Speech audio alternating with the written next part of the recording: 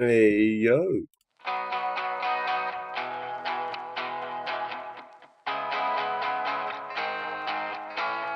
Take another picture if you want, baby. Hard to believe it. It's open season.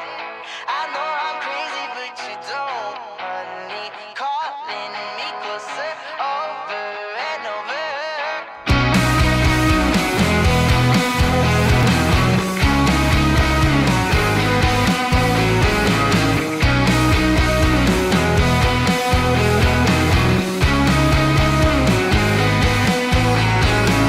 It's hard to say I want you back. I want you that. I want you that. And even if I do, I won't backtrack. No, I won't backtrack. No, I won't backtrack. Take another picture if you want, baby. Hard to believe it. It's open season. I know I'm crazy, but you don't, honey. Calling me closer, over and over.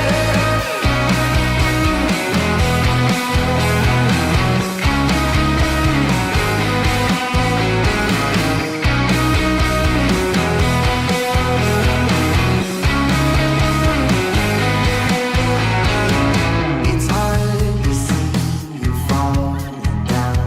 I loved you then, I love you now. Just know I will not always be around. When you reach for me, I will not be found. Take another picture if you want, baby. Hard to believe it. It's open season. I know I'm crazy, but you don't, honey. Calling me closer, over and over. What's up? That's a conventional ghost death. Shout out to that ghost in your phone. It just knows what's up. Hope you're well, Gathan. Let's have a Billy now. Cheers, mate.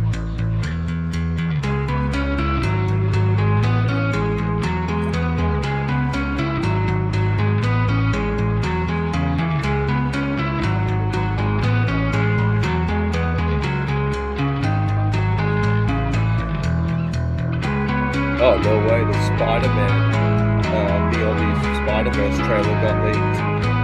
Yeah. 5 minutes? Ooh. Take another minute to go. I'm thinking of you. Oh no, I'm not gonna show I'm not gonna go.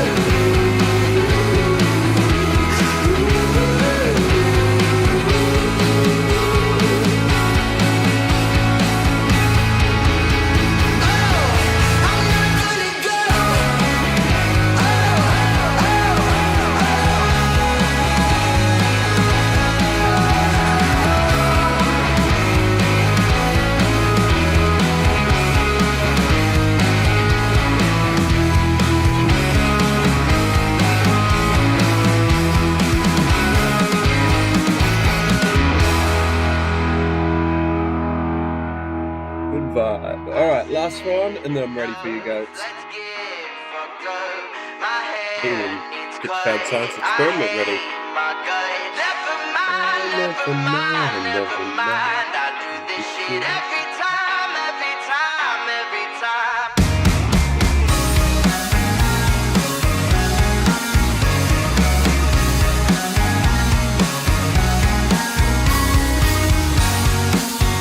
Hello, Twisted Booch. And Broker. Bedtime, stay up, refill my cup. My music sucks, might give it up. Nothing new, nothing new, nothing new. Bit off more than I can chew, I can chew, I can chew.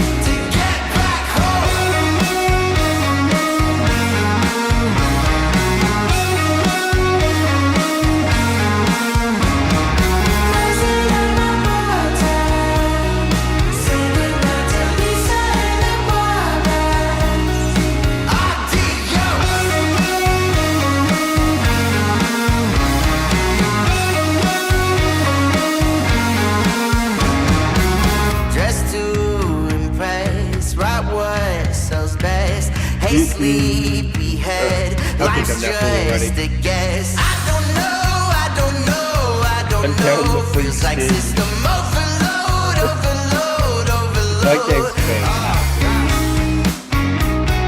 Actual breath of fresh air, garbage.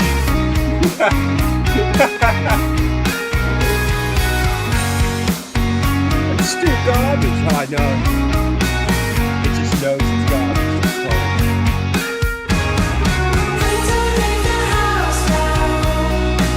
Cheers, Jack.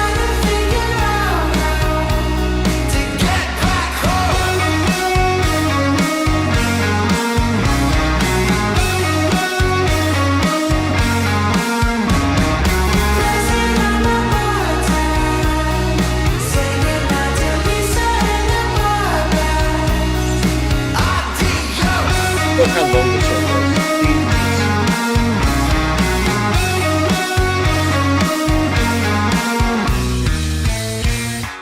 Oh yeah, and this other bit. Hope you're all having a lovely morning, chat. I can't close my eyes. Baby blue eyes. Yeah, my thoughts run wild at this time of night. And I can't take my own advice.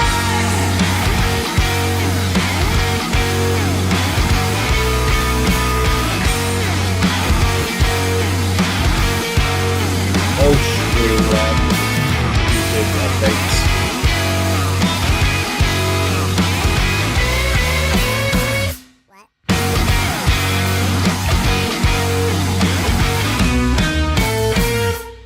Hey, yo! Good morning, my fellow Yankees and my non-Yankees. Welcome to the most random stream I've ever done. Well, I also want to add some random streams in the future. But hello! Yafe and Twisted Bleach, Breadcat, and Rubber! Lovely to see you all, as always. Hey, mate, giving an update. I'll be home in about 20 or so minutes. Or so in 30 minutes. I'll probably be ready to go. My phone is muted at the moment, so I won't be able to hear. No worries, mate. Thumbs up emoji in the VOD. Yeah, so we're gonna have our Last of Us discussion 100%. That'll be good. I think I got time for one Deadlock game then. Sadly, just seeing on Twitter right now, the Spider-Verse trailer just got leaked. And I don't think we could react to that on stream because it's not like an official upload. It's a leak trailer, and I don't want to get my channel fucking nuked for that. But yeah, I just hopped on stream and found out that news. Boy, that full Spider-Verse leak. What is going on? Okay. Well, that's cool to know, though. That's in the works, but it's probably the only movie I've seen in development hell. The release date? Just quickly skimming it. June 18th next year. Okay. Yay, hunt down the snakes. That game's so good. Like, it's terrible. Like, 100%. Hunt down the Freeman is terrible. It's a good kind of terrible. Alright, I'll launch Deadlock, because I think I got enough time for Deadlock, and then Rubber will be available, and then I guess we'll have our Deadlock discussion. Not Deadlock discussion, Last of Us discussion. Let me remove this tab just in case, because I'll accidentally... I don't want to... Is that part of a group? Oh, no. Remove. Chat, I found a very, very funny video, okay? Trust me. You're gonna like this one video I have for... I cannot wait to show Rubber it as well. Sorry, chat, professional streamer.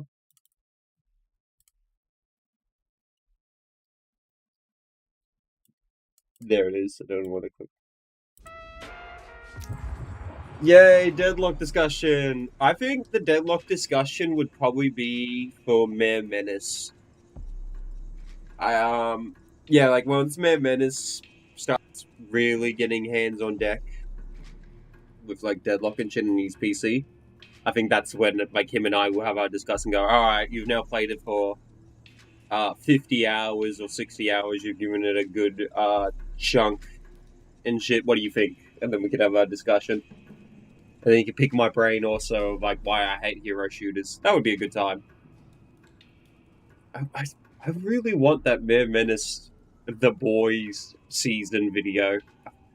Someone I rewatched Mayor Menace's like Boys video he did. It's really good. I like it. I'm like, I'm just like, oh, I feel like if he did like an entire like season one, it would be good. I like his media takes a lot. Get off Pigeon. I love Pigeon. I'm not gonna get off Pigeon. I'm gonna try actually though. We will try.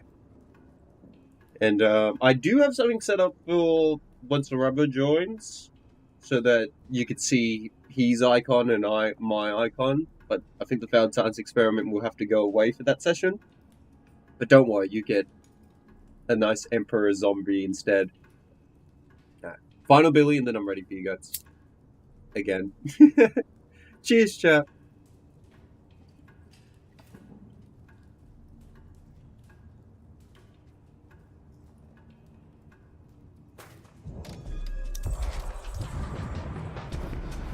Yeah, I haven't played since the last stream, so we gotta get up again. We gotta get up. These moon runes, these symbols.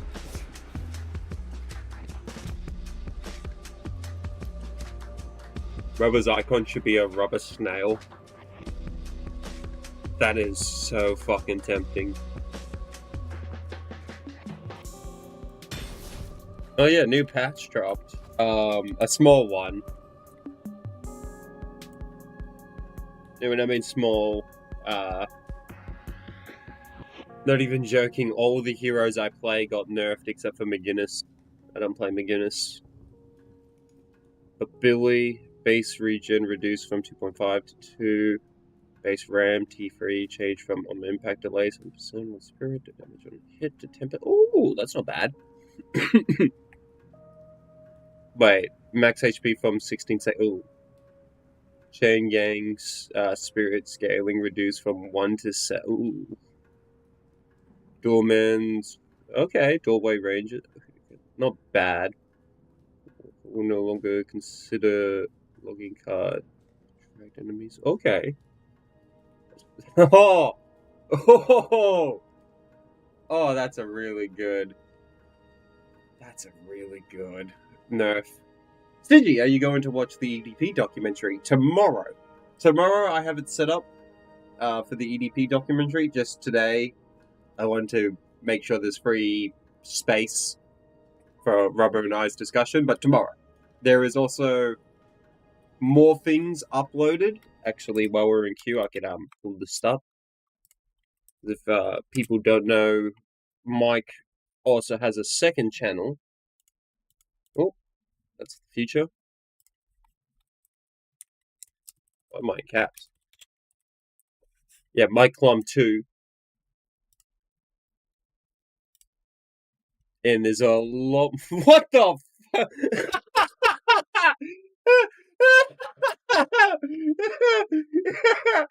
Oh my god, I'm so lucky the YouTube stream censors it.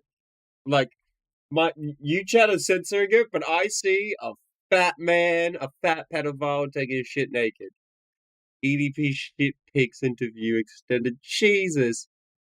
EDP loves Charlie Kirk. EDP takes a shit pic. EDP draws his girlfriend. EDP loves Ben Shapiro. EDP compares himself to Epstein and others. What?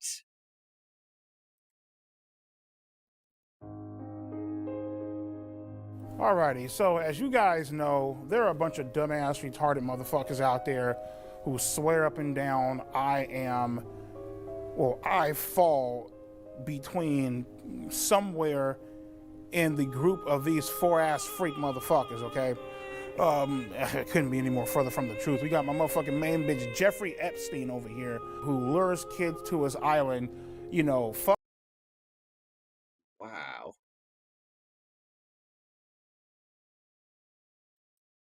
I'm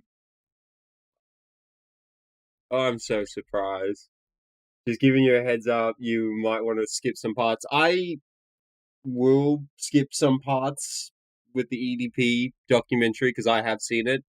I'm just going to cover some bits that I think are very important for the reaction, like the AI girlfriend.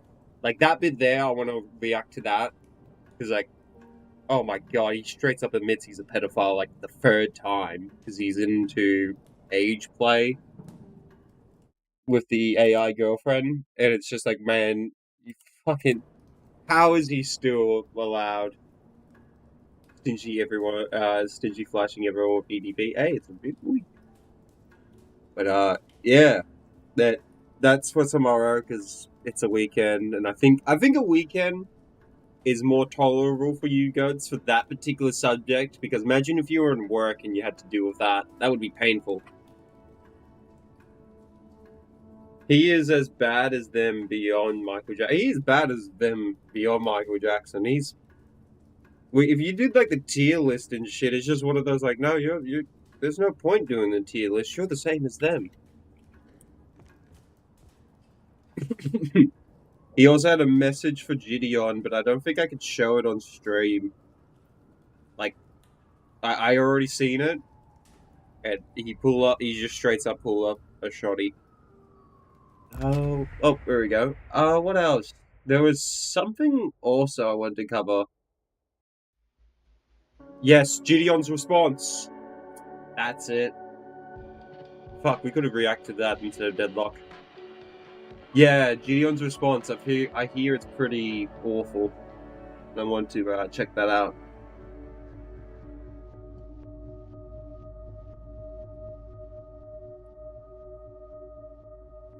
Who am I playing as? Drifter?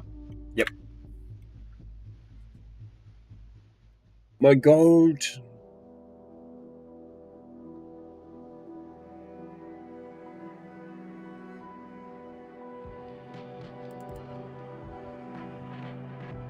My phone. You guys are really big. Is it true? Take a look at him now. Oh! It won't be recognizable later. So if you ping in the pre-sect, you can do a quote. Realistically, this is 7 on 6, so I like our chances.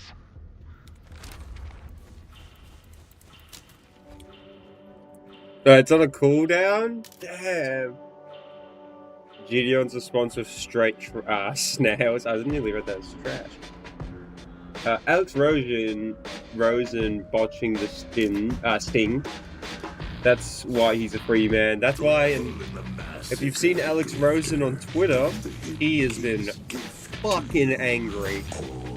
He's been pissed mad that, like, Chris Hansen called him out. Like, this documentary's got them. So, it's got Gideon mad, it's got Alex Rosen mad.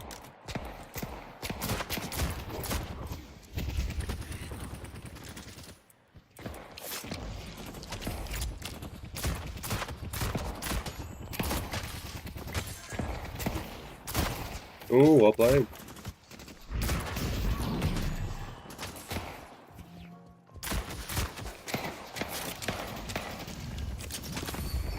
And well, I'll just get this for the more healers.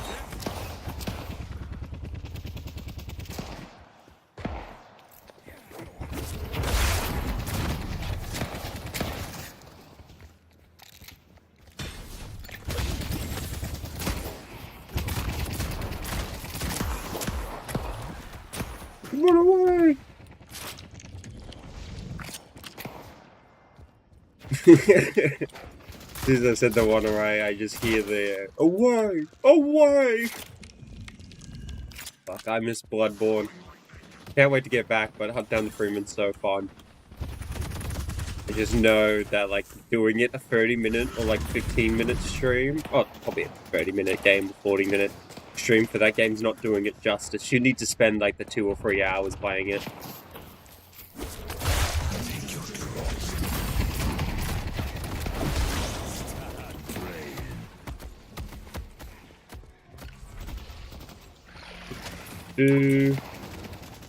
Feeling right, we'll get that.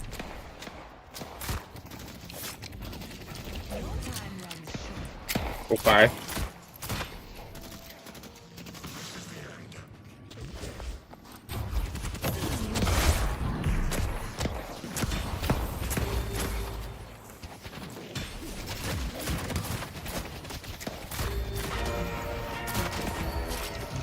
Well, I'm gonna survive this. Oh, never mind. Woo! Weave. Yeah, but the GDO response I think will be a fun stream just because it's like I'm definitely gonna compare the segment he did a month ago when he was piss mad as well, because apparently he changes a lot. Oh, I definitely saw who his favorite YouTuber. He loves Sneeko. He really likes Sneeko, and he really hates Aiden Ross. I saw the clip too of Aiden Ross being like, "Why did I get it as bad?" Like hell yeah that he hates me, but like, damn, he hates me the most.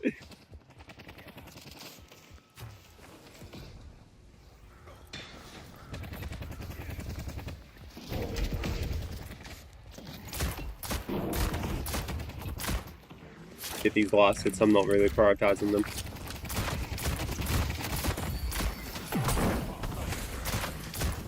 Lady Geist is missing. Geist's missing. I see Geist.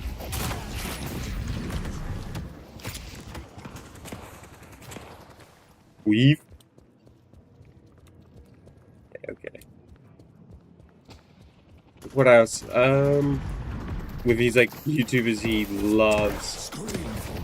He loves Ben Shapiro. It's like the list where you're looking up makes sense. No one mentions the Fresher Fit boys as well. Like that's another one where I'm laughing my ass. I was like, oh, you unlucky dickheads. Good luck not getting shot.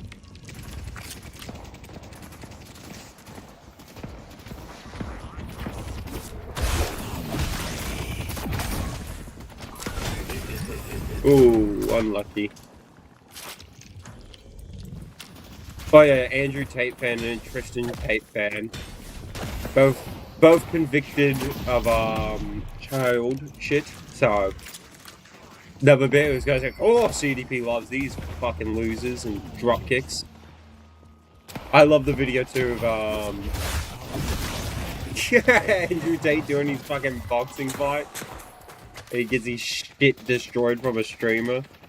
Well, like, Jake Paul is fighting a real fighter. And he also gets his shit rocked, but it's like, you could argue and be like, well, at least Jake's more fucking manly instead of Andrew. Oh, I'm dead. Never mind.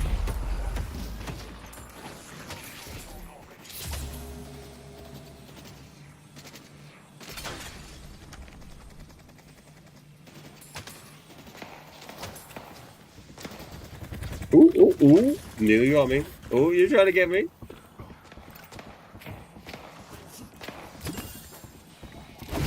Oh, overshot it.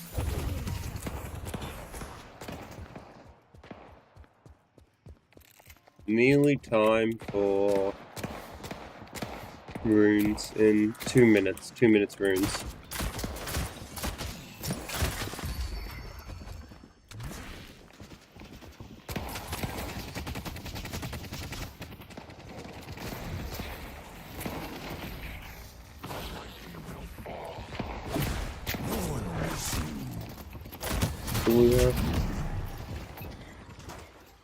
Well, 7 and I are doing pretty well this lane. You got expensive taste. I love it. See what your insides look like. I see Geist. Unlucky. Survived this lane pretty long enough. Careful. monster. Dang 7. I'll get a Dairy Queen later.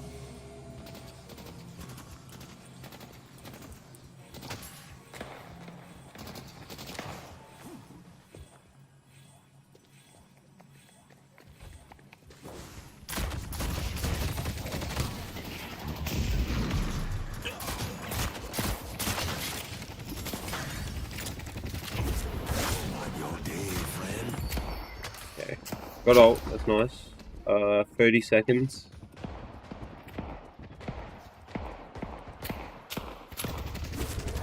Oh, that's unfortunate.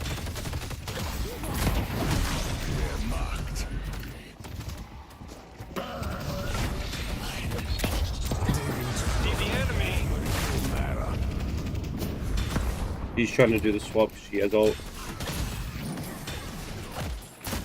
Death slams on cooldown.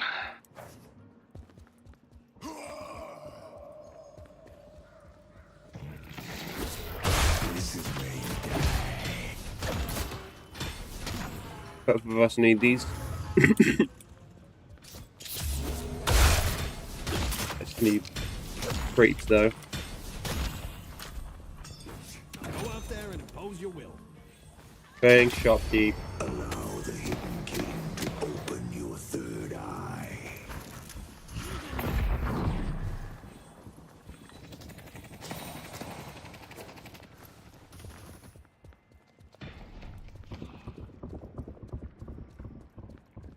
He also trolls David's fans. I'm like, I don't know who this troll David girl is, but if EDP likes her, then she must be not a great person. I remember seeing that, yeah, on the YouTubers he does like. Oh, I gotta quickly escape. And even she was someone where I was like, who? Who is this person? I've never seen her in my life. I think his logic was because she hates women as well.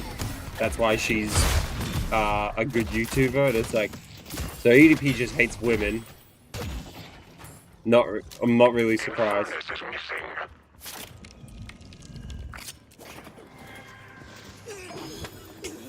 Pull back. On my way. These saints.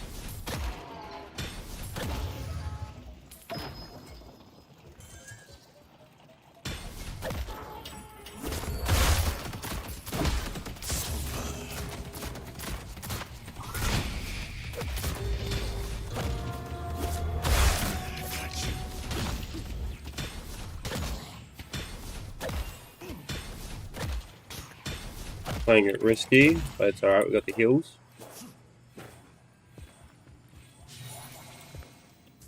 He probably loves Gaming for Hope. Nah, he would love Twisted, no, Faithful Sheriff. He would love Faithful Sheriff, right? No. Not gonna regret that. I thought for a second on yellow. Twisted Bleach made that joke. I was like, nah. Nah, Faithful Sheriff he would love. Headed to yellow. Help me deliver this thing.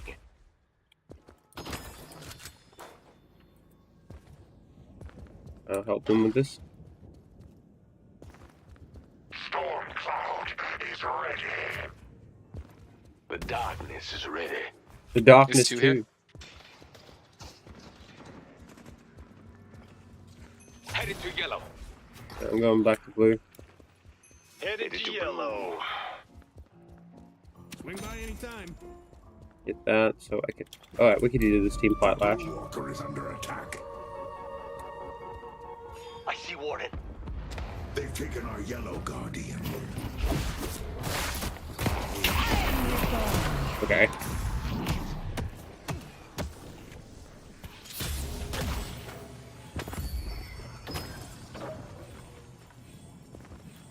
Got my team. Thank you, team. Headed to yellow.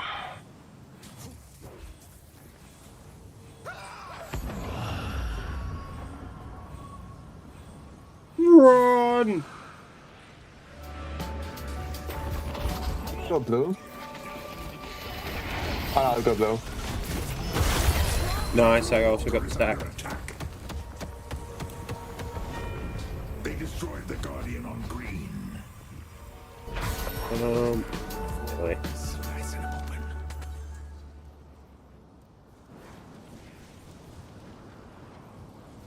Okay, we just build this all now.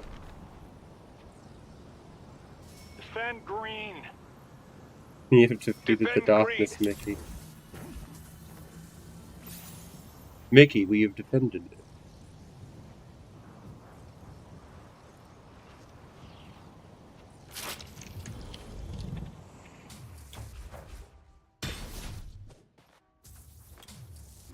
Thank you, Family Guy dude, for helping Sora on his fight for the darkness. Broadway is under attack.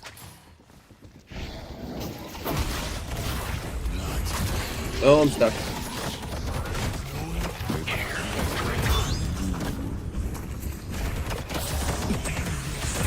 Oh my god, 2 ults. Our yellow walker is under attack.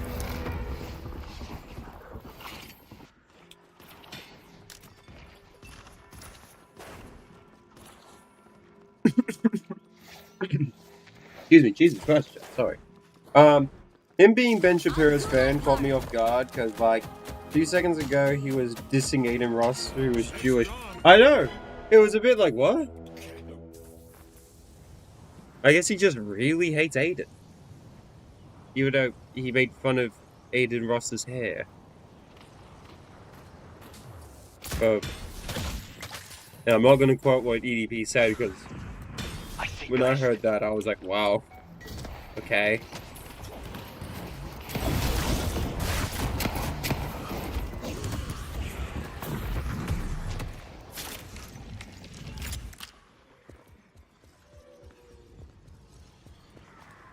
Headed to York. Take this in. Yes, Ben Shapiro is Jewish. Mine.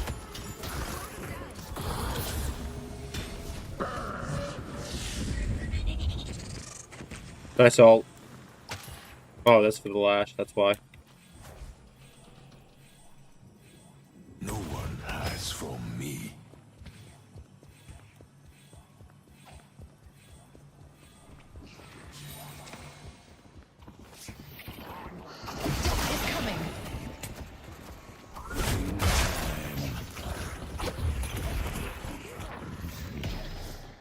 Oh. Let's take out Geist.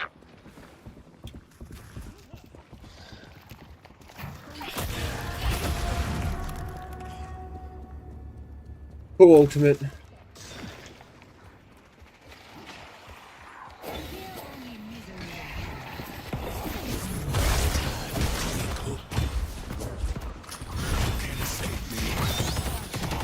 Oh, I'm dead.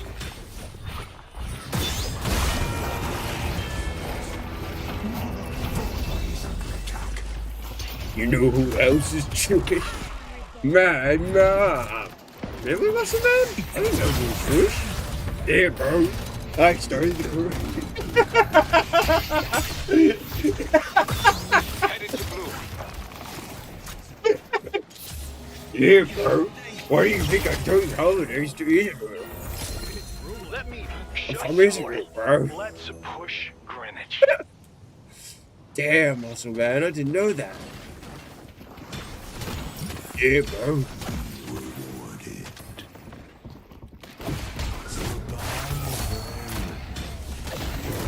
I see one.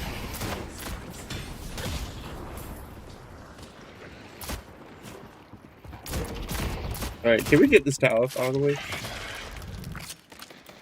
Our yellow walker is under attack. Headed to York. Yellow needs Let's help. take out Paige. I see. Pull back.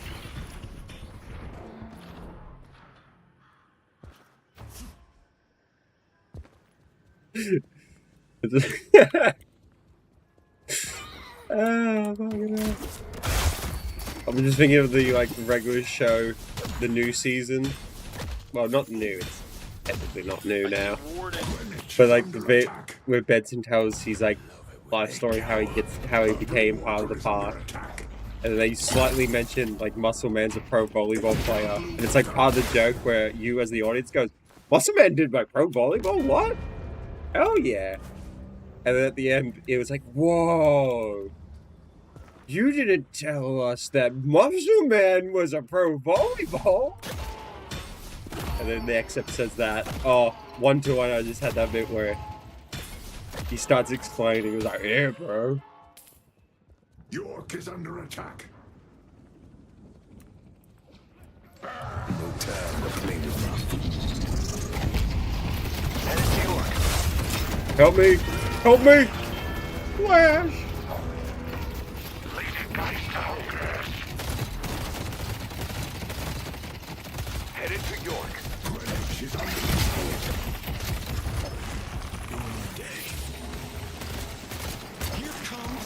We have an Ivy? Hell yeah. Flash! Cheers, chat.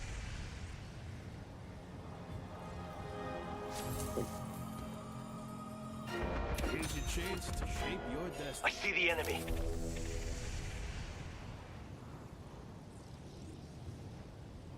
I need to Pull beat these back. team fights. Pull back.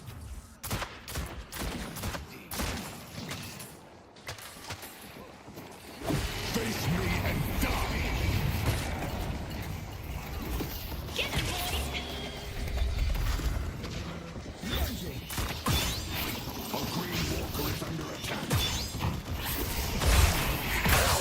Oh, he got me. Headed to green.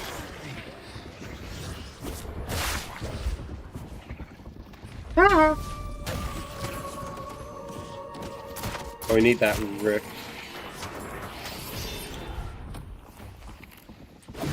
Oh, that would have been.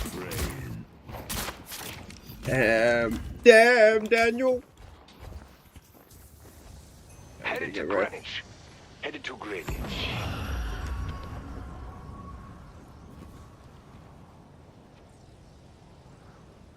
That'll be better. Contest it, lads. Contest it. You gotta contest it. No.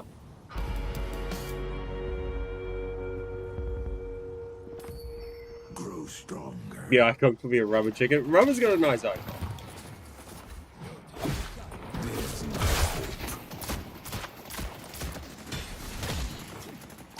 Let them push with this.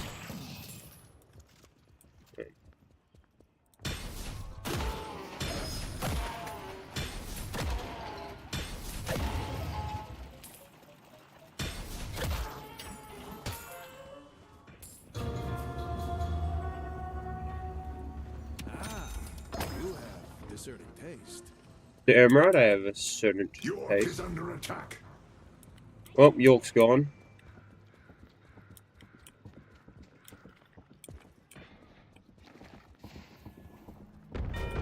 They've taken our young. Oh, that would have been so gnarly.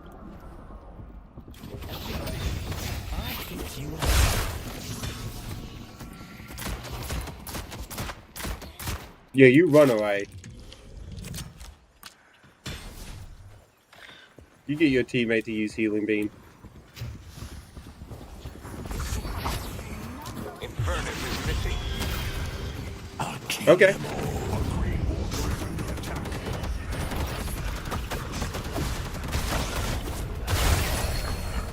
Pull back. A long time just to die here, boy. Headed to green. Well, at least I got the kill.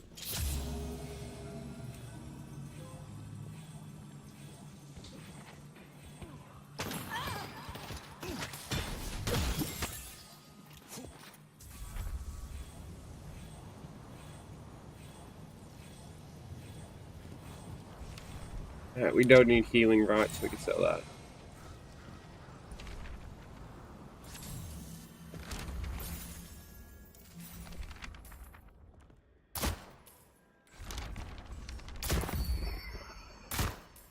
Quickly.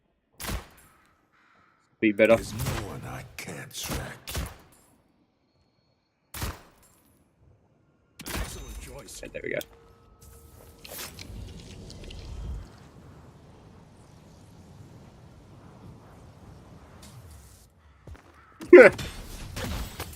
We need key.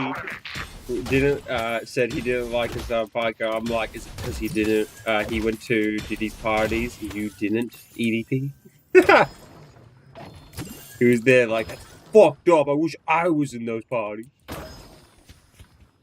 Only his son paid attention to me. Headed to yellow. Pull back. Through you. Oh, I'm stuck.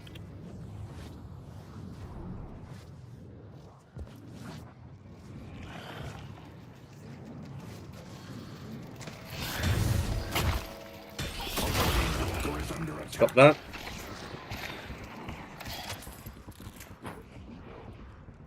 Lady Ghost has ult, so that's why I'm not fighting her.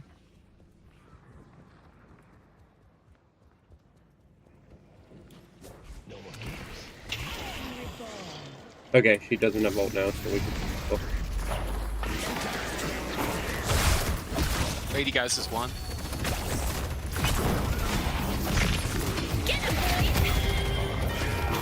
Paige is one.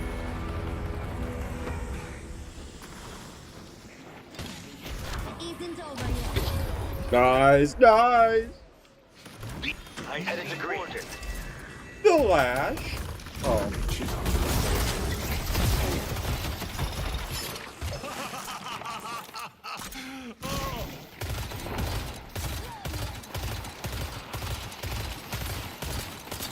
That's already 20 minutes through? That's quick.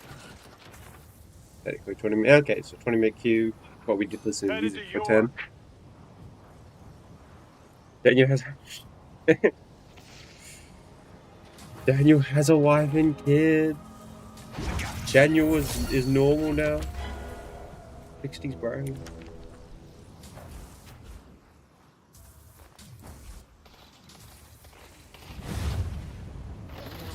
Defend green. Right.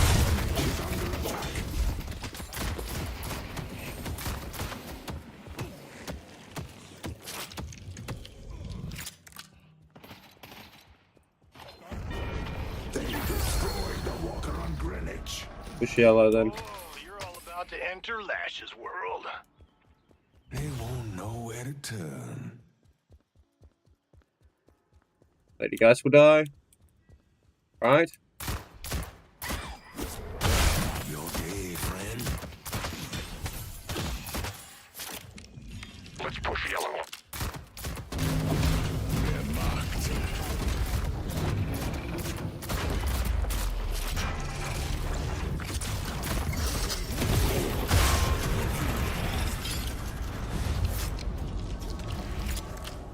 Alright, at least I got yellow.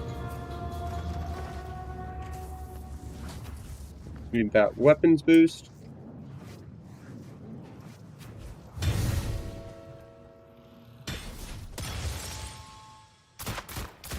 Nice, not too bad. Someone's gonna be bleeding on the concrete, and it ain't gonna be you. Thanks, mate.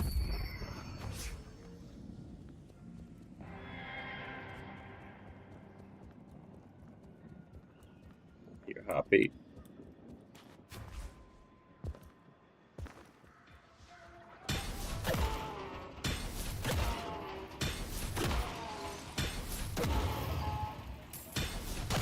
Oh, too early.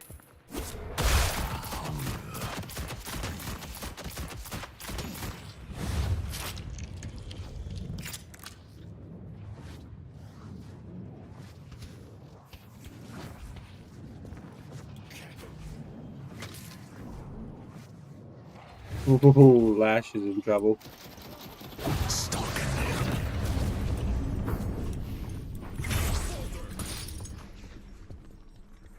Go in that fight. I just did it so I could save him.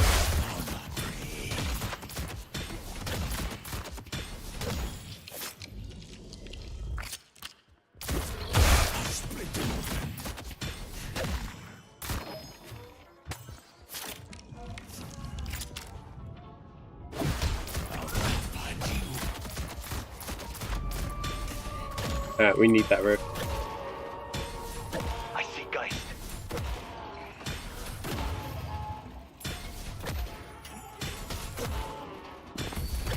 This, come on. I'm headed to Greenwich. yellow.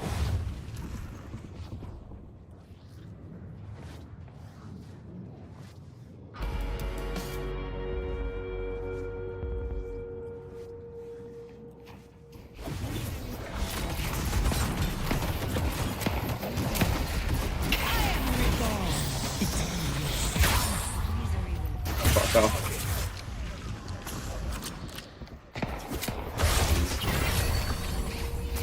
What you do, you never walk a day in your life.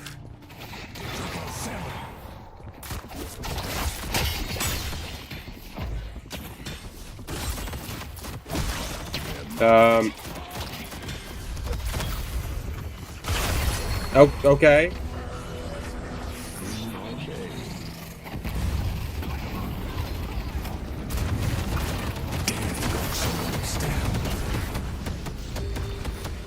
Oh, I shouldn't have just gone back. I should have just gone back. More souls is always good. I went to that Infernus. Did he lag out? That's unfortunate for him, but I'm taking that stack.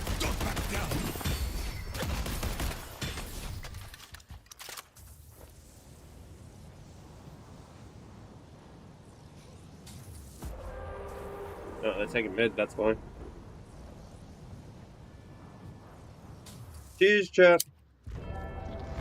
The rejuvenator is descending.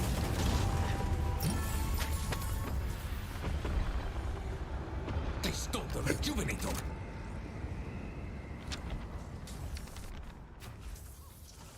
Pull back. Check someone.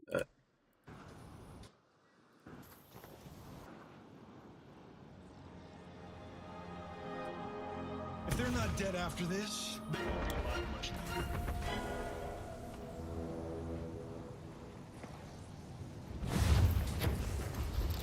Death is coming.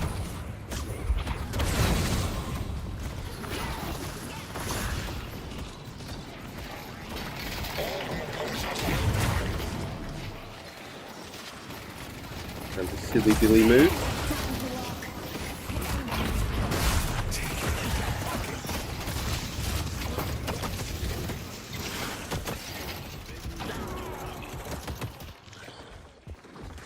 Need to heal. The EP said every man wants to sleep with underage girls. I'm like, no, they don't. That's just something you want to, bro. Yeah, dude, when I saw that, I remember being like, you're the only one that wants to do that. You're fucking freak. You're a freak, EDP.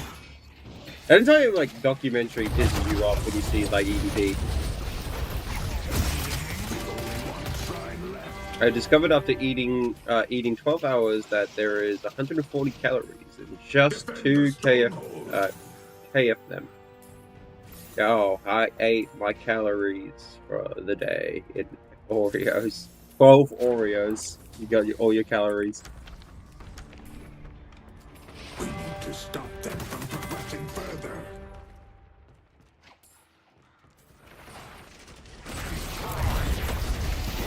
You don't know what it takes. Alright, I'm done playing with you. Nice.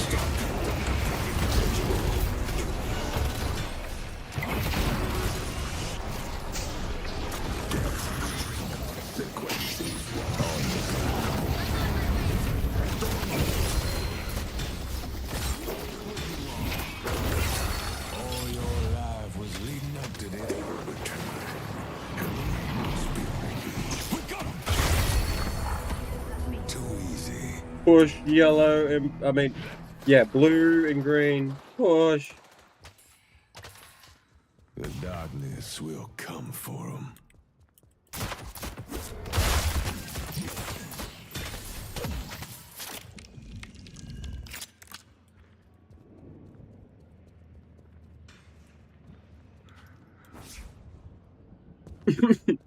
Green has steel. Oh my god. This is rain.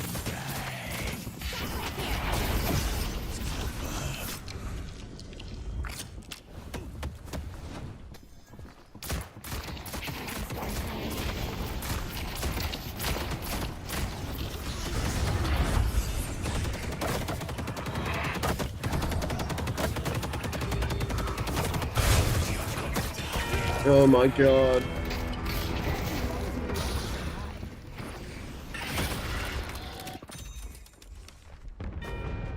That is smoke present.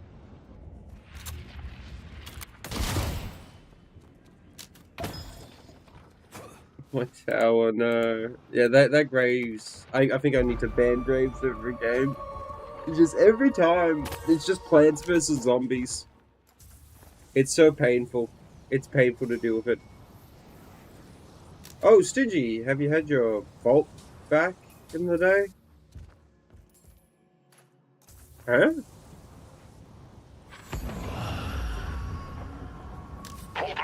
What's vault back? I think that explains the answer.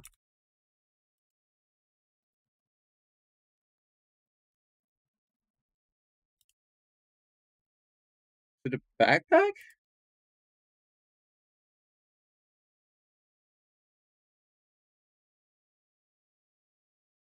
Pokemon?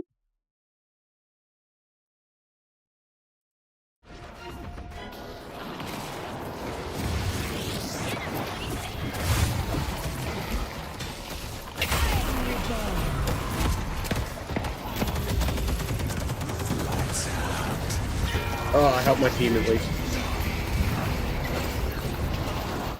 No? Question mark? No.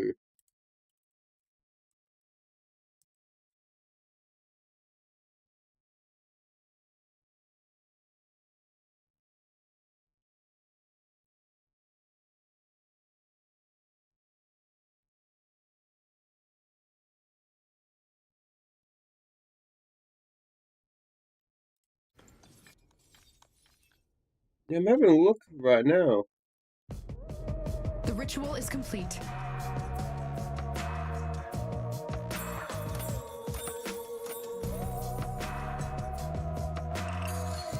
The drink vault. Yeah, okay, so there's a drink I'm also looking at. No. No, we never had this. Looks like wannabe Red Bull. Not Red Bull, Mountain Dew. No, we never had this. Interesting can.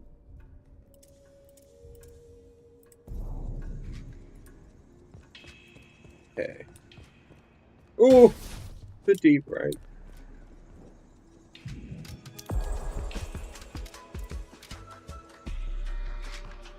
Where is she? Yeah, no. Alright, just in case, let me check if Rubber is online. If not, we could do something. No, Rubber's still away. It was more popular than Mountain Dew, but it got discontinued because it had too much cancer in it. Huh. Probably explains why it was more popular. I was surprised to see Asmongold on the YouTubers he didn't like, but then again, it's probably because Asmongold thinks being into kids is wrong. Yeah, probably. But then Joe Rogan also believes in that, like, you know, if you're a pedophile, you deserve to get, like, your head smashed in. That's what Joe Rogan believes in. I hope that's what Joe Rogan believes in. Yeah. Like, find out some shit. If you want to try what it tastes like, try the 7-Up flavor energy drink. I think Ghost or C4 makes it. We have 7-Up. We do have 7-Up. I think we don't have the energy drink flavor, but we'll get attention to that. Oops, sorry, the grog I had before stream. Luckily, it was finished. Okay, well, shit. I just don't know if I have time for another game because knowing the luck, Rubber will appear. Do we do... Yeah, fuck it, I'm addicted.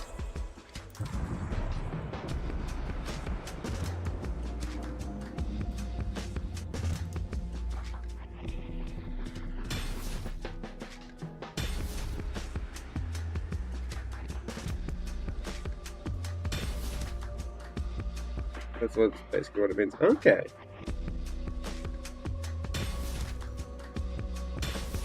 Joe Rogan will say whatever keeps him close. That's why I did the bit like, well, I hope he hasn't said it recently. Like, if he believes loving children's fire, because then it'll be like, what the fuck, Joe? Oh, dude, has Joe Rogan seen the EDP documentary? That would be interesting. Someone's got to definitely bring it to his attention for the memes.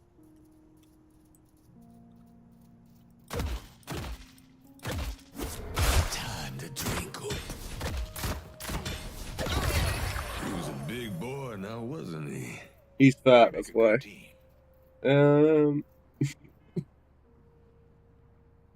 Actually. But do I want to unlock more heroes? Because I also want to unlock more heroes for my rank games. So I want to get Shiv, Mirage. I'm very surprised, but I also would like to get Vindicta. Apparently I haven't won a game as Vindicta. Oh no, I have. One though, and that's bullshit. I've played a lot of games as a...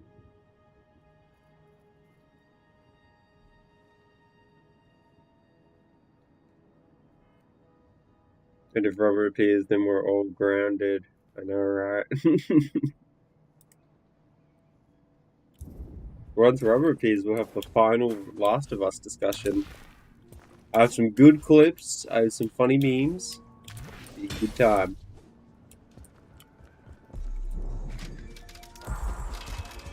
Y'all gonna tear each other apart for whatever scraps the patrons give them. And okay, Building an 8, you're under my protection now.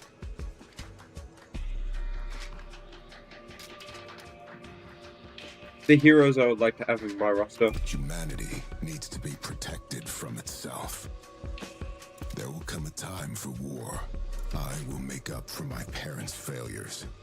Apparently, Warden is the only good character in this game.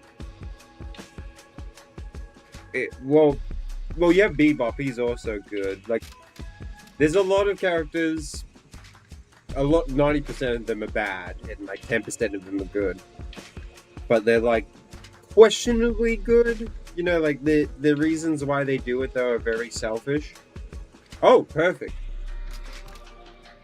But Warden, apparently in the lore, the patrons don't even know, like, his true intentions. So they think, they're like, we don't know if he's good, we don't know if he's bad, we don't know. Oh, perfect, rubber. Let me get this sorted. I'm ready when you are, just once you're online, I'll call you. Do I have this one? Make sure. Yes, I do.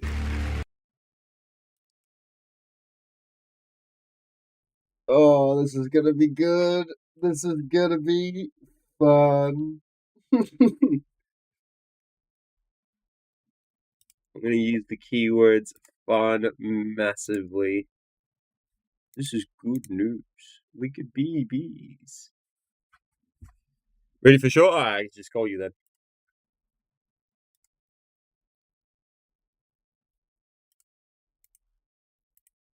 Hello. Hold on 1 second. The UI changed. There we go. Yeah, this UI change is actually miserable. I hate it. It's so blocky. I hate it so much. It's actually for real. It's like a blocky Minecraft update. I'm just gonna quickly get this. Look up And then... Lord, I'm like, what the fuck did they do?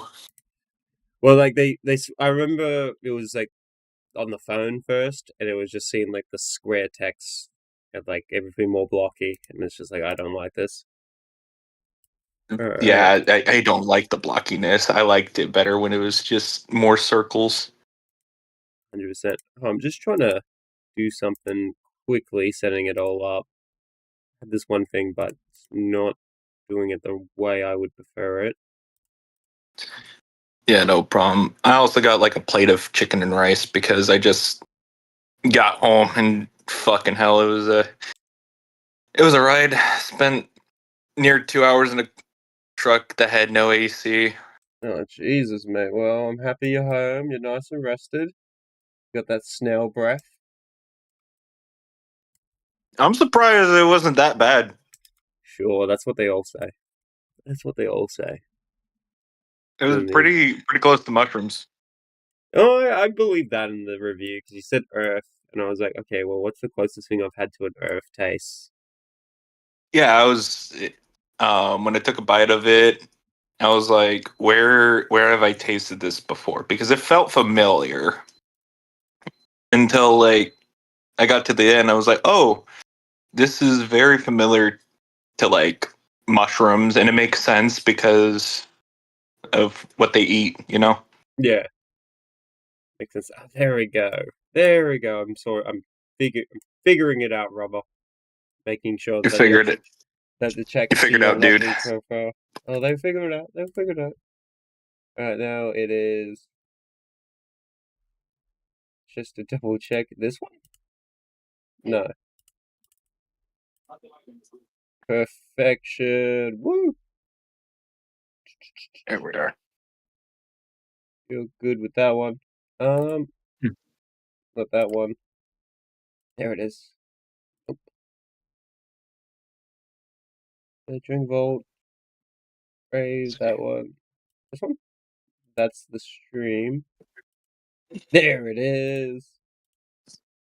Boom! You figured it out. I did figure it out. I now have it so for the chat they can see our like Discord icons, but just our icons, so they can see who's talking and stuff, and making it more professional. Sweet. So they could definitely know that I'm the one scraping my plate right now. Yep, I'm exposing you in 4K, bro. It's over. Yeah.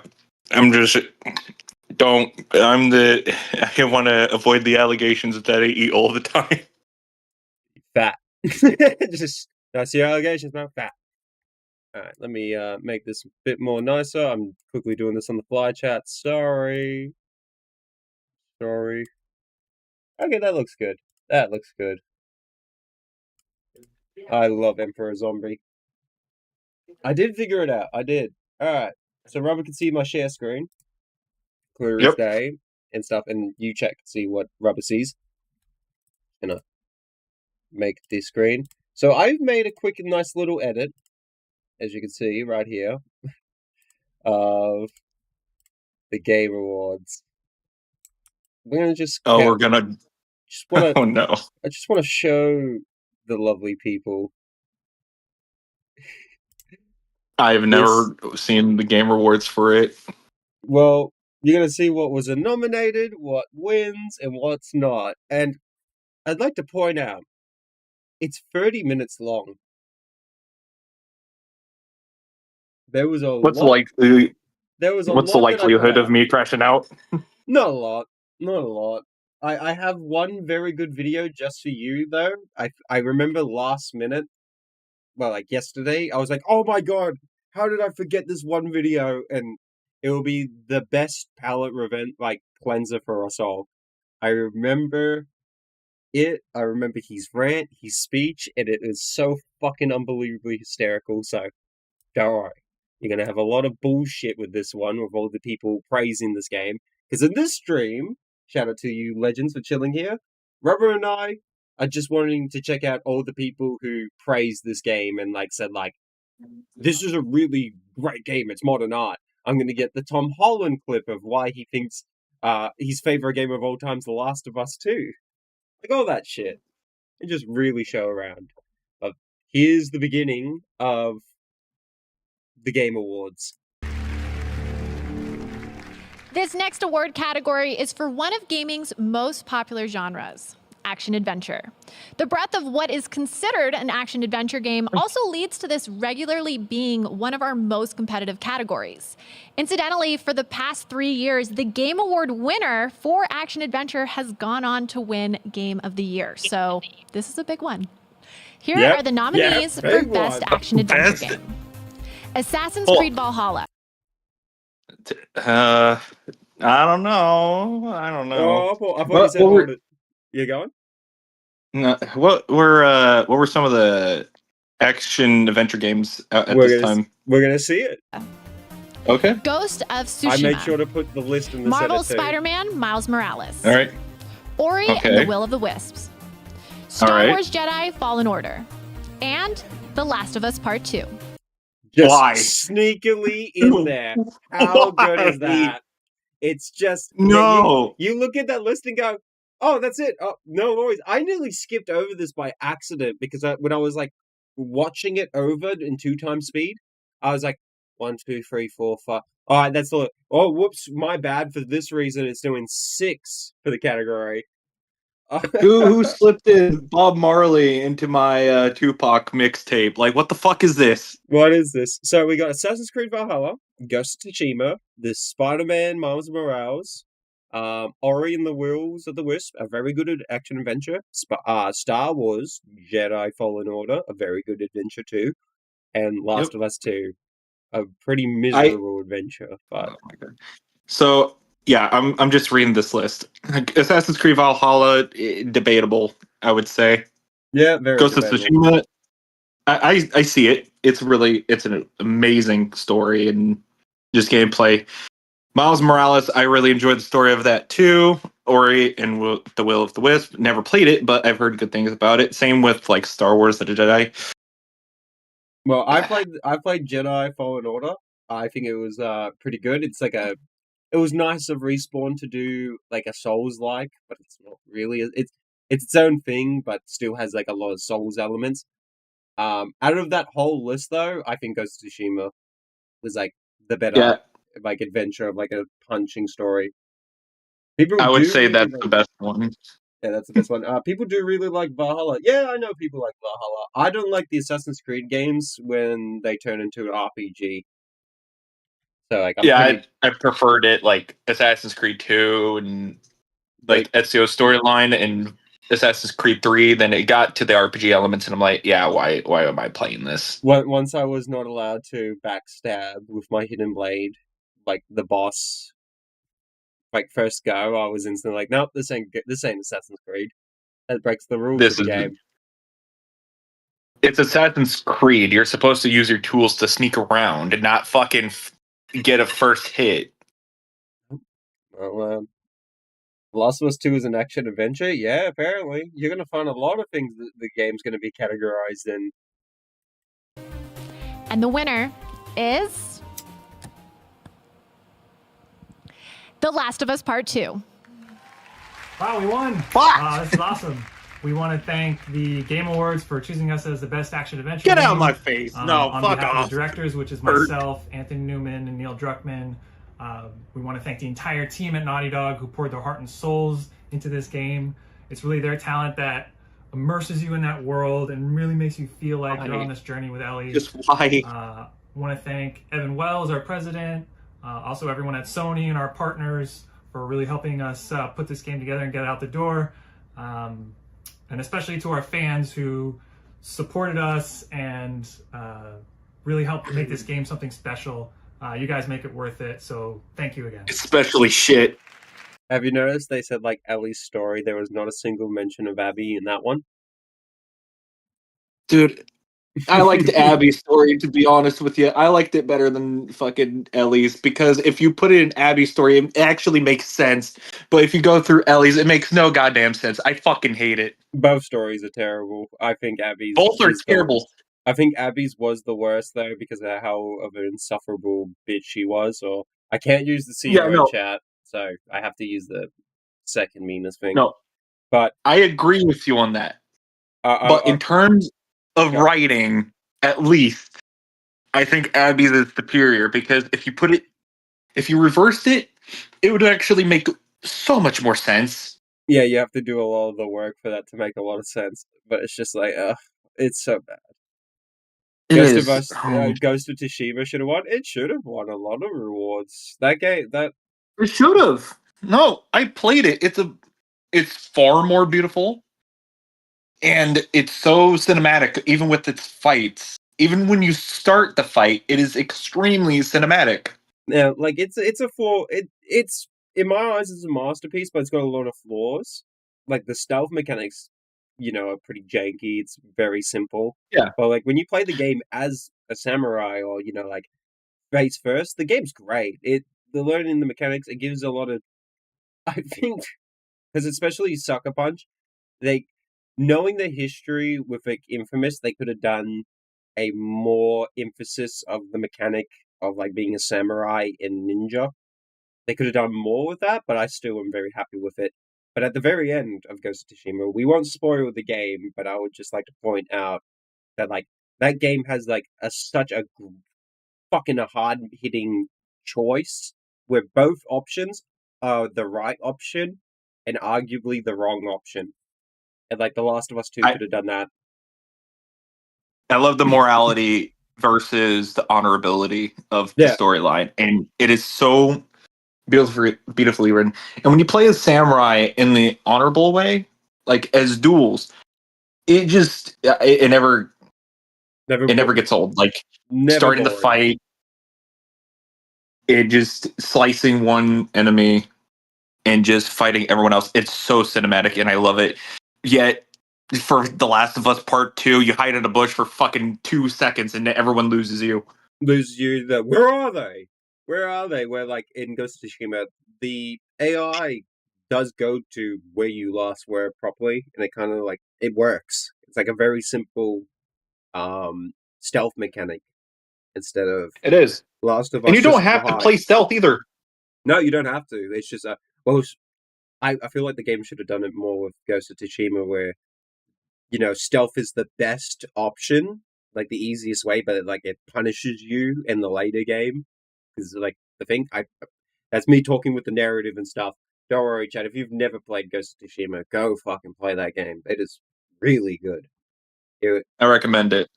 I would do a stream on it, but it would be the same as like Elden Ring. Like I would just speed run the game because like I played it too many times. It's the opposite of Yakuza. You'll be here all day.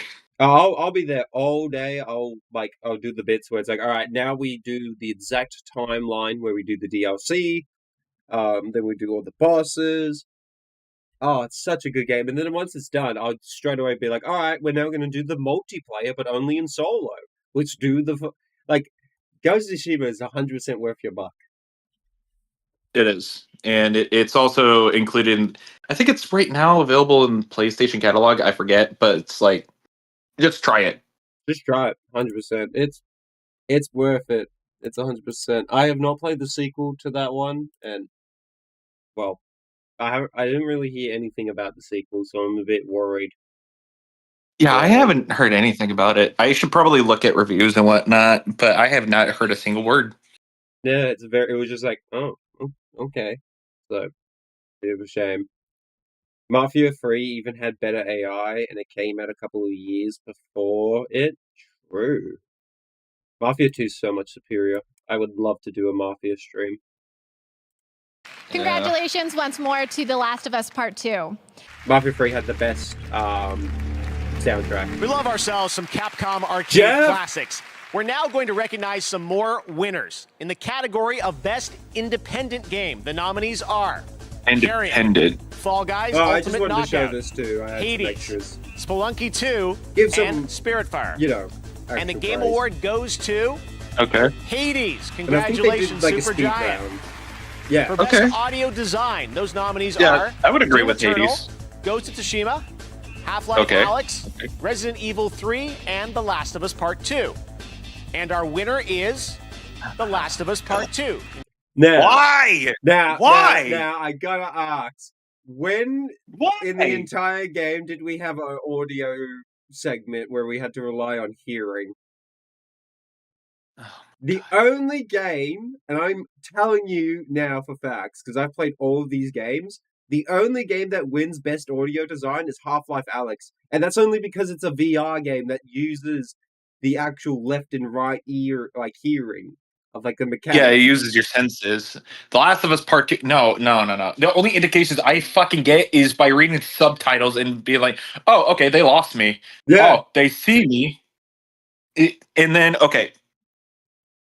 In terms of audio design, I want to say Ghost of Tsushima because all the background, the wind. it matches with like the scenes. It is beautiful. It pairs very well. All the sounds when the swords are clashing. It just amazing design. What was it when you walk through like the flower fields and stuff and the game's so quiet, but it's the wind is perfect with the design and you're just like, oh, and then you pull out your flute because you're like, I gotta get some music playing. It's so Yeah, good. no, it makes you want to stay around and just take it in. Meanwhile, I just want to blow my head off with the shotgun in Last of Us Part 2. Yep.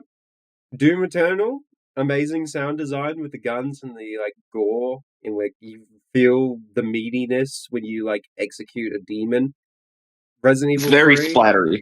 Resident Evil 3, amazing sound design, and that's the weakest remake we have. It is. And like that Yeah. design's so good when you're walking through the alleyways, you're going through the old bits. It's just you see this and go, did Sony Something. pay this? Something very fishy, but then you go, but no, Sony definitely couldn't have paid this because Ghost of Tsushima's getting absolutely railroaded. That makes no sense, bro. It makes no sense. There's a funny bit in this edit. There's a really funny bit too that I remembered I put in, and I was laughing my fucking ass off when I was watching this. That's why I'm a bit silent in this stream. Thank God we did have a 2 weeks break, so I'm like kind of remembering to watch this. But there's like things where I'm just giving a smile, going like, "Oh, you're not ready." No, yeah, you're right. And you're not ready for my reactions. This is 30 minutes of just the Game Awards, dude. My God. It's Naughty Dog. Play it. For Best Role-Playing Game, the nominees this year are Final Fantasy VII Remake, Genshin Impact, No. Persona 5 No. Royal, Wasteland 3, and Yakuza Like a Dragon. And the game Yakuza goes Persona. to Final Fantasy VII Remake. Why? That's Okay, square. I'm actually It's a a little ring. upset Category because of I best played Final Fantasy simulation Remade and dropped that. It's because people like Final Fantasy VII. I look at that list and go, yeah, that was a pretty hard thing. I wouldn't have given it to Persona 5 Royal. I don't like remakes, but well, that's for Game of the Year in general. But like, I look at that and go, well, Persona 5 Royal has just added an extra chapter. The Final Fantasy is at least like an entire like remake in my eyes. Stingy, this is just painful. Oh, don't worry, it gets funny. Now, I've played. I actually did start recently playing Persona 5 Royale, and I want to say that would win because even though starting it, I thought, oh, this will just be like a typical like whatchamacallit, turn-based RPG anime, just very sort of. Then when I get to the storyline, I'm like, Jesus, this is a lot. No, but it's Persona very well. Persona Royal is a deluxe. Like it came out the year later. It's like an expansion for the base game. Yeah. So like I categorize it where it's like like Shadow the Erd Tree was like nominated for like game of the year as well, and I was in the boat was like DLCs or like expansions of the already told story that came out this year, like the year before thing, should not be in this fucking award show. So like I just look at that and go like, if I had to accept it, it's like, I think not Resident Evil. I think Final Fantasy VII does like a bigger step. I haven't played Wasteland 3, so I wouldn't know though. I'd never heard of that game. I've but seen it on Steam. I've recently played Persona 5 Royale, and I want to say like the story so far is an amazing storyline. Dude, it's fantastic. It was the only game that made me get out of my like turn-based is cringe like phase and shit because I straight up say to everyone like turn-based is not my main genre, but I will play it. It just has to be a very good story. Yeah, and even with the turn-based, it does a very interesting mechanics. Like the mechanics to it is extremely unique, and I really enjoy it. Yeah, it's just I symbolize it as rock paper scissors. I'm just trying to remember this. Pretty much. Sim and strategy. There was something that he's doing the fire round. So game. Those there's nominees there's are some good games Crusader coming Kings 3, Desperados 3, Gears Tactics, Microsoft Flight Simulator, and XCOM Chimera Squad. And the winner is Microsoft Flight Simulator. Congratulations. And in our fan category, Player's Voice, you voted tournament style to pick your favorite games. The final 5 nominees were... Okay. What? Tournament? No. Huh? Player's Voice. So this is the vote that the community put together, and so basically the community game of the year. So you don't put in the judges, you remove the judges, and this is just simply what the democracy and what everyone thinks should have won game of the year, like the best game. So let's hear the players' voices. Doom Eternal, Ghost of Tsushima, Hades, Marvel's Spider-Man Miles Morales, and The Last of Us Part 2. So, no. What do you think will win players' voices? We have a very good roster here. Doom Eternal, Ghost of Tsushima, Hades, Marvel Spider-Man, and The Last of Us Part 2. Take your guess, Rob. What do you think will win? Just play it. This is so good. And the winner, as you may know, we announced it online. Congratulations to Sucker Punch, Ghost of Tsushima. Oh, Jesus Christ. And that's probably the only award it got. That's because it's the players. The players chose the game of the year, and it's the other Sony game. Oh my god. And I do agree with the audience with that choice because the dialogue and everything is very great. Very good. Now, I even will say with the players' voices, Hades got robbed. I think Hades is a fucking superior game. If you've never played Hades, go play that. I've been wanting to play Hades. I need to. Banger soundtrack, banger gameplay, all around. Now there you we've go, got much gameplay there. Thank you for that, Joseph. All right, now I'd like to welcome a longtime friend and supporter of the Game Awards. He was there in Vegas for our very first show back in 2014, and he's been back every year since. We weren't going to let the streak stop this year. The retired president and COO from Nintendo of America, but still a boss, Reggie Fils-Aimé. Reggie! Let's go, Reggie! Reggie's back. I'm doing good, Reggie. Take it away. I miss him. Absolutely. You know, I'm proud to present the very first award for innovation in accessibility. During my time at Nintendo, we had a mantra, gaming for the masses. And we pushed that agenda with Wii, Nintendo DS, and now Nintendo Switch. But today, amazing. Approximately 1 billion people around the world experience some form of disability that makes gaming challenging. This award was created to highlight the efforts throughout the gaming industry to make software and hardware that enables games to be played and enjoyed by the widest and most inclusive audience possible. Because gaming is for everyone. Here are the nominees. Innovation. I'm sorry, but Reggie's mic was killing me. The goat of all time, and he has that mic. Love him for that. So it's about accessibility, like the gameplay options. So people with disabilities or amputees and all this stuff could play video games, and I support that. I think what Microsoft does with the controller is the best way, honestly. So if you've ever wondered why you've launched a brand new game and you hear the Microsoft Sam text speech go, "Hello, Master Chief," or when you look at the game and it's like, why the fuck is text-to-speech enabled straight away? It's for people who are slightly blind, who can't read text properly. So that's why it's on default. Yeah, The Last of and Us 2... Oh, sorry, go on. Yeah, I do appreciate the accessibility that is now being given to players with disabilities. I know one of the most recent controllers is like a one-handed controller for like people who don't like really have good like they have impairment with like their hands or whatnot. Like I don't know how to describe it, but I remember seeing it during like a YouTube challenger playing like Resident Evil 2 as Claire and Leon at the same time. That's sick. Yeah, I'll send you the video. It's a really great video, but like it's a really cool design and it does like allow people to play one-handed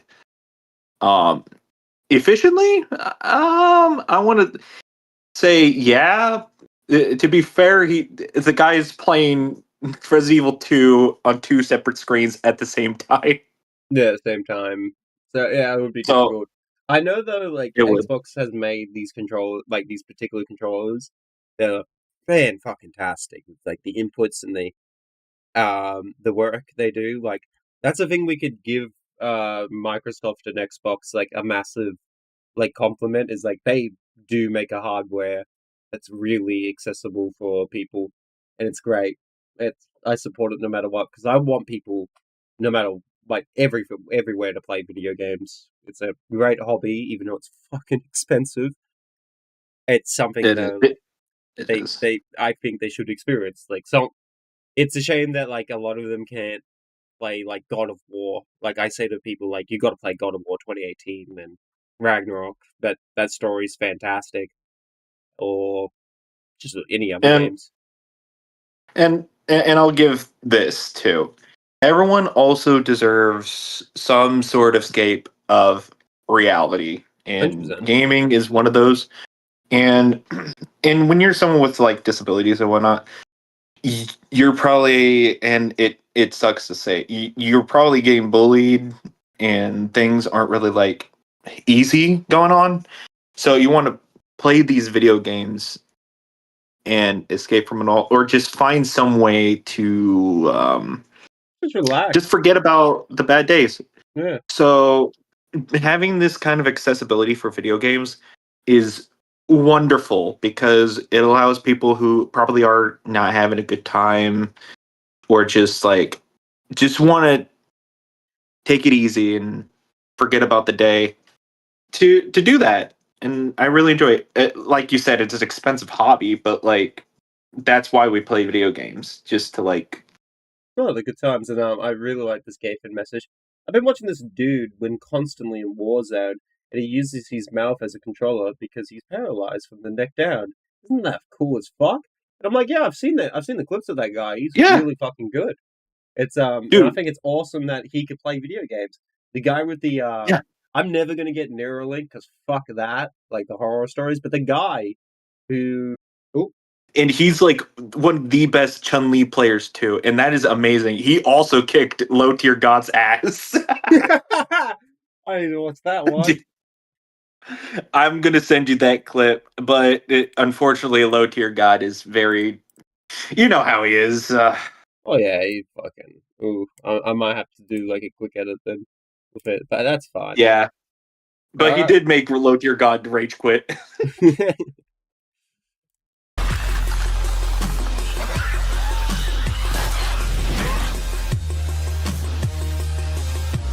Racking mode. Oh, Australia Simulator.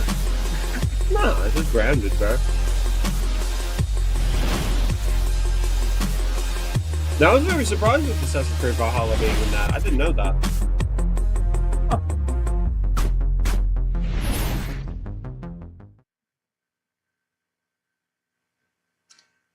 And the award goes to The Last of Us Part 2. Huh? Now, I sadly didn't put some edits in, like some extra shit, even though I had some extra time. I was gonna do right is after they showed that, I was gonna go back into The Last of Us 2 and show all of the accessibility features and explain how it's actually garbage and terrible because it's just cheats. So Yeah, I'm gonna check that out too. because there's straight up ones where it's auto aim to the head, There's one where if you just prone, they instantly lose you. And these ain't cheats. It's not cheats, chat. These are under accessibilities. And that is, you look at these and go, what? This does not work. then you're not letting the player. That is not accessibility. That is. It has a lot of things where it's like, this ain't accessibility. These are just like shortcuts.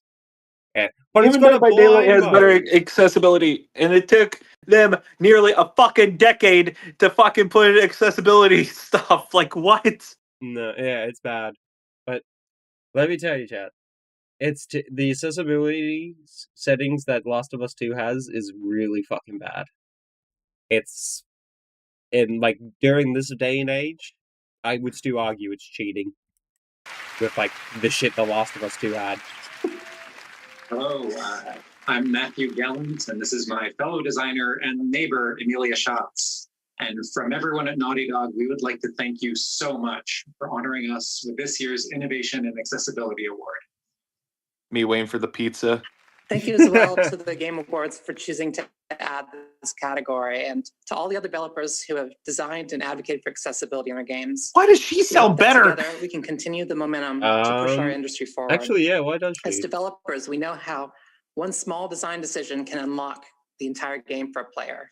Games are special for their ability. Keyword, one small decision can unlock the key thing for the player. So it's like, so adding a auto headshot feature is a key decision. Adding a auto invisibility feature is a key play. I'd say that's insulting, to be honest. Yeah, it's really insulting. This game's You're not trusting the player to be like able, even with like disabilities. I know they'll have trouble, but they would want to feel some kind of achievement in like doing something difficult too. Yeah, it's why, like, even though you've heard my hatred, well, it's not hatred. I still love the Souls games, but you know, like, change from like, oh, I love all the games to now finally playing all of them and going, yeah, there's a lot of problems with these fucking games.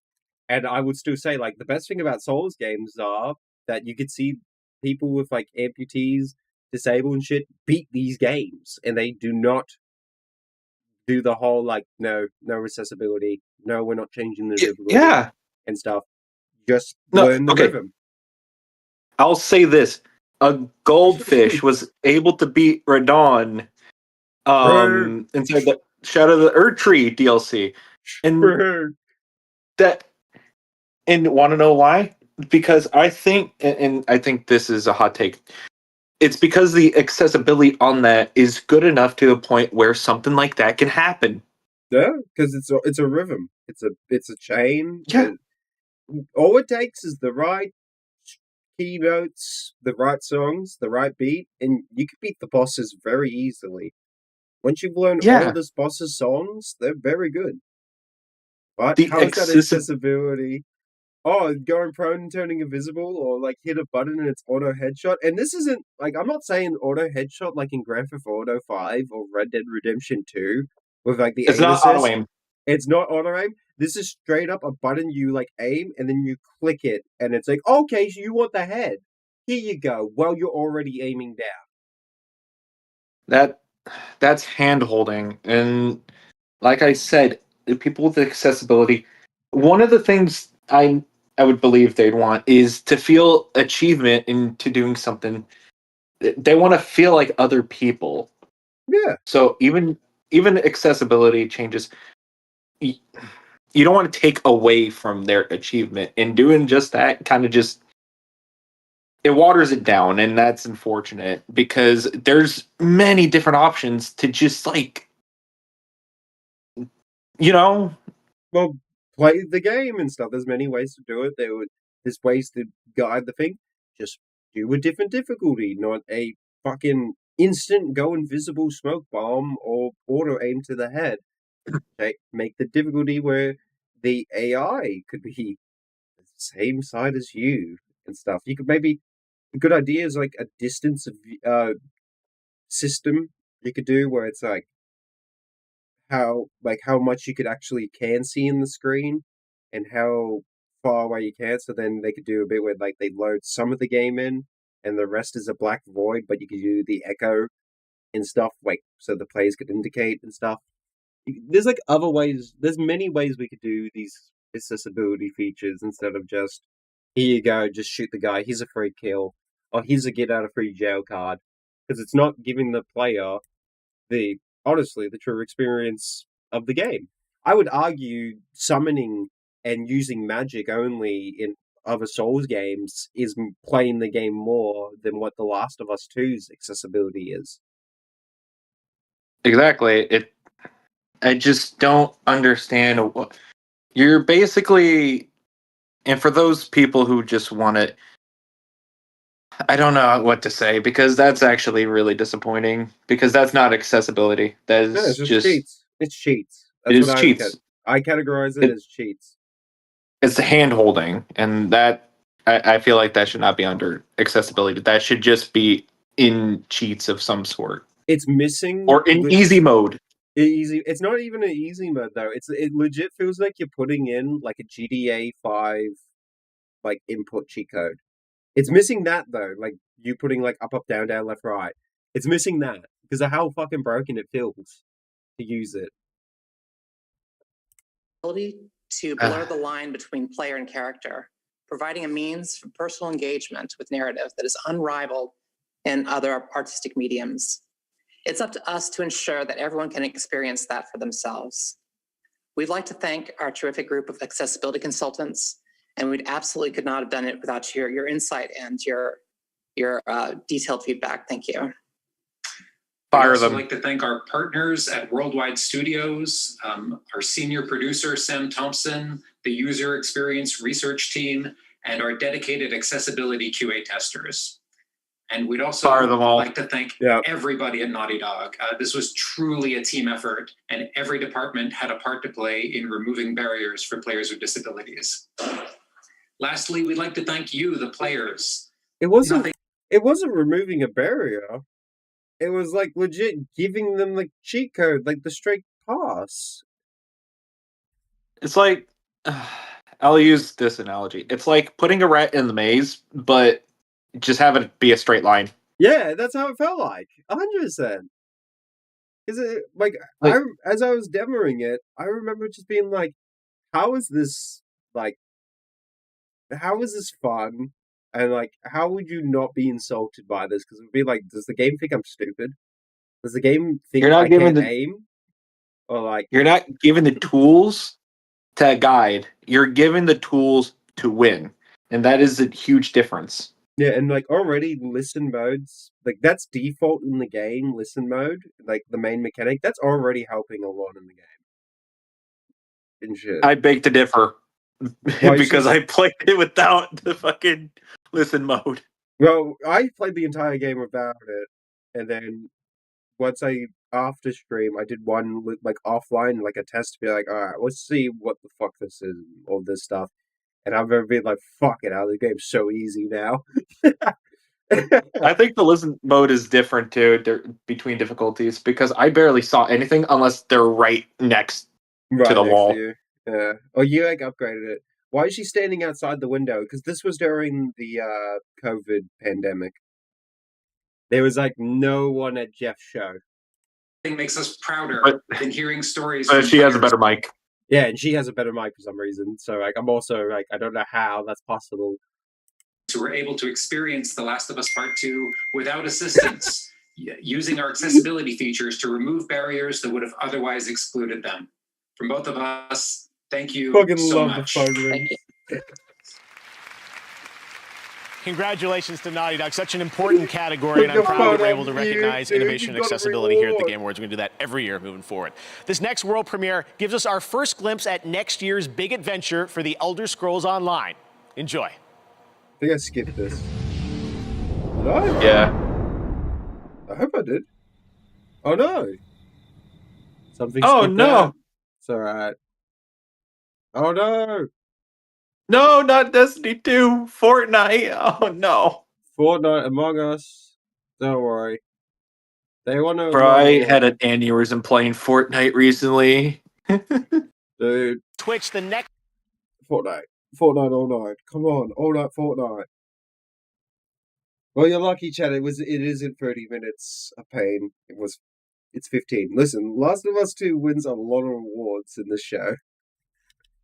Next poll is for Content Creator of the Year. Vote now for who you think is going to win, and we'll find out a little bit who wins that category. But next up, he's one of our industry's great performers, and he plays Joel in The Last of Us. Here is Troy Baker. Hey, look, that guy. We love you. Please return. One day on the set of The Last of Us Come Part back 1, to us. Neil, our writer and director, asked me and Ashley what we would have been if we weren't actors. I thought about it for a second and replied that I always imagined I would have been a singer. Ashley just shrugged and, in her charming and offhanded way, said, I would have been an astronaut. Neil incorporated parts of us into Ellie and Joel. Space and music became... So that's why we have the guitar, and that's why we have the astronaut shit. Fucking crazy. Are you fucking kidding me? Say, remember those moments that you loved so much and you thought was really well written? It's because Troy Baker and I forget her name. I'm so sorry. Fucking suggested like, oh, I wanted to be a musician. Oh, it's so fucking bad. Major elements of their stories, creating touching moments between them. One of those moments... Why couldn't they be original?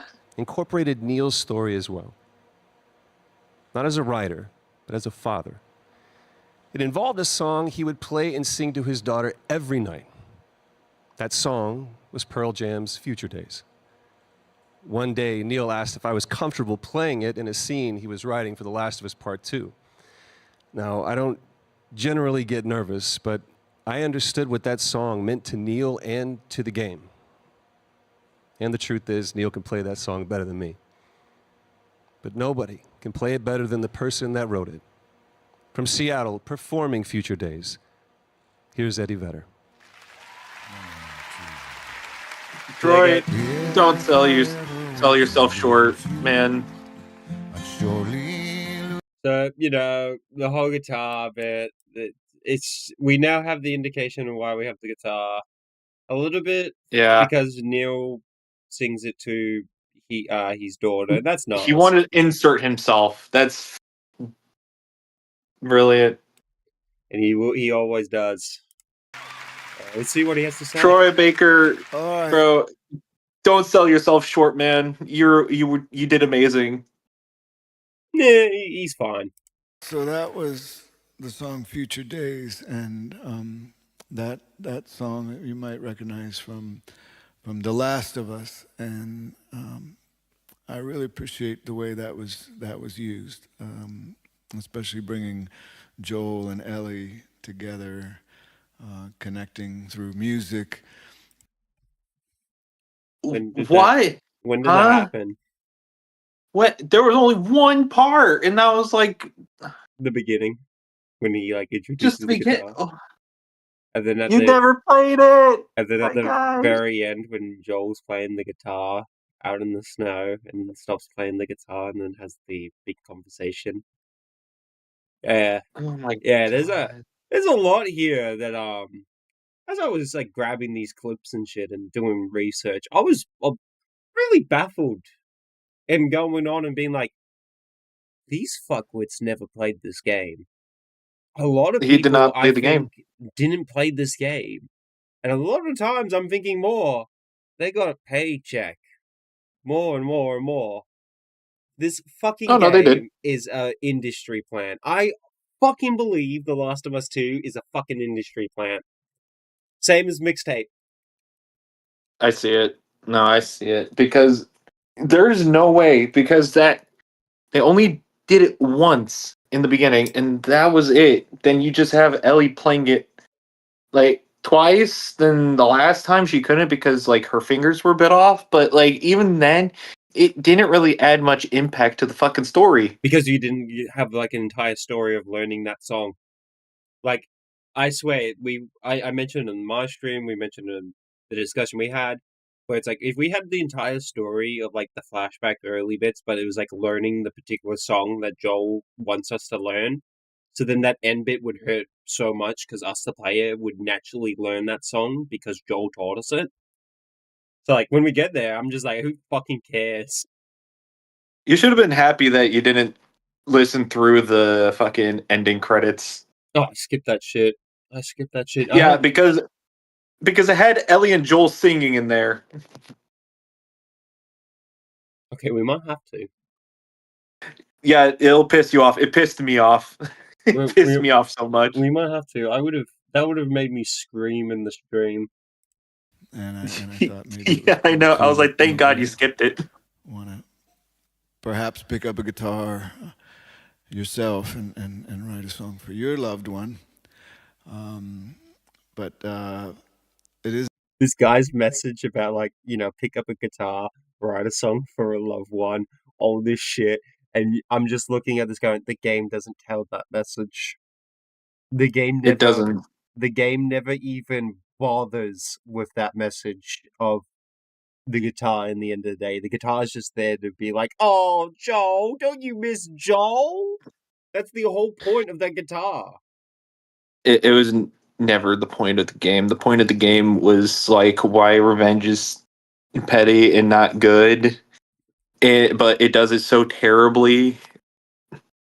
Yeah. Like it tries to do the whole thing like you don't know the other side's like story. Maybe they're justified, and like you look at it and go, yeah, they're still terrible people. It's nice to be part of this, show my appreciation and be part of this year Game Awards. And what a fascinating way to tell a story. It's just getting better and better all the time, and it was cool to be part of it. What a fascinating way to tell a story. I agree with those words. I do agree with that. I can't believe The Last of Us 2 will be made eventually, even though The Last of Us 2 is garbage. Well, because a lot of people, I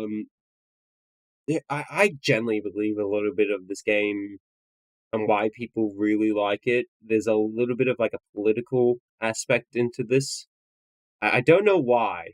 It just feels like there's something about the defense for this game that's like left and right sided bullshit, where in the end of the day, can we just discuss like the terrible story? Like, or like the terrible gameplay? I don't give a fuck about the politics and shit, but like there are people who just straight up go, you don't understand, and then go into some like fucking bullshit fucking analysis about some like wars and stuff, and it's like, okay, cool, I understand that. Let's now talk about this game story, because you know I don't. When it comes to like the bit where it's like it's referencing this or it's referencing that, it's like, all right, cool. Anyway, let's still talk about the fucking story of the game. It's how it's delivered. So, thanks for having me. Enjoy the rest of the show. Doesn't get better than that. Thank you so much, Eddie Vedder, for being here on the Game Awards. All right, now here's another brand new game to show you for the first. Yeah, okay, good. All right, Ruin King available on console and PC in 2021. Now to present our next award, a man who absolutely needs no introduction. Please welcome Keanu Reeves. Keanu? Keanu! Greetings, everyone. Breathtaking. I'm honored to be here to present the Game Award for Best Game Direction. I remember just watching this again and being category like, what the fuck recognizes is the this? studio that demonstrated superior wild. creative vision, setting I love an his even shirt. higher bar for the entire gaming industry. Over the past months, I've come to really appreciate all the fantastic creativity that goes into making a video game. A special shout out to the folks and team at CD Projekt Red in Poland. I had an amazing experience playing Johnny Silverhand in Cyberpunk 2077. Thank you. And now, here are the nominees for Best Game Direction. No, Keanu, Game please. Direction. Save yourself. This is a one-time gig. When it's done, we're done. What we're doing here could change things I can't believe this. I am Samurai. You are the ghost. You'll have a better home where you belong, here on Olympus. I know you wish things were different, but they ain't. And the Game Award goes to... No. Save yourself. The Last of Us Part 2. No. Absolute cuckery. Absolute cuckery. Congratulations. No. Keanu, you should have been there. There he is. He's taking his time, but there he is, chat. If you wanted to know who the director of the game was, Neil Cuckman, as we call him. There Neil, it is. That's the face. That's get the out of guy here. that wrote the game. That's the guy that directed the game. So everything was his choice. He made me suffer. And for game direction, I would just like to point out a absolute fucking broken story. Like how it's told. A very broken, clunky controller design. Because I did the research. Everyone actually said the controls are shit. I probably think that DSP clip where he missed his aim so fucking bad, I probably believe he missed it 20%, and the 80% was actually the game doing him dirty. That's how that's how bad the fucking controls The Last of Us 2 were. Like, you saw, like, a lot of shots I missed and be like, what the fuck? And then I'm playing, like, other games, I'm like, dude, I'm locked in here. Why the fuck am I terrible at The Last of Us 2? I'm now in a full belief. The game has a system where it actually purposely misses your ammo. So then when you're in the fight, you're panicking because you're like, oh god, oh, I'm missing my shots. It's like a real fight when it's just fucking bullshit. I can attest to that so much because there's times where I was using a scope on a crossbow, dead on in the middle of the crosshairs. I miss. I fucking miss. It goes right over their heads, and I'm like, why? And I get pissed off and attempt the speed run of reloading checkpoint. Reload, go back. But like, remember there's the fate. I love this one clip where like I had the bow. I was like legit in front of the guy, and I pull my bow and I shoot it, and you see the arrow, like the wind effect it does, and you see it just go straight through the guy's head, the whole animation, and he doesn't die. And I just pause the game and I go, all right, guys, I'm calling it tonight. I was so fucking angry. Yeah, I knew you were done. And one thing I fucking hate about the goddamn game is this. In the gameplay, when you get shot in a certain way, and it's even more so when you're playing Survivor, you get knocked flat on your ass the whole time. Yeah, just stun locked, and then when you get back up, it's just instantly shot in the head.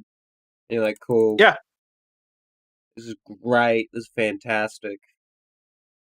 Thank you, Keanu. So, like, That's... Go on. No, you can continue. I'm just I'm remembering everything. Shout out to our game directors, Kurt Marganow and Anthony Newman. About Wish it. we could be doing this together, guys. Man, what a year. It's an honor to be in this category with such incredible games. Direction is nothing without a team to internalize it, make it their own, and turn it into a game. And we're privileged to have such an amazing team, cast, outsourcing partners, our partners at Sony. Every single person that worked on, touched this game, helped shape it. And a big thanks to my former boss, now partner, Evan Wells. You guided us through thick and thin while we made this game. I can't tell you how much I appreciate that. Thank you to the Game Awards and to all our fans. Cheers. Congratulations. He did not deserve that. He did not deserve all those rewards. He did not. The whole game doesn't deserve a lot of rewards. Dude, I fucking hate that. You made me suffer through that trash game. Screw you.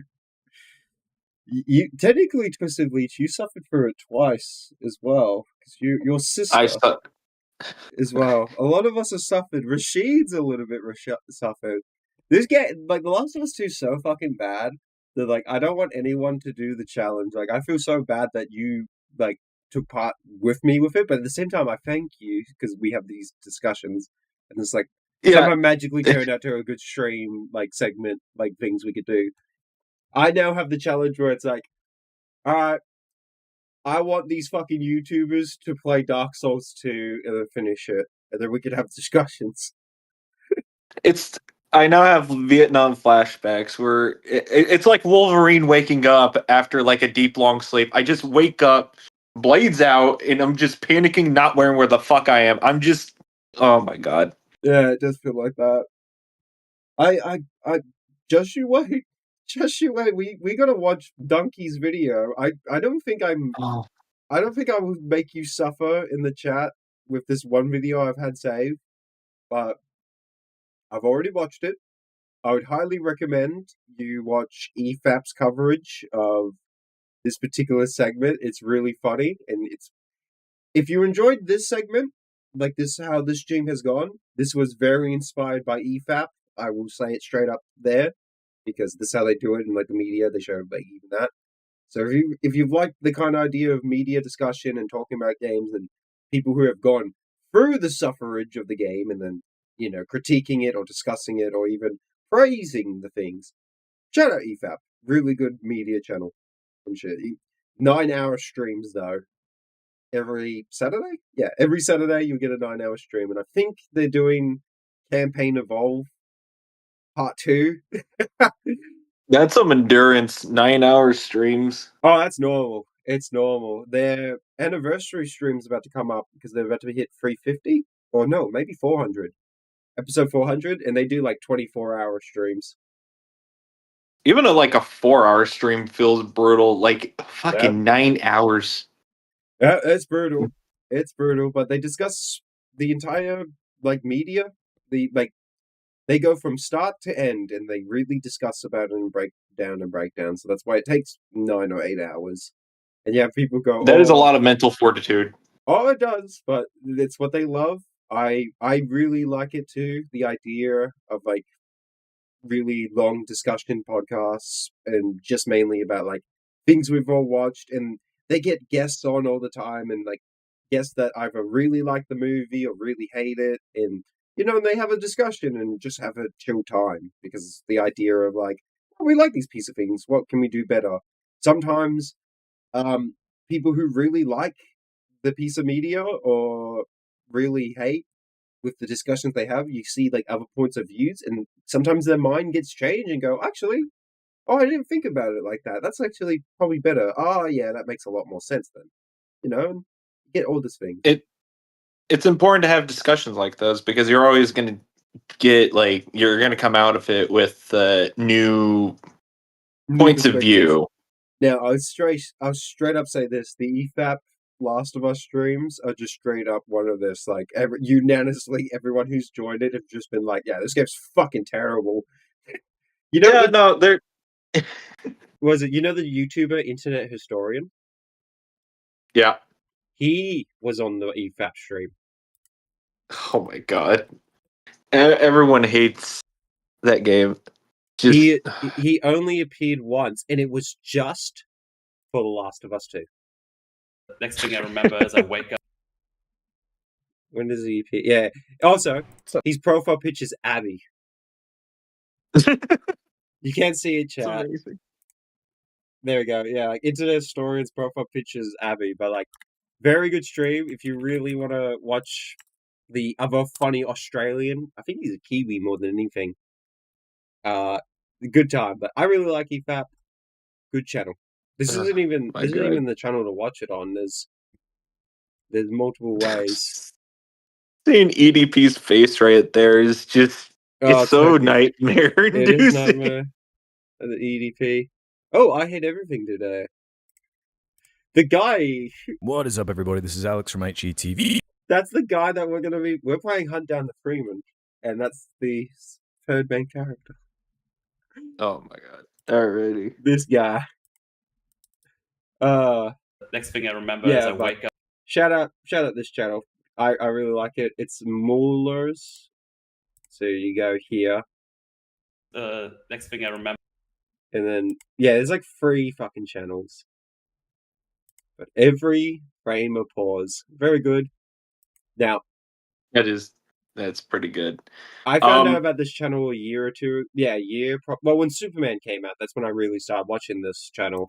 Because like I was like really pissed off about Superman and hated it. And then I found this channel and I was like, oh, they actually all the things I was right about, or like I thought were kind of like also being viewed the same. Okay, cool. Yeah. The green guy, Fringy, he's an Australian. I just straight up say it now. As the failed science experiment, it's a big coincidence. My name's Stingy, and we also have Fringy, and I'm a big fan of the channel, and he's a green plague doctor. Big coincidence, but that's why Massive coincidences. Next thing I remember massive. is But that's why I also prefer to be called Stinge. All right. Yeah. But no, EFAP pace. Go on, bud. Yeah. I'll just give a quick side tangent. This isn't relating to like The Last of Us, but like towards the EDP documentary. My fucking god, it pisses me off when it comes to like the Gideon and Skeeter Jean situation. And the Alex Rosen. The whole thing does piss you off because it's just like that guy's free. You watch the Skeeter Jean one. Yeah. And it's like views and intentions. There was a bit where Skeeter was like, yeah, it was for the views. Then there's also I know Gideon made a reaction video to like his side, and I just want to say this. I do not care how long, and like even if you kick EDP off the server, right? If you have a server that has minors in it, do not allow a predator to enter in the fucking server. In the first place, yeah. It was just so retarded that he invited them in the first place.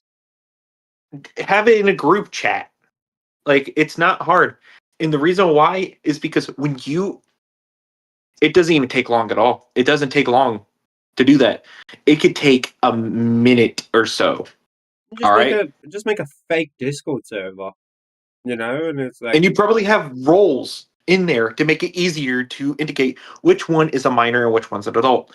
It makes no goddamn sense to have a predator in there in the first place, and it pisses me off. And the whole documentary does get like it will piss you off because like it's why a lot of these vigilante pedo hunters on YouTube are really bad.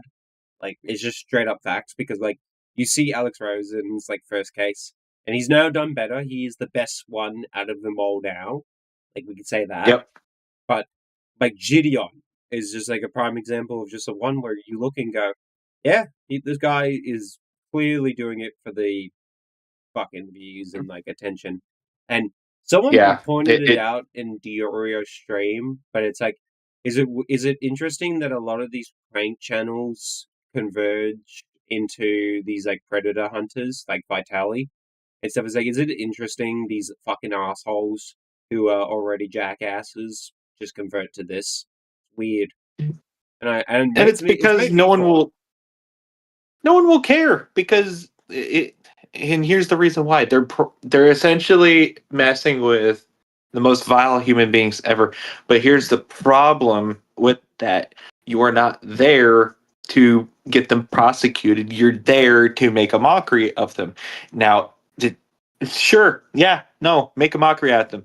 But here's the thing: you fuck up the chances of them actually getting justice, of the victims getting any kind of justice they deserve by getting this fucking vile human being into a prison at all. And that is extremely upsetting. A lot of them are not working with the police, and it's really fucking insufferable. It's really annoying. Yeah, I get so mad when I see it. And they also have the audacity to just, you know, I'm a little iffy with Chris Hansen. Here's why. It's because of the view thing. Because I could see an argument of maybe he's doing it for views or maybe for the money, but here's the difference. He actually has a team and he works professionally with law enforcement. Yeah, it's when Chris Hansen has a team, he's good, but when he's by himself, so when he was with the Onision, like sting operation, he fucked it all up, and that's why Onision's free. Yeah. The cameo days when Chris Hansen was doing that shit, it's just, you know, like there's things to criticize Onision for. I mean, not Onision, Chris Hansen for, but he's like, yeah, you know, better than the rest. You know. Speaking of Chris Hansen, it's funny. Someone mentioned they should delay the Chris Hansen movie and it should end with VDP interview. Fucking yeah, they should. And they should amazing. They should do a part 2 and it covers that saga. It was like, oh damn. Chris Chan appearing. Chris, oh dude, the fucking Chris. That's the rumored people said were like Chris Chan could be the third documentary. But Oh my god, man. There's also a rumor it could be Tectone. Because Tectone mentioned Mike Klum's a big fan of him. And I looked and going, that's weird. That's really weird. Because Tectone's a piece of shit, awful person. So why would Mike Klum like this guy?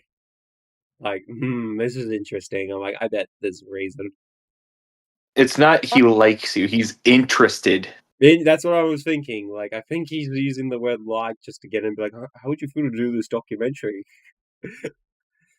All right, we've still got one last award to present, the big one, Game of the Year, presented by Christopher Nolan. And we'll also have a tribute to all the nominees performed by the London Philharmonic Orchestra back at Abbey Road Studios. Oh, sorry, I gotta pause it.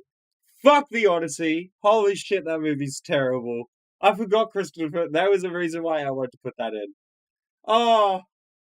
That's crazy. Game of the Year is coming up This is next, such but a right fucking now, joke. send them our way using the hashtag AskNolan on Twitter.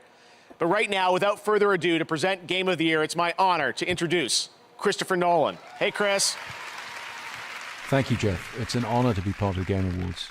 For me, I've always been interested in telling stories that immerse the audience. I like movies that unfold in unexpected ways and pull people into a world.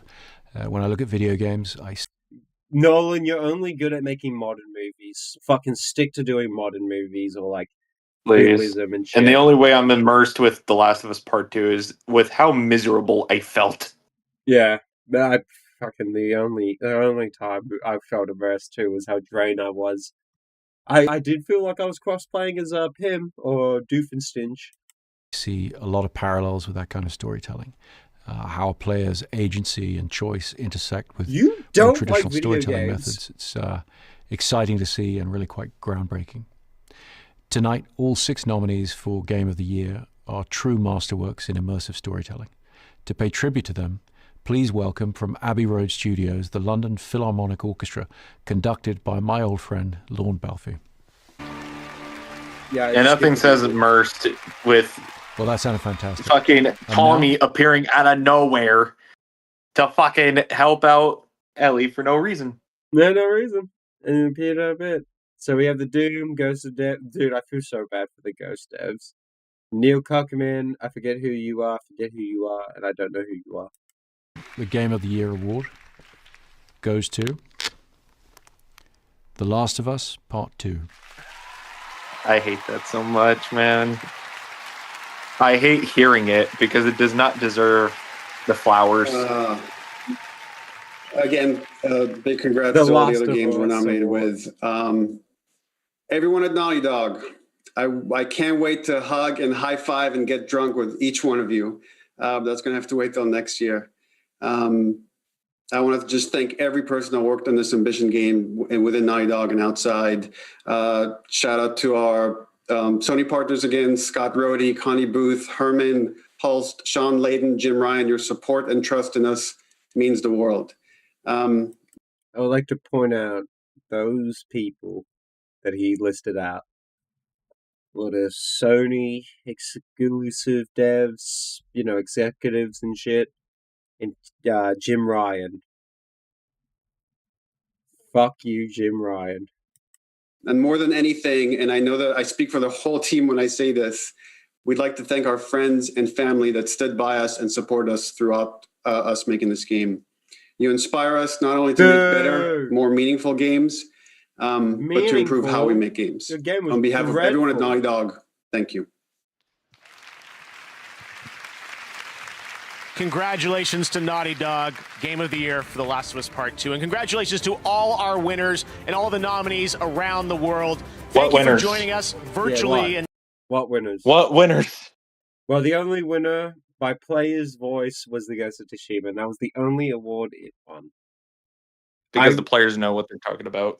It is painful. So you see the reward. That was at the end of the year.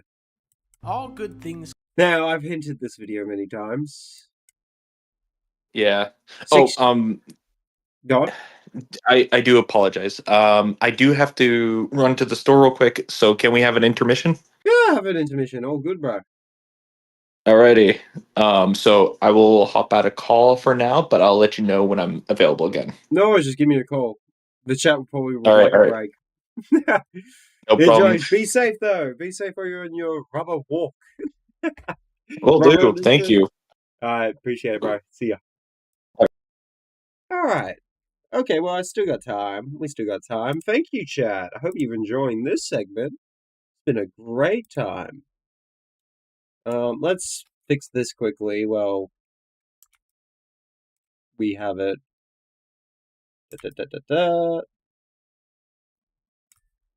Can we just go beta mode? All good. Oh, good. Shut up, donkey, bro.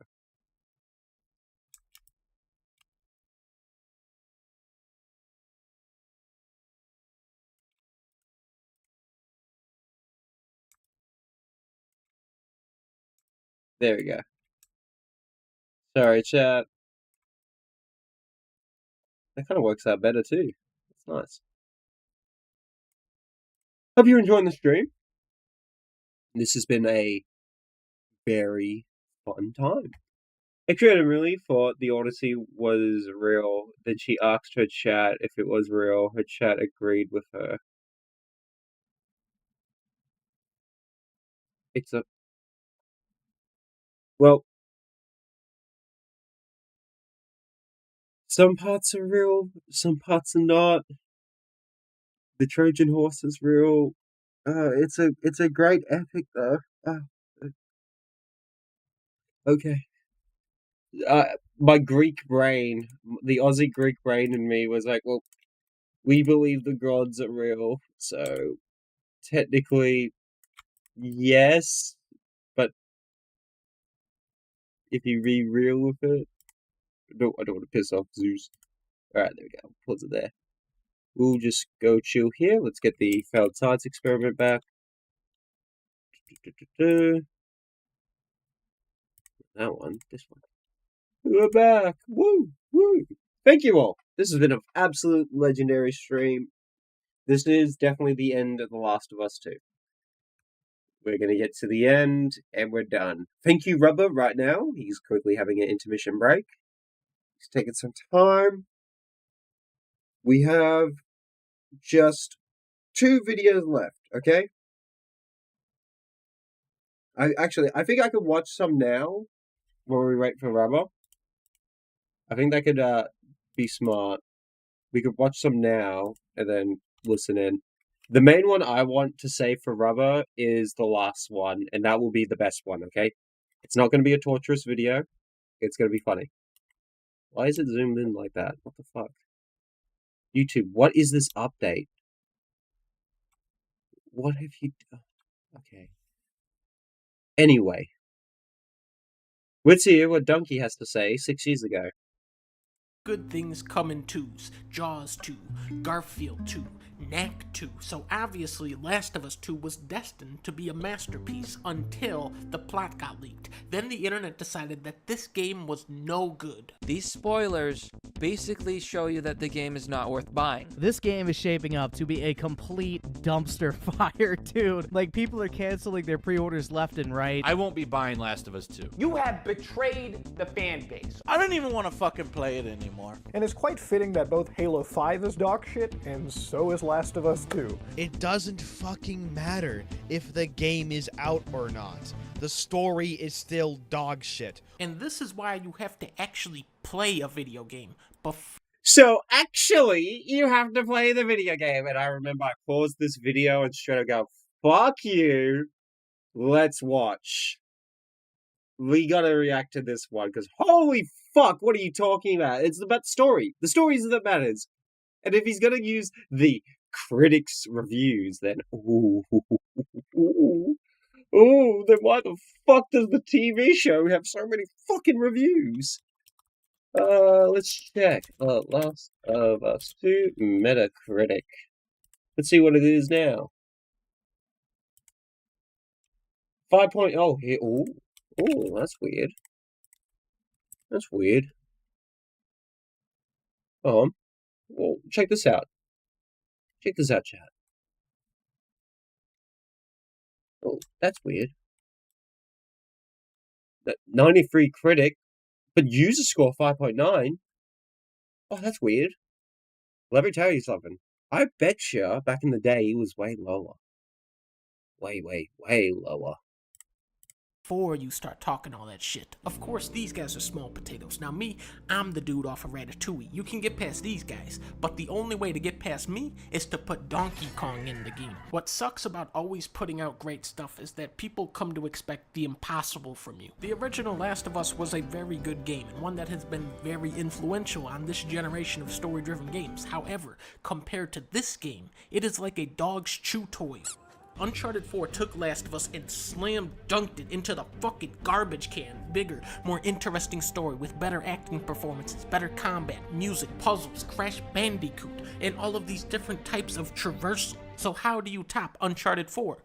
Well, you don't, because it's a different genre from the same studio. You just make a good fucking story. That's what you do. You make an interesting story and more refined gameplay and controls instead of fucking clunkiness. You don't. In that game, you get a grapple hook. You don't, yeah, In Last of Us Part 2, you open 150 filing cabinets. Uncharted is mysterious. But Uncharted has better melee controls and better gunplay than Last of Us 2. So your argument saying you don't add this shit. It's yeah, I agree, you don't add a grapple hook.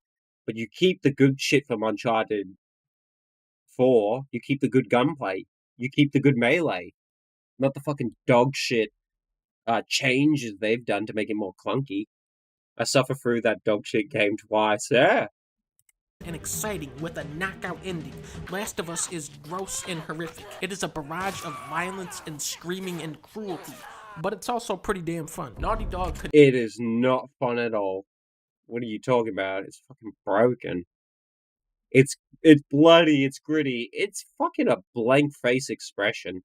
Continues to build upon their hide-and-seek style of combat. You can now crawl through grass, set traps, trick zombies into attacking your enemies, and head... That only happens twice or 3 times, and every time when it does happen with that, you just win the game.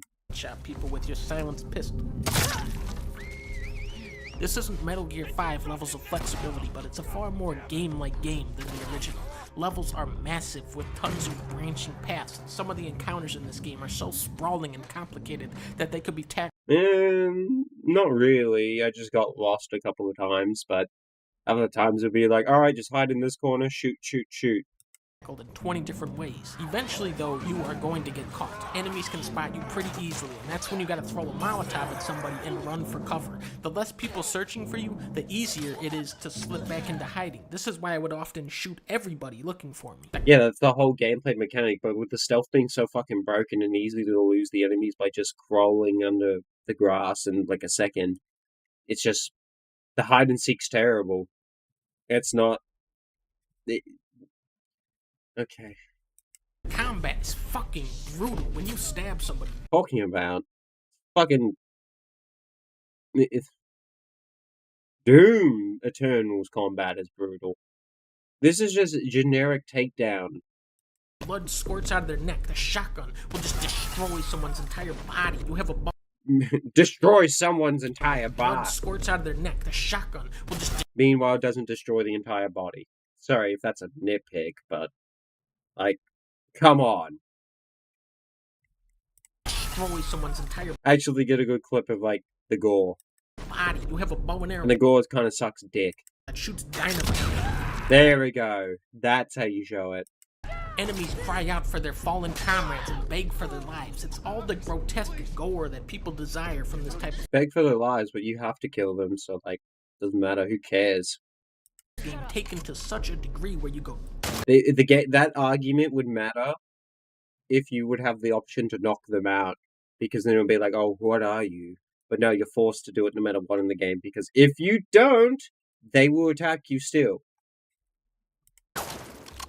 Jesus Christ. In a stroke of... Fuck off. How can you just... You had my reaction to those scenes, and I would just be like, who cares? This fucking sucks. And like Resident Evil 9 made me do that. Oh, damn! Because Leon was doing fucking jujitsu shit. The last of us, I look and go, oh, I know what you're doing. Of absolute genius. They have taken inspiration from the classic game of Rogue Warriors. When Ellie kills somebody, she'll sometimes call them a swear word. Dick. Sleepy time, you fucking motherfucker. It can't live up to its mind-blowing E3 trailer, but this is easily one of the best-looking games out there. The story is heavily reliant on graphics hold up. I do agree on that. and animators alike to bring these characters to life, and they do some but story incredible sucks work. dick. We've seen all sorts of U.S. cities in video games: New York, Boston, San Francisco, New York, Hong Kong, Chicago, Los Angeles. Even New York is in some games, but it's cool to see a place I'm actually familiar with realized in a game of this caliber: Seattle. Okay, I agree with that. Ayo. With realized in a game of this caliber: Seattle. Ayo. Good show. Shut up, Fraser. Hey, see that guy? See that guy? That's Emperor Zombie. Yes. Yes. That is Emperor Zombie. Scrambled. Hey, what the fuck? That's supposed to be Cheesecake Factory.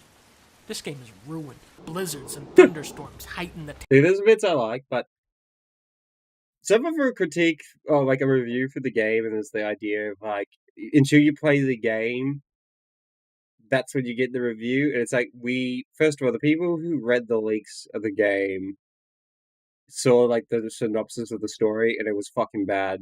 And I, who played the game, dealt with the fucking clunky controls of the I played it on the fucking PlayStation controller and shit. So like, I experienced it the closest, well, not the closest, but like the feel and control as the release of the consoles, and it was a broken mess. Like, it was clunky.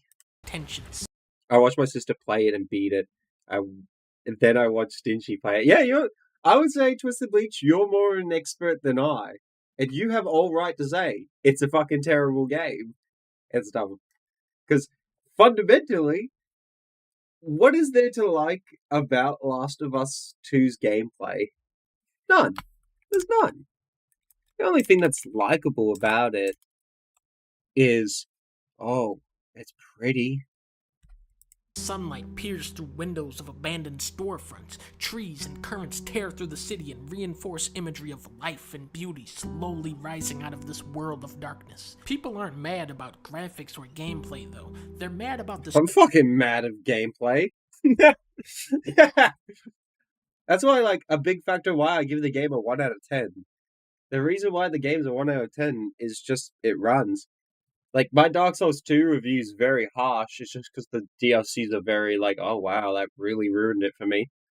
But, like, the story in Dark Souls 2 is so much fucking better than Last of Us 2's. The Last of Us 2's just gameplay sucks dick. Story. So what do I think about this story, huh? You want to know what I think? It's a pretty good story. I haven't been this engaged by a video game story since Red Dead 2 and God of War. There are some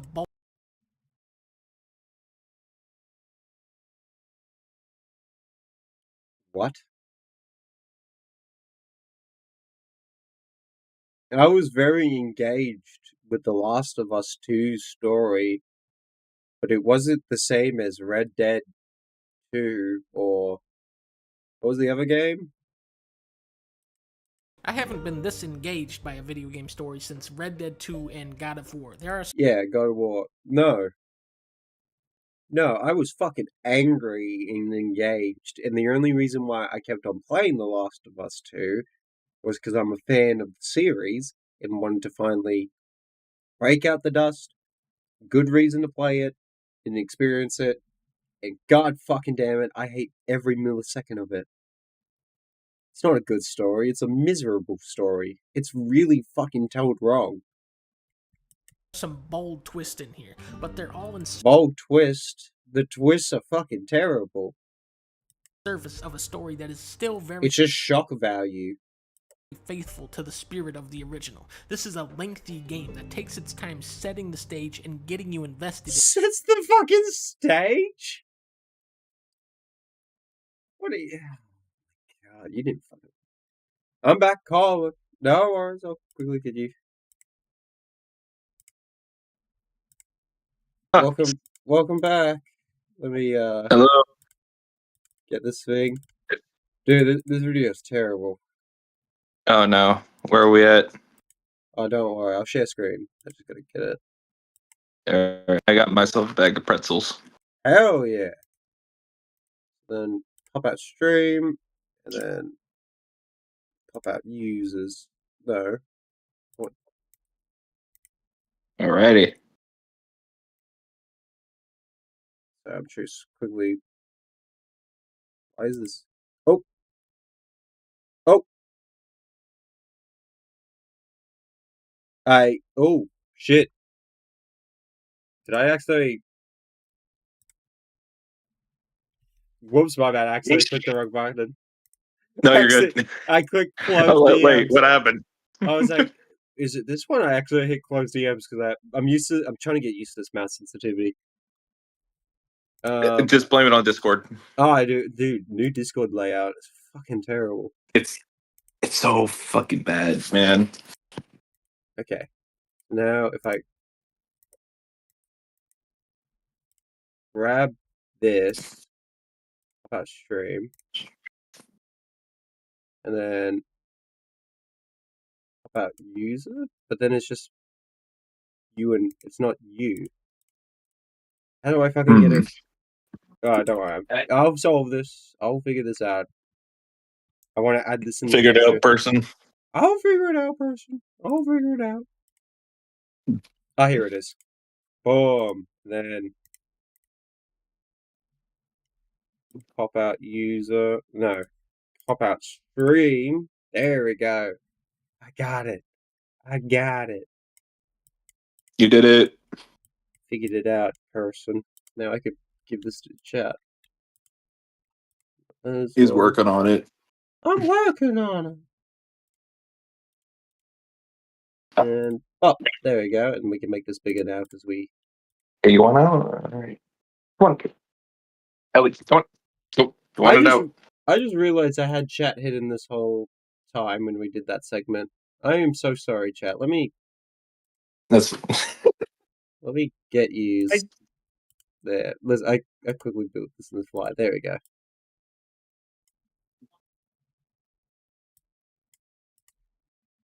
Oh no.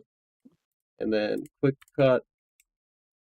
This will be like a future thing too. Like these segments will be like with Mr. Muda and I or Bear Menace. I would like the idea of showing the Discord's like icons. I can't wait to see the fucking I can't wait to see the interaction between you and Muda over Dark Souls 2. Yeah, I really would like to know why it's his favorite. Apparently, I've done a lot more research. Apparently, the console version of the game doesn't have the issues. So, like, I'm really thinking about it and going, did he play Scholar of the First Sin? Like, what dog did he only play DS2? Because that's probably why. But he knows of but he knows about Scholar of the First Sin, so that's why I'm also a bit shocked. Of like, oh, dude, he has not heard my takes. He has not heard my takes yet. That's the funny thing. Because I have heard that on second. Oh, good. All right, we'll continue more. In its characters, and then they all start killing each other. Good day, Mad Hatter. My raw reaction to Joel's death was on my sister's stream, lol. Turns out we got bamboozled. You don't play as the giraffe. Instead, you play as a girl called Abby, and she kills Joel with a golf club. How are you gonna kill off the main guy? That's everybody's favorite guy. Honestly, I think Ellie should track down this Abby character and kill her, see how she likes it. Now that would be a good storyline. The truth is, I don't know why people are mad at this game, because they don't know why they're mad. Fans are Hey, they don't know why they're mad. Nah.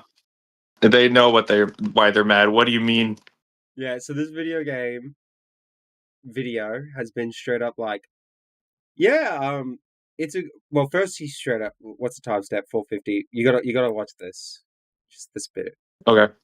All good things come in twos. Jaws 2, Garfield 2, Knack 2. No, so obviously, no. Last of Us 2 was destined to be a masterpiece until the plot got leaked. Then the internet Jaws decided 2 is the this game was masterpiece? no good. These I think it's a spoilers meme. basically show you that the game is not worth buying. This game is shaping up to be a complete dumpster fire, dude. Like, people are canceling their pre-orders left and right. I won't be buying Last of Us 2. You have betrayed the fan base. I don't even want to fucking play it anymore. And it's quite fitting that both Halo 5 is dog shit, and so is Last of Us 2. It doesn't fucking matter if the game is out or not. The story is still dog shit. And this is why you have to actually play a video game. So, Robert, as someone who has played the video game, what do you think of The Last of Us 2? It's dog shit. It's dog shit. I agree too on that side. And I'd like to point out that's the Metacritic score for the critics only. That is way too generous. That is impossibly generous. It's gone down to 93, but he didn't put in user scores. Now, user score that's way more accurate. Way more accurate, but back in the day it was way lower. Way lower. Yeah, I'd say it's still generous, but that makes way more sense. Before you start talking all that shit. Of course, these guys are small potatoes. Now me... So, very simple, He set up the rules. Very simple. You have to play the game to talk shit. And I hate that. I fucking hate that. I think it's fine for someone to watch and be a part of, like, a playthrough and arguably experience the game. It's easy to, like, especially a story game. A game all about a narrative and driven story, I will easily argue that, like, watching it is the same. Like, I will say to people, go watch God of War 2018 Ragnarok. You will get the same experience as playing it. Now, I'll say this. It is unfair to critique a game on its gameplay by just watching it, because you're not getting the gameplay firsthand. That's why we're talked about the gameplay a lot. Story-wise, you can critique it if you've watched it through. Well, and even if I just watched the story, I would still say it is utter garbage. He compared the gameplay to Uncharted 4 and how, like, you lose it. And then, like, as I was reacting to it, I go, wait a minute, but Uncharted 4's gunplay is really good. And its combat in melee is also really good. Where Last of Us 2's I haven't heard... gunplay is really clunky, and the melee is really clunky. So... Well, yeah, I know. Another issue where it's just like, what do you mean? Like, the game's worse than the game that came out before it. Obviously very attached to Joel as a character, and that's why killing him off is such a powerful way to ignite a revenge story. I don't know anything about this Abby person, but you fucking killed Joel with golf of all sports? No way. I am coming to shoot this big dumb muscle bitch. And that's exactly what Ellie does. Like Uncharted, Last of Us 2 uses dual narratives to draw parallels and comparisons between its characters, though instead of laying them on top of each other, they're intersecting. Ellie's story is Uncharted 4 and Abby's story is Last of Us 1. Just like Nathan Drake's obsessive pursuit of... What? Yeah, I don't believe that. I think Abby's story is Joel's story repeated, but trying to, like, tell it. And Ellie's story is The Last of Us 2. I don't get a single Unchartedness in the game at all. What the Huh? Ellie's suicidal revenge mission puts her friends' lives in constant danger, and yet she keeps taking it further. Then, halfway through the game, everything resets. The clock turns back 3 days, and now you play as the villain, Abby, who is a hardened killer that starts to reconnect with her lost humanity thanks to the innocence of her child companion. Sound like anybody you know? It's obvious they are going to... Like, two great characters, but just straight up facts. They appeared out of fucking nowhere. So, like, very coincidental for Abby to switch up like that. And when they do turn up, there's like 2 or 3 hours left of the game. Oh my god, I hate it so much. This is not even... I don't understand the thought process of comparing...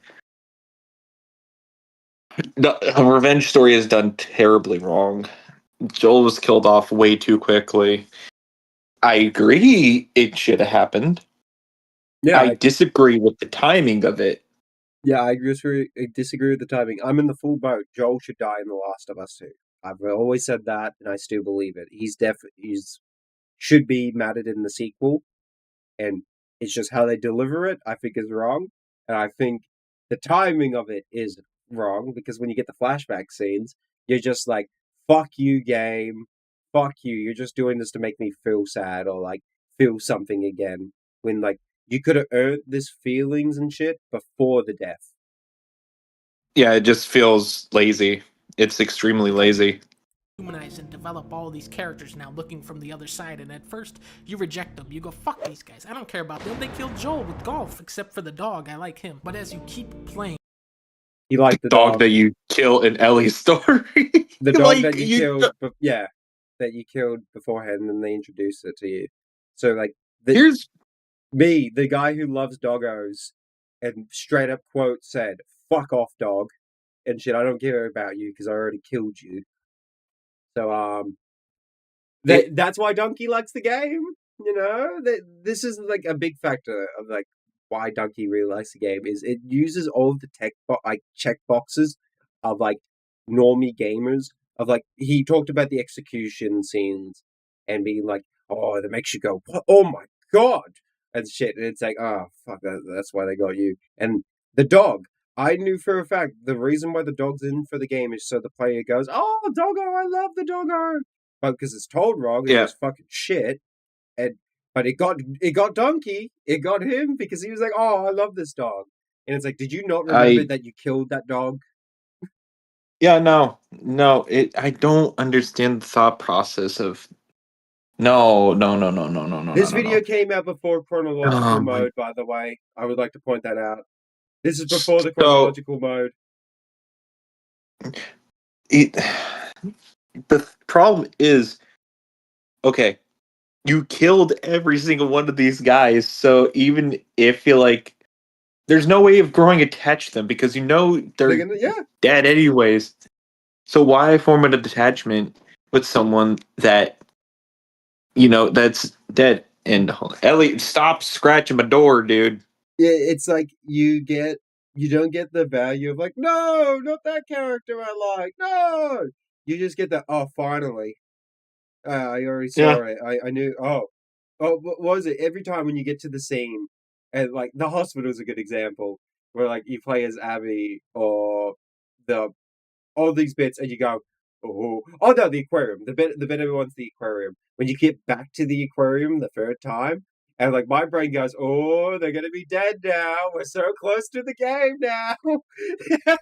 Instead of we're finally getting close to the end. Oh no! Let's go. Like my friends are dead. Oh no, the dog. Like once I saw the dead dog, I was like, oh, finally, we're getting to the movie theater. And it doesn't create that impact of shock. It is shock value, but it has no true meaning to it. Yeah. My sister said the game should have ended when Ellie and Dina were at the house with the baby. Honestly, yeah, it probably would have made the game a bit better if the game ended just then. And then you could have the bit where it's like, well, was it worth it? No one won. Well, technically Ellie won because, you know, the family and the farm. But it's, you know, what is Abby going to do now? Go on her own journey. You know, it would feel like a win-win, but also like the lose-lose on top. Because like a lot of people have died. Yeah, I actually agree with your sister. That's a really good take for like, would say the story we have fully and we can't change it at all. I would cut out the 10% left of the game. Yeah, I don't see why there's a point of having that in there because it just makes no sense. Well, it just makes you Because more angry at Ellie when she, because you nearly lost your uncle figure. You could have lost Dina. You lost a pretty good friend who only had your best interest. Yeah. So, like, why go on a journey? And I also hate that Tommy did what he did in the ending of the game, which was just be like, oh, feel bad that you're not keeping your end of the promise by risking your life again. It just, 100%. I don't get it. If they did The Last of Us Part 3, they could have continued on, with that rest of the story, but I feel like it would have been probably more fleshed out instead of like, because that last bit, the very last end of like The Last of Us 2, where you're in California. Was it California? Can't really remember now. Yeah, Santa Monica. Yeah, Santa Monica. Like that bit there, I felt was like a really rushed section of the game. Like, just get it done. Just get it done. Area. Yeah. Give her the MP5 and tons of ammo and straight line. Okay, and then you're at the end. The funniest part is Abby's design in that segment was so much better than her design instead of the rest. Because, like, her normal design before she was captured and shit, she's just too big. Too muscular. She's roided out. Yeah. There was people who were arguing on the internet that you can achieve that, like, body. And it's like, yes, I believe that. Yeah, but not in a zombie apocalypse. But in a survival world, people aren't going to be built like that. Yeah, it's like, no. The most realistic tanks we saw were the fat dudes.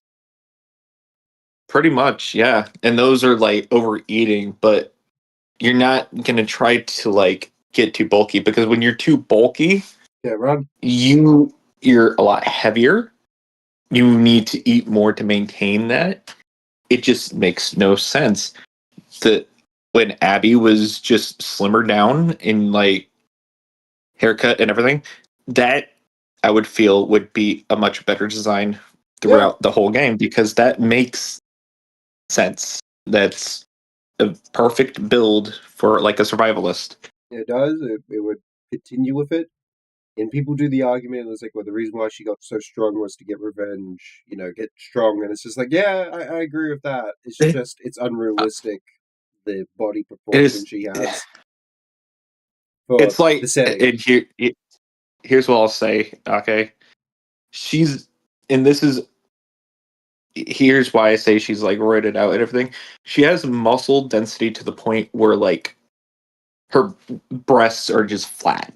No, legit. Her biceps are the same as like Dave Bautista's or like Kratos's. Yes. Actually, it's like it's very close to male. Yeah, it's actually more close to like Kratos's bicep. I think she has bigger biceps than Kratos. No, I wouldn't say that. Kratos has some massive fucking watermelon crushing biceps. He does have some big ones, but like when he tenses, it gets big. But like in 2018 in Ragnarok, when he's like usually loose, you look and go, "Oh man, he is gotten old." Like they did Kratos really well with like the beard and like he's still really muscular, but he's like 2 or 3% slimmer. If I'm explaining that right, because like as I was playing it, my dad looked at it and even went like, "Damn, he stopped being on the gear." That was like the best review, and I was like, "Yeah, it does look like that. Like he looks great, but he looks a bit more slimmer." And like I'm looking at Abby when she had the tank top on, I've been like, "Damn, I think her biceps were bigger." Yeah, no, and when it comes to like the bigger enemies, which are like the tanky ones for the scars, right? Yeah. I feel like having 1 or 2 massive males, that that makes sense because it's a giant colony. It's a huge cult, and you're obviously going to have like some really strong warriors in there, so it makes sense. But I don't typically see why adding the female ones too. Yeah, I just don't see it. I just don't see it. Especially when they're bigger than Abby. Yeah, that too. I remember that fight. I would look at him and be like, Jesus Christ, I'm the giant over here. I'm like, wait, there's women bigger than Abby? They're Hulks? Jesus, it's She-Hulk. Man, I gotta get used to this key. This mouse is so sensitive. Alright, let's continue. Find yourself getting wrapped Don't up worry, in the their next drama. video I The have for moment where you they is really going got to be me was this fantastic. sniper fight. This battle goes on for so long that you really come to hate the fucking sniper guy. But by the time you, I don't know. I just thought it was boring. It was boring and stuff. I didn't really hate him. I also guessed it was Tommy. So like if no, it was a boring segment. Yeah, actually, it's more. It makes sense. It's Tommy because like how the game was leading up, it didn't do the scars enough. It would have been a better reveal if it was actually a Scar member because you would have been like, "Oh damn, these guys are fucking assholes." Yeah, no. reach him, you realize, wait a minute. This- No, I really Go on. I would say the scars were a bit done dirty in their writing too. Well, it was very. And I've said this during our last discussion. Yeah, I think I do believe the scars were done dirty because like how the discussion is how quickly they explain to us how they're bad, and it was just Lev explaining the child marriages and stuff, and like I was looking at that being like that's fucking terrible. But the problem is like I didn't see that in the game and stuff. I didn't get to experience that as the player and be like, oh my god, these guys are fucking evil.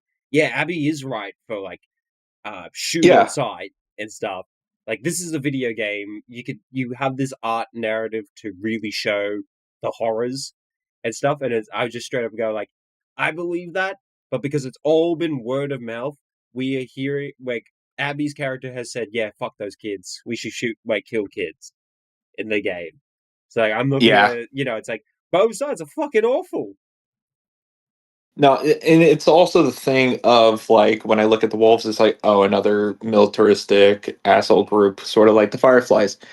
Then when you get to Jackson, Scars. it's like another like small town that just wants to be left alone. Yeah, but then when you get to the Scars, yeah, the Scars, it's a cult, and it's like they believe in this like religion, and the mother is not really explained a lot, and that was like the only bit I remember. Yeah. Like in my stream, I would be like, oh, I wonder why they worship this character and stuff. And if I find out, it's like you had to read the pages and go off the game's storyline to learn that lore. It's like, well, that was really shit because the game was doing a lot of fucking pointing to it and talking about it and stuff, but not really giving us the like time and effort or the meat for it. Like that, the Scars felt like something that should have been like an entire game fleshed out. Yeah, like an entire game segment that from start to end is the Scars. And my favorite parts when it includes the Scars is not during the combat. It's when I'm seeing things like the armored truck with all those prayers. Like, even though the prophet is, I love how the prophet is very ambiguous. You don't know why they're a prophet. You don't know who's exactly the prophet. You don't know if they're alive or not. Yeah, perfect. Yeah, it's perfect. The language they have, they whistle and stuff. It's a bit interesting. Also, the guys at California, like what they do, is a bit more interesting when you only see them for a bit. Like, I remember the scene where he punches Lev in the face and stuff, and knockout and shit, and that's where the Wojak is. But after it, the scene where Ellie gets captured and this guy gets shot by an arrow, and the fat dude who punched Liv in the face pulls out the arrow and he goes, "You good? You okay?" Oh, I remember looking at him like, "Oh, this guy's interesting." Like, there's like this group's got something going on too. Why are these fucking bad guy factions a bit more fascinating to me in the game, and I don't get to fucking learn about them? There's not enough meat to them. Yeah, meat to it, but they have these moments where it's like, huh, that is interesting. Hello, They're adding meat. They're adding meat to things that shouldn't. They're they're trying to add too much to the wolves. Yeah. Jackson's fine. Like Jackson could be left alone. I thought Jackson was great. Yeah, but the wolves have too much to it. We didn't need too much to know that much. Just militaristic group. That's it. Then with the scars, to know their culture more, I would love to see that because that's what interests me a bit more in the story. Because it's like, okay, what do they do? Sacrifices. They have farms that they take care of. It's very in the old world stuff. They have their own system where they're like, okay, we're not allowed to touch guns, electricity, all of that. But the warriors have some exceptions. Yeah, Like they that's break really their interesting. they break their rules, and you're like, oh, I wonder why they don't follow that shit. Ooh, sorry, my click system trying to fix Then it. you have the rattlers. I think that's what they're called. Yeah, the California groups. And when you look at them, you don't get enough time with them. All you get is like cruel people who slaves people. And if you're just looking at that, you're like, huh, this feels very forced into. But I would love to see that more expanded on because it's like, why are they capturing these people? Yeah, why What do are they? they? Are they sadistic? Are they slave traders and shit? And then you had that one guy, like I mentioned, who pulled the arrow and be like to his Yeah. guy and be like, "You good?" Like, "Oh, I'm fine." You look at it and be like, that's interesting." That And is, they also have they do care gear about each other. too. Yeah, they have gear. Hello, Inferno Hate. I Like, hope you're doing well. how are they getting all this gear? Like, we could have, and even when I'm looking at the notes, it's just not divulging the information for me enough. Yeah, it's not enough, and you just look at it and go, "No, it sucks." I like that guy. Ellie's side of the story is very focused and simple. Oh, I Abby's hate side that is area. messy and complicated with a bunch of new characters running around doing crazy shit in the middle of a war zone. It's very entertaining trying to connect the dots between both sides of the story, and I imagine there's a lot of details you won't even catch until you go back and play through it again. A character you've already encountered as Ellie will show up in the back half of the game and you'll go, hey, I remember that guy. Characters will do things you won't agree with, and you'll have to turn your brain on and attempt to... What? What? So he basically explained the reverse order by accident. So he said, like, you see a character from the Abby perspective, and then when you finally play as Ellie, you go, oh, I know that character, and then you kill them, but it's like, that's not what happened. Because this came out No. before the chronological mode as well. Chronological came out for the remaster. So... And here's the thing: you don't have to play the game again to understand, like, how these interconnect. You just have to play it once because it shows the characters pretty well. It's pretty descriptive of who's who. It's this is a part of me that makes me go like, there's something about this game, something about people who are just straight up lying about the narrative and story, and being like, oh, you get to see this character when you're Ellie finally. It's like, you get to see that character first as Ellie, you kill them as Ellie, and then you get to see the character again when you're Abby. Which ruins the story. Like, it hurts it severely because you can't be attached to these people. Yeah, you just don't. And so sorry, Spellbound. I just read your message. We hope you're well. We always appreciate you and we love you in the stream. So don't worry, you get some fun time. We're gonna see a very... I've been hinting this to Robert. Trust me, mate. You've seen it in the top. Like, you could see it in the Discord thing. There's a name there that will pique your eye and go, oh, Oh, oh, no. oh, this will be good. He had a lot to say, and it was fucking hysterical. Empathize with them. In the world of Last of Us Part 2, one hateful act begets another, but a selfless act can also be contagious. The story is not as airtight as Joel and Ellie's journey across the United States. What selfless act did Ellie more... do? Yeah, I don't think of single selfless act Ellie did. All She was Ellie did in this game selfish. was very selfish. Abby only saved the two twins because she had guilt.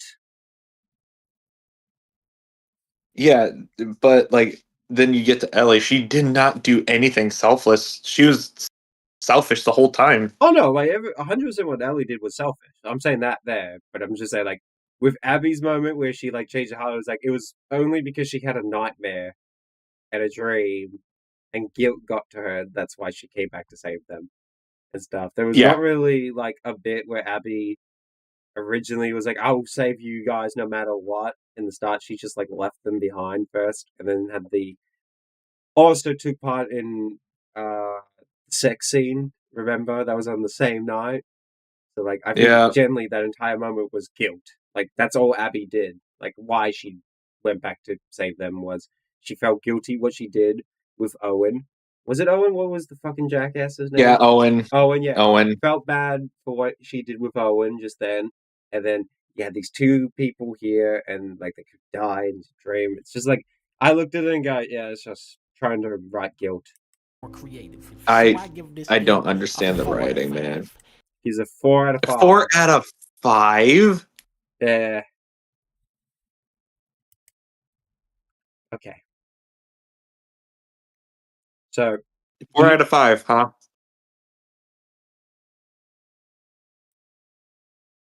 Does it have the same? Just Here we go. He gave it a 4 out of... Oh no, it's. I can't give that game like something out of 5 because it would be a 0. It would just straight up like the 1's too high for it. Yeah, I know. Play like the 1 out of 10 system's better.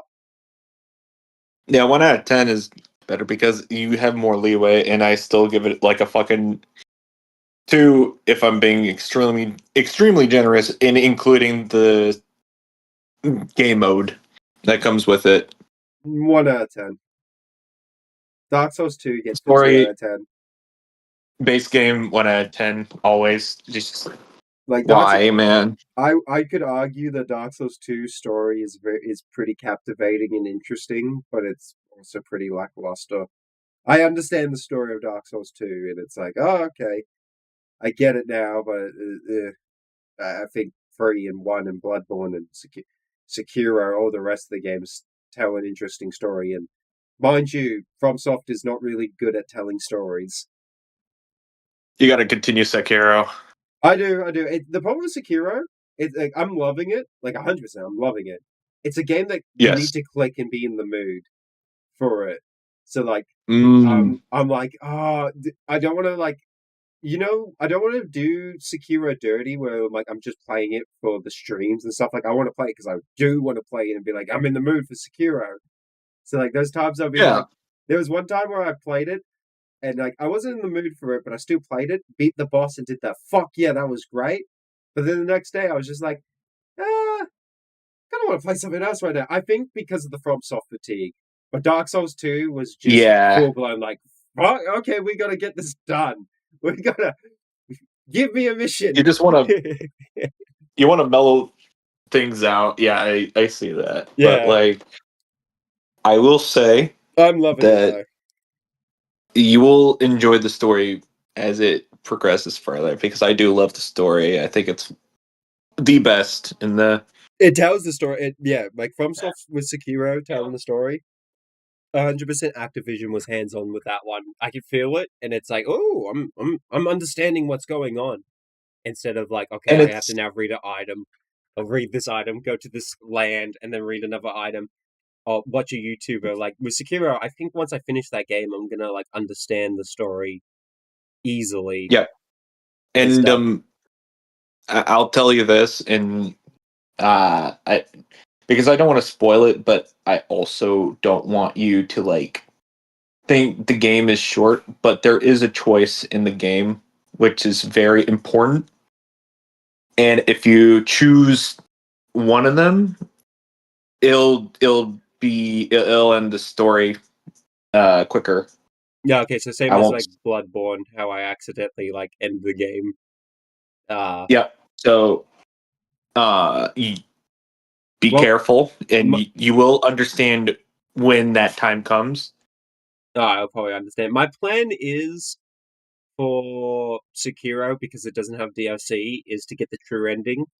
Especially with all the Souls games and stuff, like beat all the DLCs and then go for true ending. Dark Souls 2 only has 2 endings, so it was like, oh, I just get the alternate.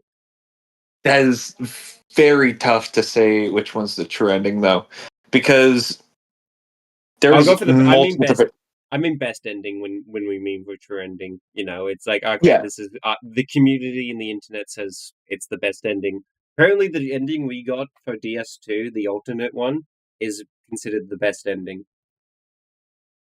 I don't know which one the community says. I would have to look at which one the community says is the best ending for Sekiro. But there are I don't know.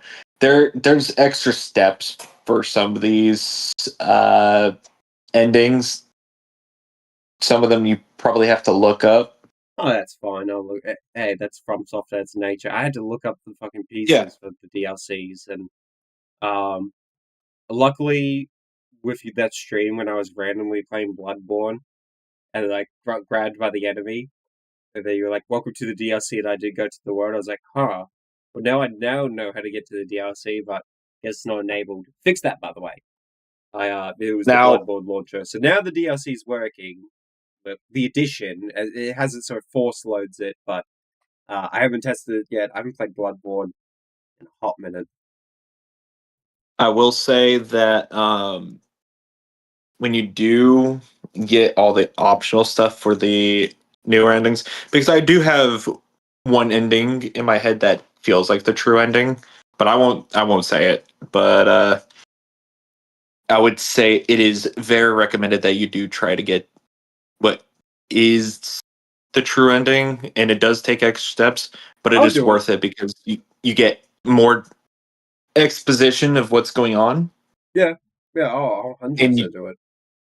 And you get to fight bosses that are really fucking good, honestly.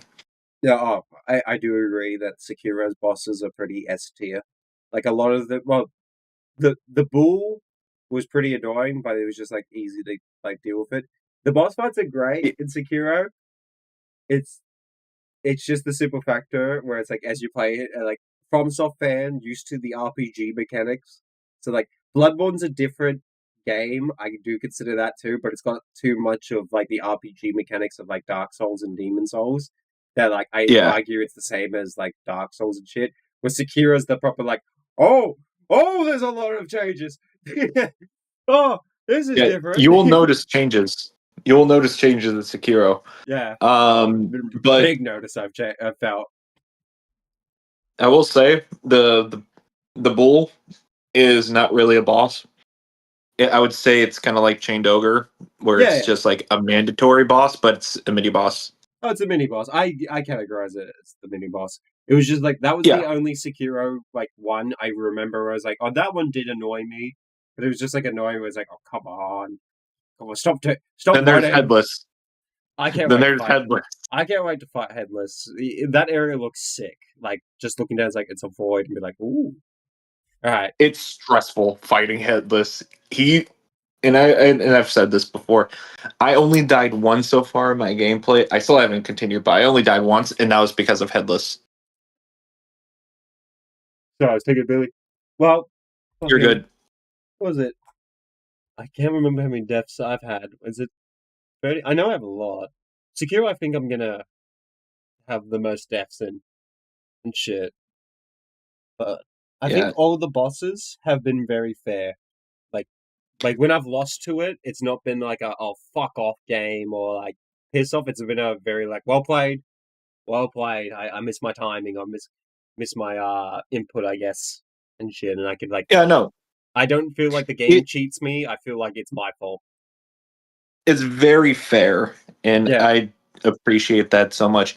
The only thing I'll say isn't too fair is that it still has, because it's a FromSoft game, it has an insta-kill status effect. Yeah, that's every one of them, and I hate that. And want to know what mini boss uses that? Headless. Yeah. Yeah, I bet. Yeah, I've always named Headless for a reason. Games get less shit on for way less. A lot of games get more shit, like way less shit for less. It's insane. Last of Us 2 deserves more streams hating on it than playing it. I agree, and there was a fantastic stream. If you see in the chat, that YouTube link I posted, if you know the YouTuber Internet Historian, he even shat on it, and it's really funny. Alright, so I want to show this quick segment of Tyler 1's reaction to Joel's death. Oh. I was muted. Oh, that's why. Stop, you fucking ogre. What? But there's no way this is real, right? How sad. How sad. What? Here, let me pull up. What just vile, utter, lazy dog shit storytelling, coding, whatever the fuck you want to call this, man. What? There's a good way to go out and there's a bad way to go out. Dude, Joel literally you played him the entire first game. Literally, he's on the face of the fucking cover. He's the face of all the covers. Literally a main character, a good guy, everything like that. And for have him go out like that. Like that. I thought you were dreaming at first. You're going to wake up. Maybe you still are. Let him. But to have him go out like that. Maybe you still are dreaming. It's like, no. I wish I was. I wish I was dreaming when it happened. But, like, no. It's going. Real. Is so... I don't know, just pathetic. I say this, dude, he deserves so much better, actually. Like, to go out and, like, defending Ellie in, like, a gunfight or something. Not saving the person who literally beat a skull in. And then dying in front of Ellie, and he sees Ellie in front of her. I get it, it's like, whoa, like, we're gonna be one-of-a-kind devs here, guys. Let's do something absolutely fucking retarded. Really. I love that I have the same take as Tyler 1. Like, seeing these clips now, I'm looking going, damn, I had the same as fucking base Tyler 1, where it's like, I get it's the shock value, but you can do it so much fucking better. Even Tyler's agreeing with the idea of, like, Joel should die, but there's, like, a better way to do it. Yeah, no, he's on the ball with that, but it's... The faces he's making is exactly the faces I was making when I saw that. I was just extremely frustrated. True. Say, like, I wish, okay, I still want to be faceless and not, like, you know, faceless YouTube. I care, but I personally prefer the charisma voice of, like, why people like the channel and shit. But, like, yeah, that stream, if I had a hidden webcam for that thing, I would make a supercut of, like, my face's expression of every time I got so fucking mad. The silence I had in on the streams a lot of the time.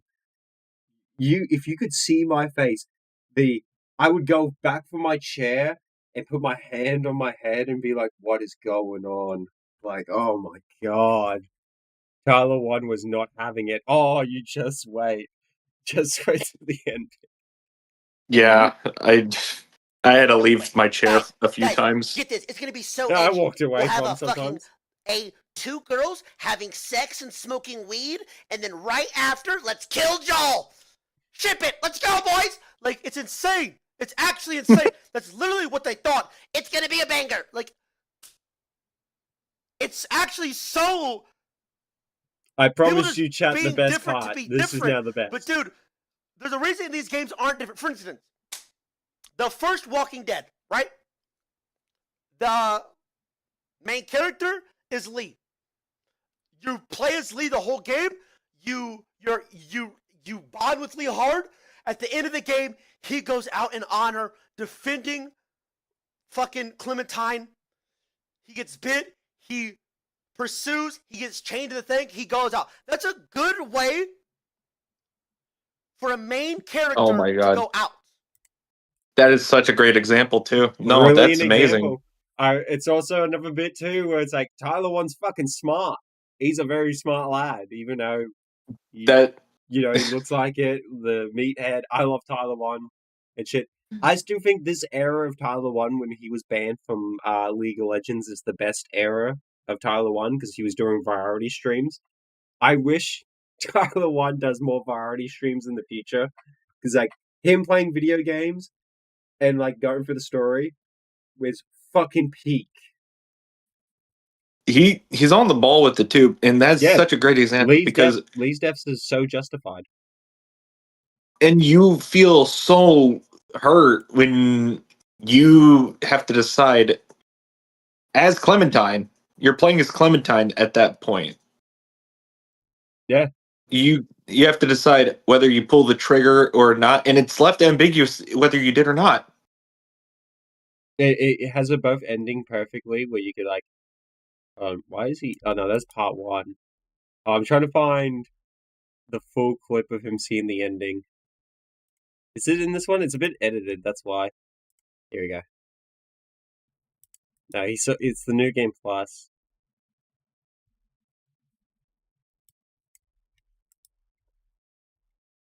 Sorry, chat. Dude, it's so good. I saw the end bit of this 2 weeks ago, and I was laughing my ass off. Is that part 2? Okay, well, fuck it. I'll just do an edited version.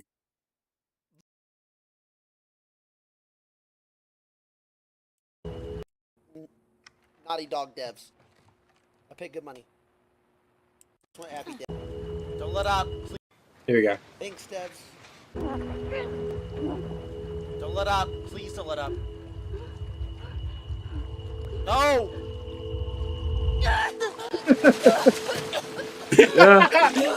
The eye roll he did. That's my favorite. Dude, I did the same thing as D1 when that happened. Full blown. No, don't. Keep going. And then as soon as it came out, I just fucking laid back in my chair. I rolled. Just like, oh. The aura read I heard, I felt the League of Legends Talon coming out slowly right yeah, there. dude, he's rage is coming out. He was about to tear off that tank top. Come on. There's no way that's in. Yeah, no way that's it too.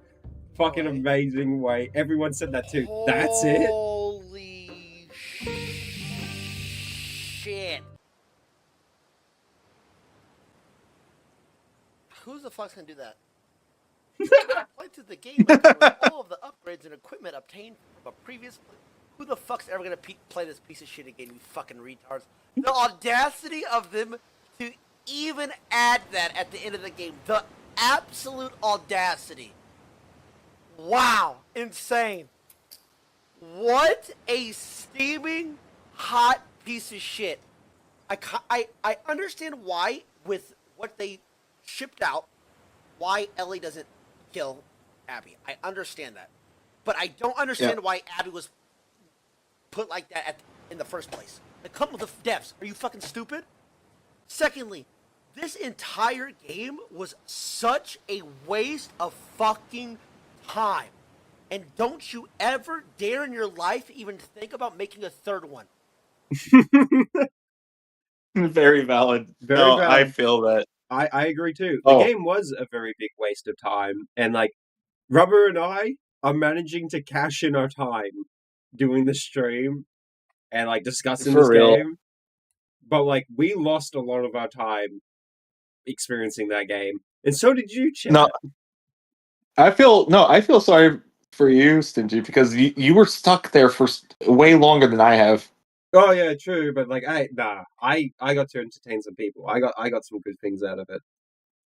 Well, I suffered alone. Yeah, you suffered alone. I had people and stuff like entertain me, and like, what was it? I get a nice documented like archive of it that I got to start working on the playlists now. And now with the Dark Souls 2 finished, it's time for me to work on that supercut. Meanwhile, I'm just venting in Stingy's DMs. Yeah, I would get your DMs and I would be like, oh no. Usually he's like an hour or two ahead of me. How he sets it up too, oh god.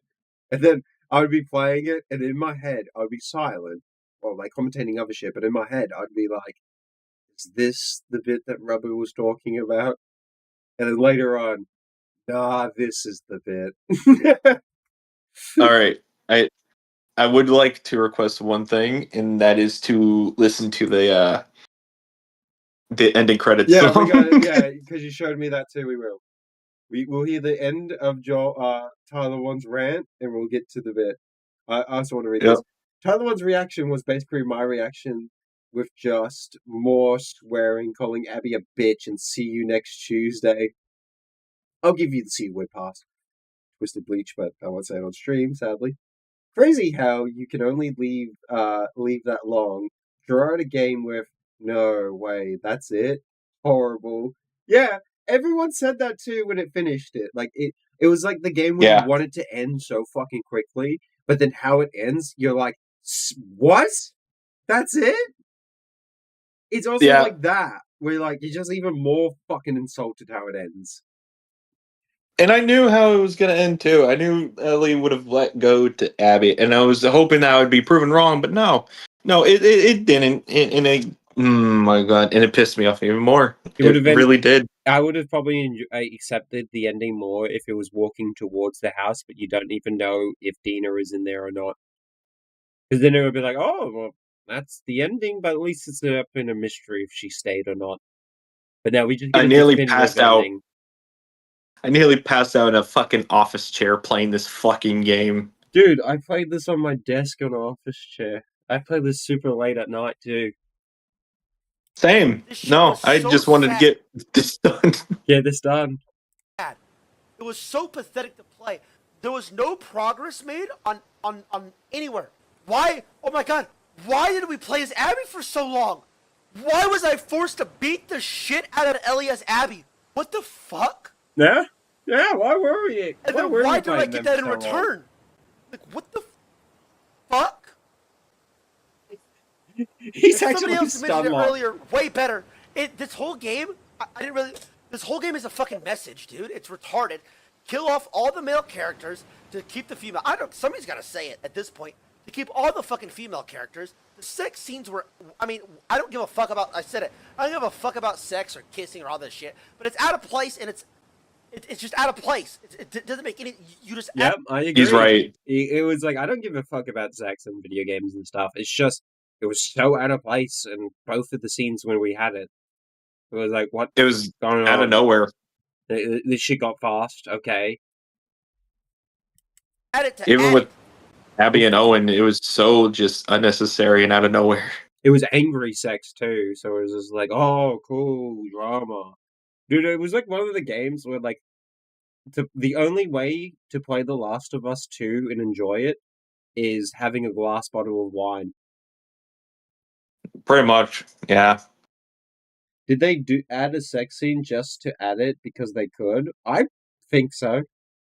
Like, probably try to do something where like, our video games can do this. Our video games are like movies and Game of Thrones, and it's just like you did this. Like, this is so out of place. Grand Theft Auto does it better. It's like the same thing with horror movies and sex scenes. It's like, why do we need these? Yeah, it's exactly. just cliche, and it's trashy. It's trashy. I'll say that. That's what you did. It was really cringy. I don't give a fuck who has sex. Like, girl, guy, girl, I don't care. Like, guy, your hand and you, I don't care. It has to be earned Dude, that was so in like lazy. a game or a movie for me, Let's for a just call sex it there scene for to be like, story. oh, that is Pathetic. important for a Story, movie. 0 out of 10, doesn't make any fucking sense. The playthrough of the story was fucking retarded.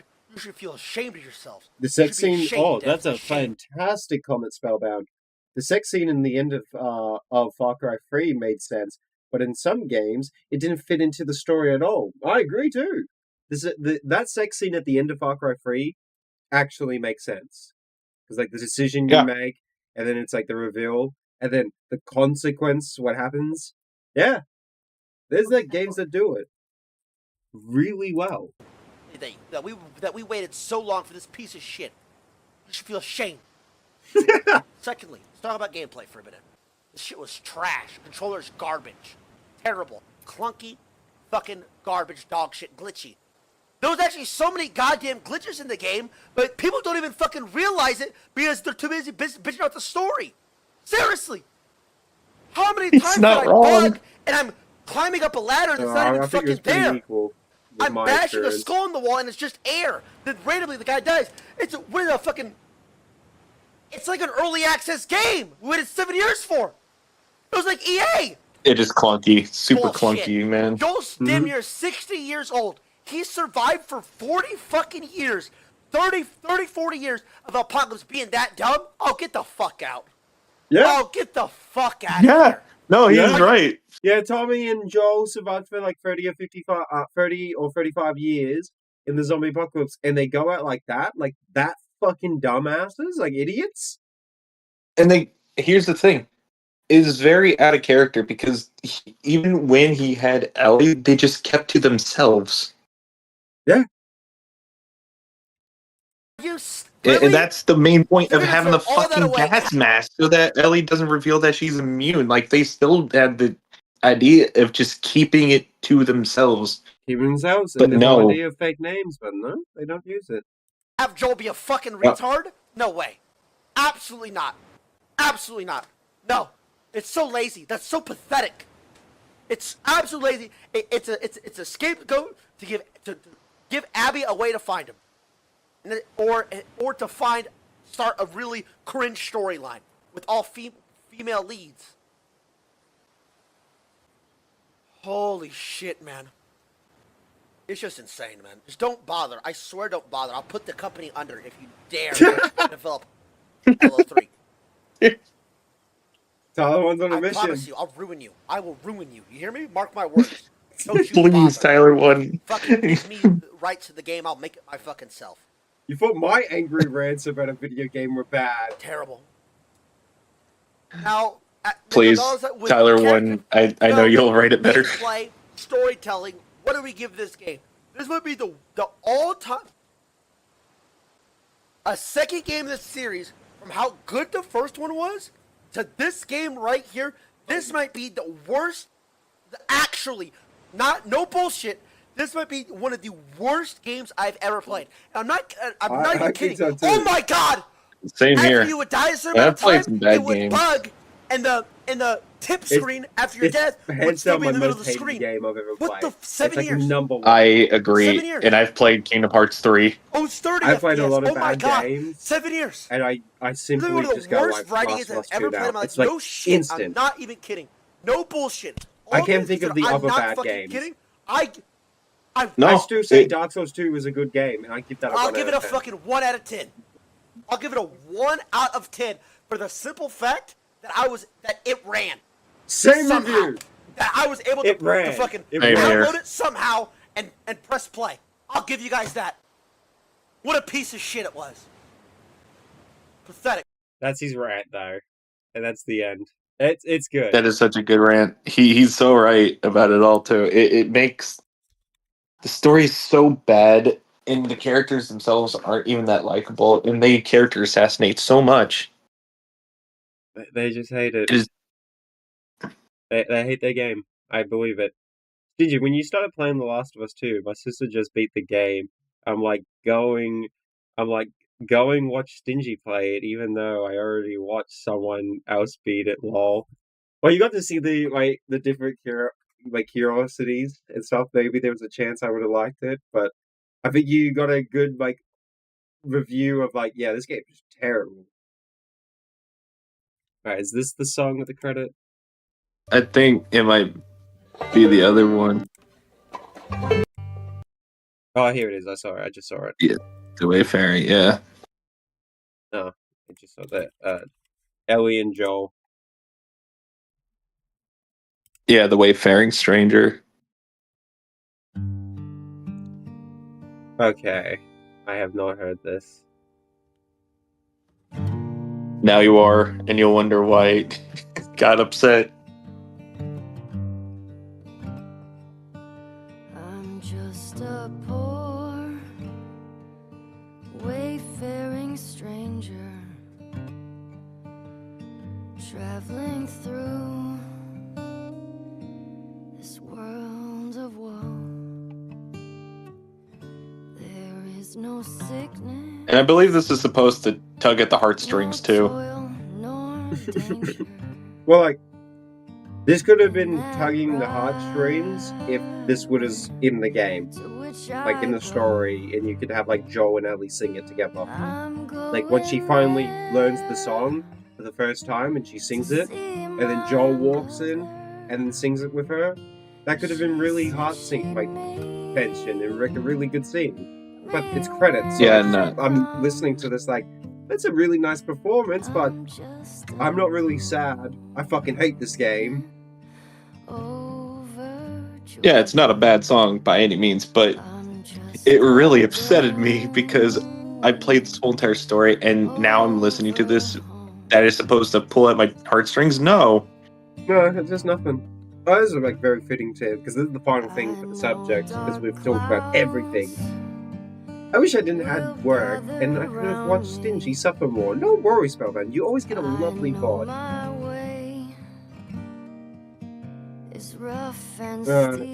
Come on, Joel, start singing. But beauteous fields lie just before me, where God's redeemed their vigils keep. Here's some good music after giving you the worst game ever. Yeah. This is really pretty nice. much. And I'm just like, it's to grab the heartstrings. It's 100%. To be like, oh, I miss them. Oh, the game's over. But I'm just look at this and go, fuck you. And I just felt nothing but pain when I just like finished the game and when she's just singing that. Yeah. But then it cuts to Joel and I'm like, fuck you. Just stop, please. These resources could have been in the actual game, and it could have been a really good scene. Yep. I'll soon be free. Oh god. From earthly trial. Yeah, I know, right? This body red.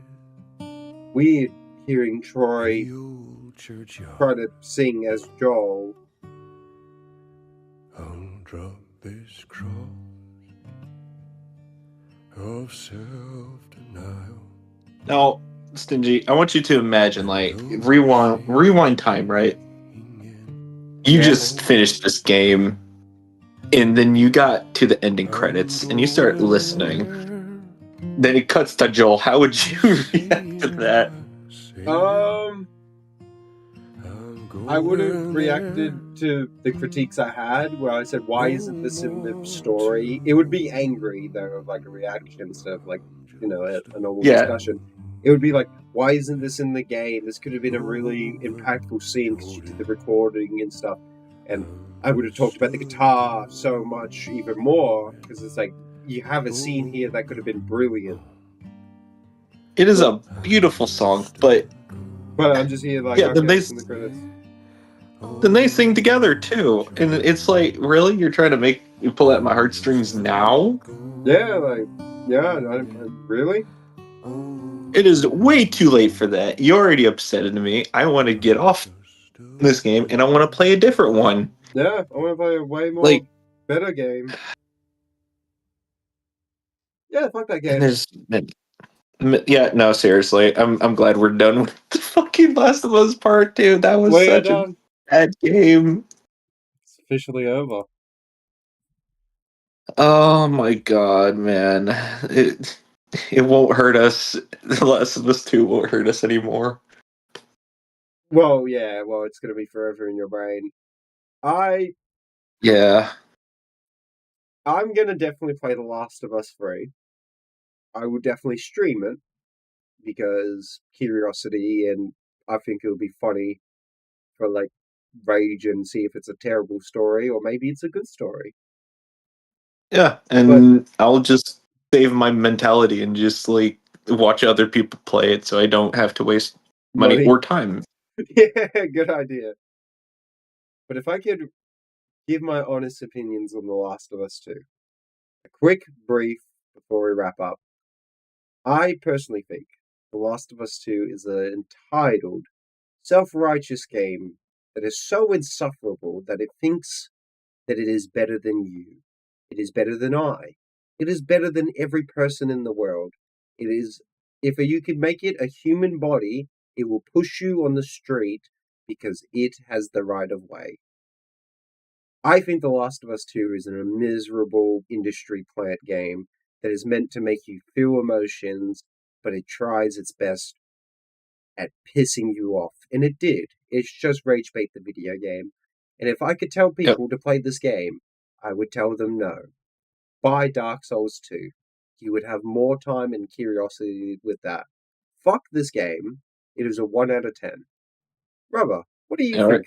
If you could describe your thoughts and opinions on Last of Us 2, like the final bit where you, like the final thoughts and opinions of what you think the game does and stuff, basically what I just did, but like, what would you do? What do you think?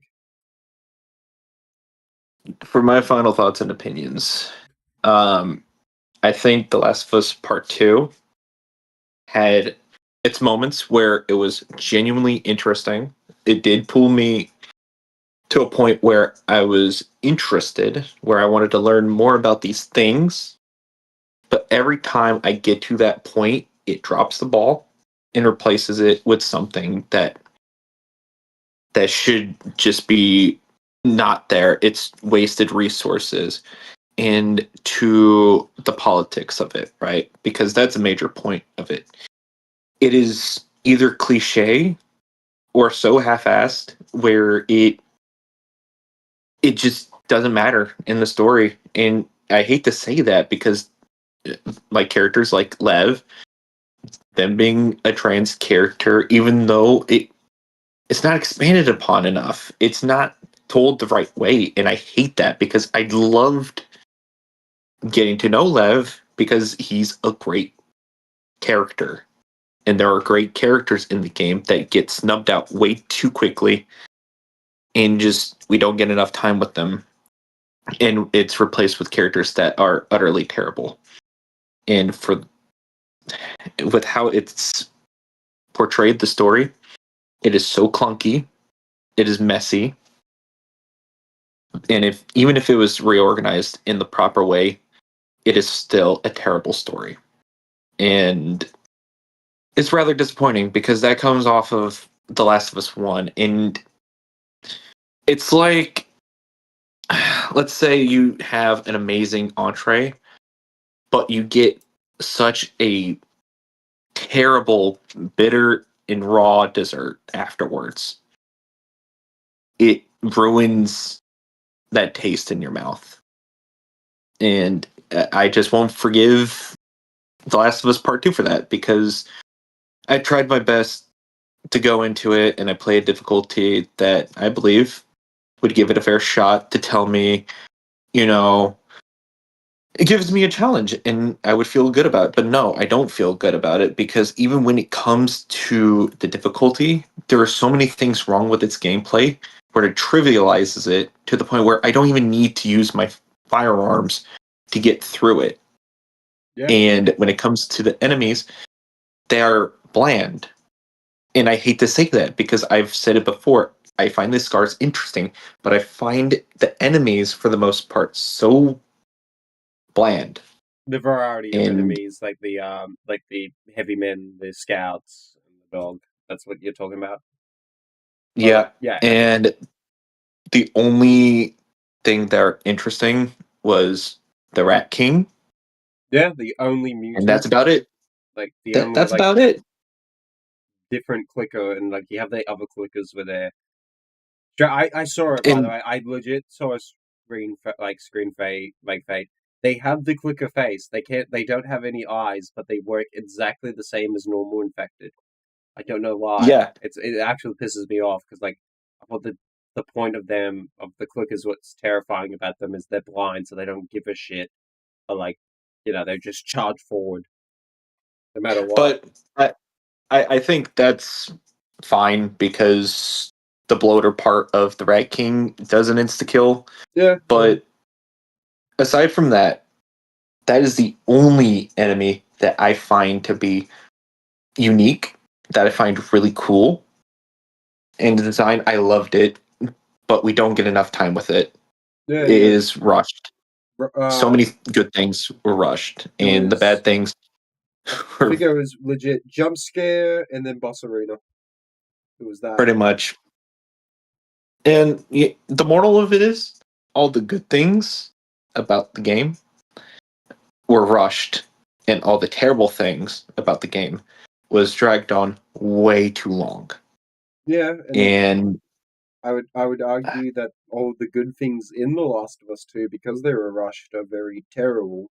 Like, it suffers for it that I would even say, like, I don't even think they were good and stuff, because they do such a terrible job. Like, I really like Lev as a character, but because how they portrayed them, how they really rushed the story for them, I think how it's told is really terrible and shit. So it's like, my natural brain just goes like, I think Lev is written really badly and a bad character because the game rushed it. There's like a lot of things that were good about Lev that you could like, but because it was rushed and not enough time to develop the character, it's just like, that's shit. And I would say his sister's death would probably be acceptable if that was replaced with Joel. Yeah.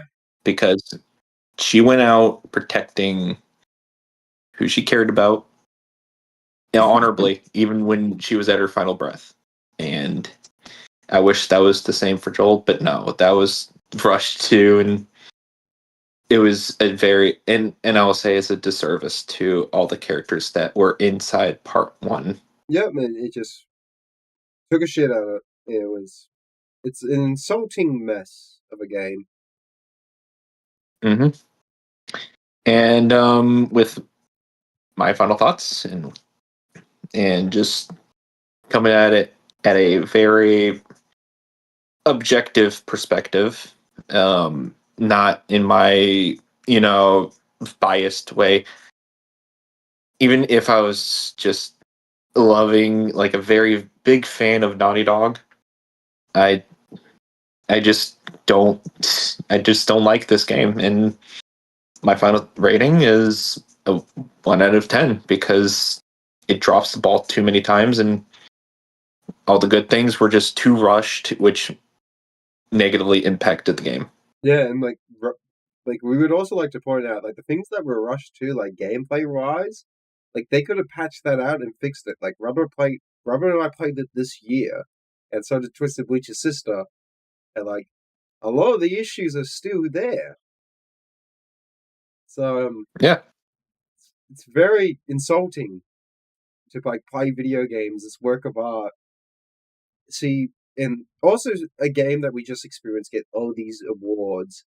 A lot of games that were snuffed, removed, that really did put the heart and mind and effort to it. And I will believe that the Naughty Dog devs did try their absolute best to try to make a good game, but because they had such a fucking dickhead, pretentious director, that they just got involved with it. That in the end of the day, it doesn't come to feelings, it comes to facts. And the facts are, this game is fucking terrible. It's a broken, clunky mess. The story's out of pace. The characters are not likable. And if the argument is, but that's what they wanted a not likable character, it's like, good job, you still wrote a terrible character.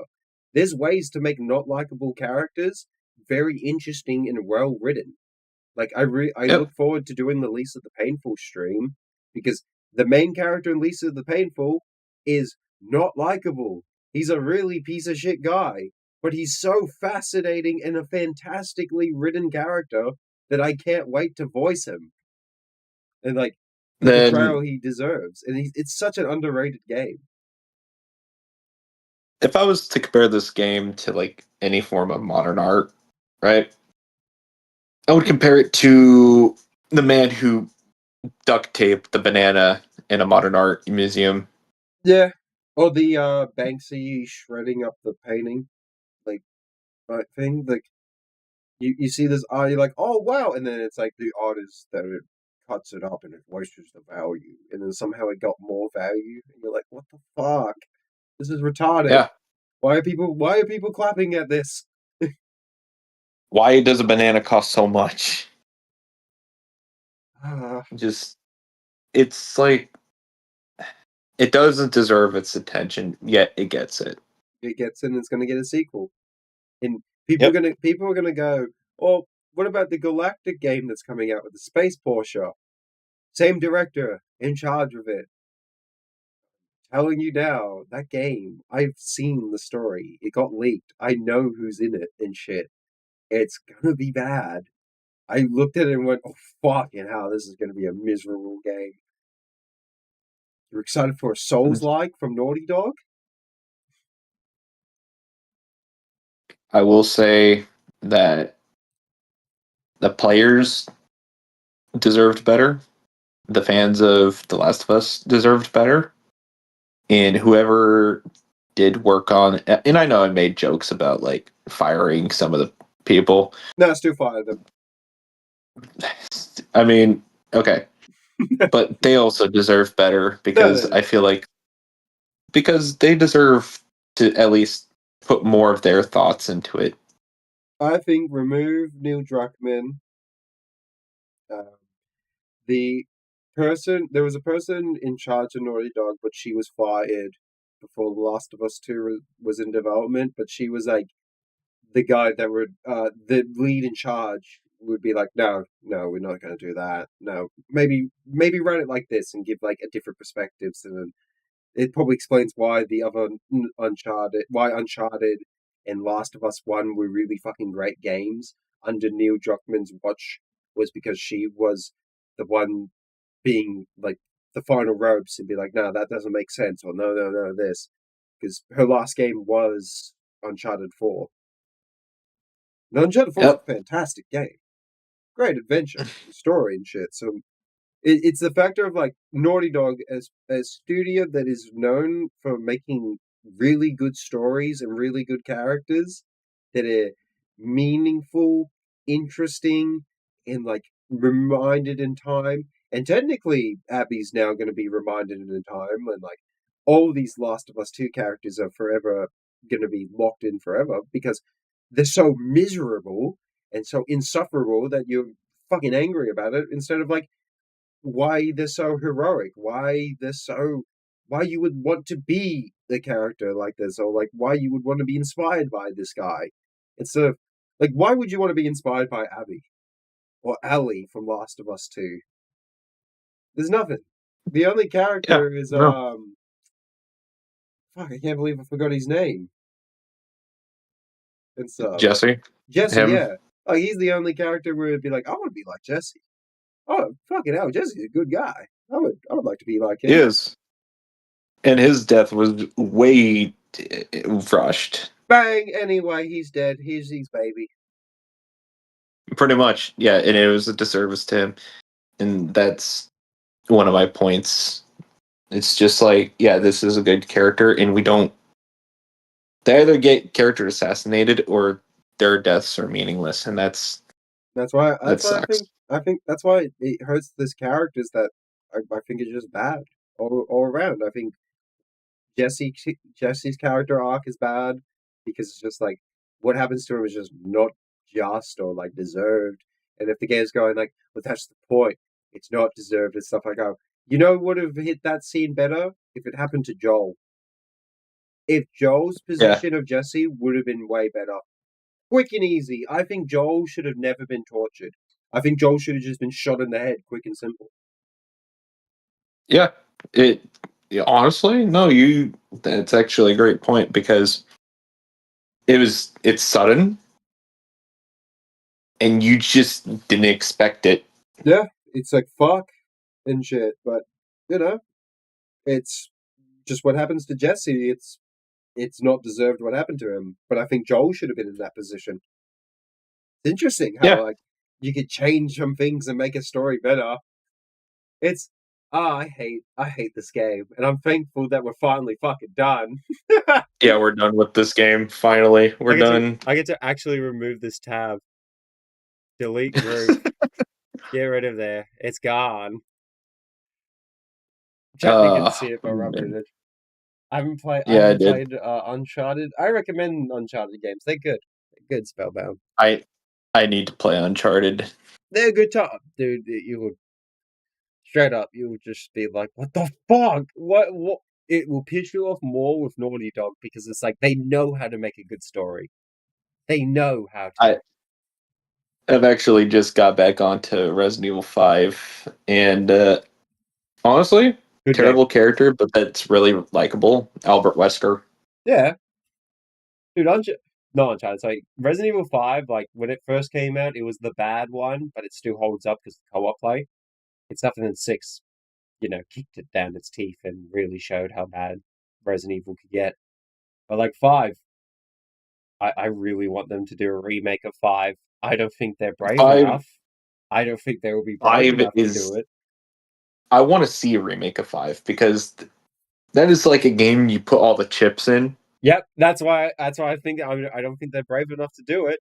But that was the one that introduced the co-op play properly at best time, and I would really like a Resident Evil modern day Resident Evil to do the co-op shit again.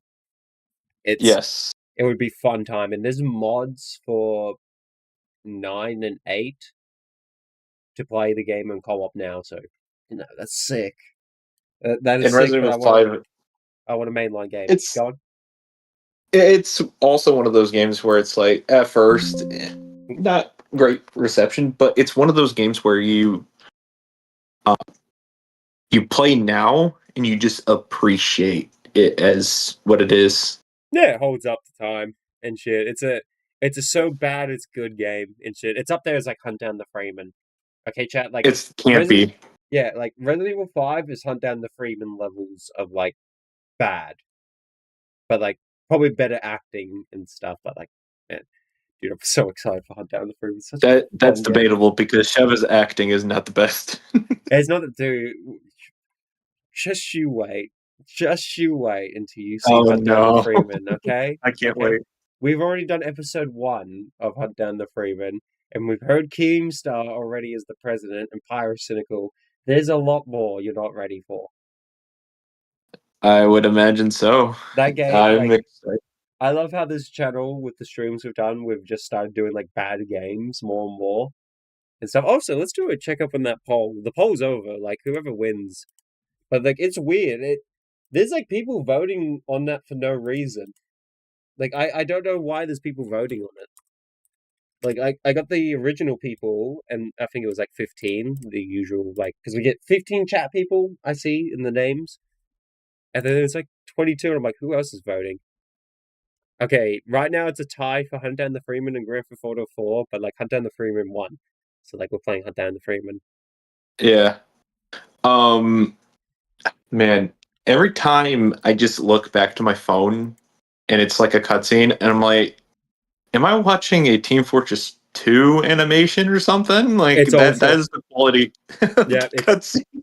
It's old source filmmaker cutscenes, and it's very jarring for me to play like a Half-Life type game, and then it pulls the source filmmaker shit because I'm like, I'm not used to having cutscenes in my source games. I'm used to having in-game cutscenes that I can walk around in an environment and be a goofball. That's why Entropy Zero is going to be so fantastic because Hunt Down the Freeman, you play as the bad guy, and Entropy Zero, it's the same thing. You're the bad guy, but I want to show the dualities of like, this is how you tell a Half-Life story of the bad guy.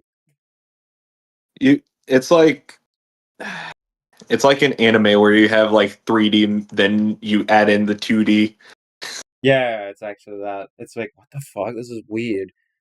Weird moment. Also, I just to point out because we're speaking about The Last of Us 2, Entropy Zero does a fucking terrible character perfectly. You play as an evil character. Your guy is fucking evil in Entropy Zero, and he is fan-fucking-tastic. One of the greatest fucking characters I have seen on the internet.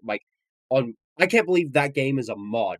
It's a fucking mod, and it's up there as a Half-Life game in my eyes.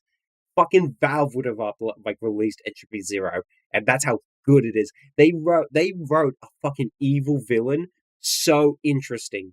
Oh my god, I cannot wait to play that game again with you, chat. I want to say hot take, right? Another greatly done terrible person would be James Sunderland. When you really think about it, right? I agree. Sorry, I was having another Billy because I was getting back with Entropy Zero again. James Sunderland, yeah, I agree with that too. because you relate to this character greatly, and you're like, okay, I really want to get to the end and hopefully have him reunite with his wife. Then you realize he's the one who murdered her, killed his wife, and it's like, Jesus, man. Then depending on like, it still makes him a terrible person, but the way you go about it really determines like, did he really regret it? Does he feel nothing? It is really done well. He's still a terrible person at the end of the day. Well, exactly. How he leads comes to terms. Yeah, it gives it the like up there in the air. What makes the main character Ninja B Zero is he has kind of the reverse of that. So like he was accused of killing his wife and daughter, and he's like, I didn't do that. And shit, and he is evil in the game, like straight up fucking evil in this entire game because you are playing the bad guy and stuff in the Half-Life universe. And the straight up thing he straight up goes is like, I didn't kill my fucking wife and kid. That's just facts. And during the whole playthrough, and once I finish the game, there's an Entropy 3 coming in the works. I'm in the boat where I go, I do believe he didn't kill them.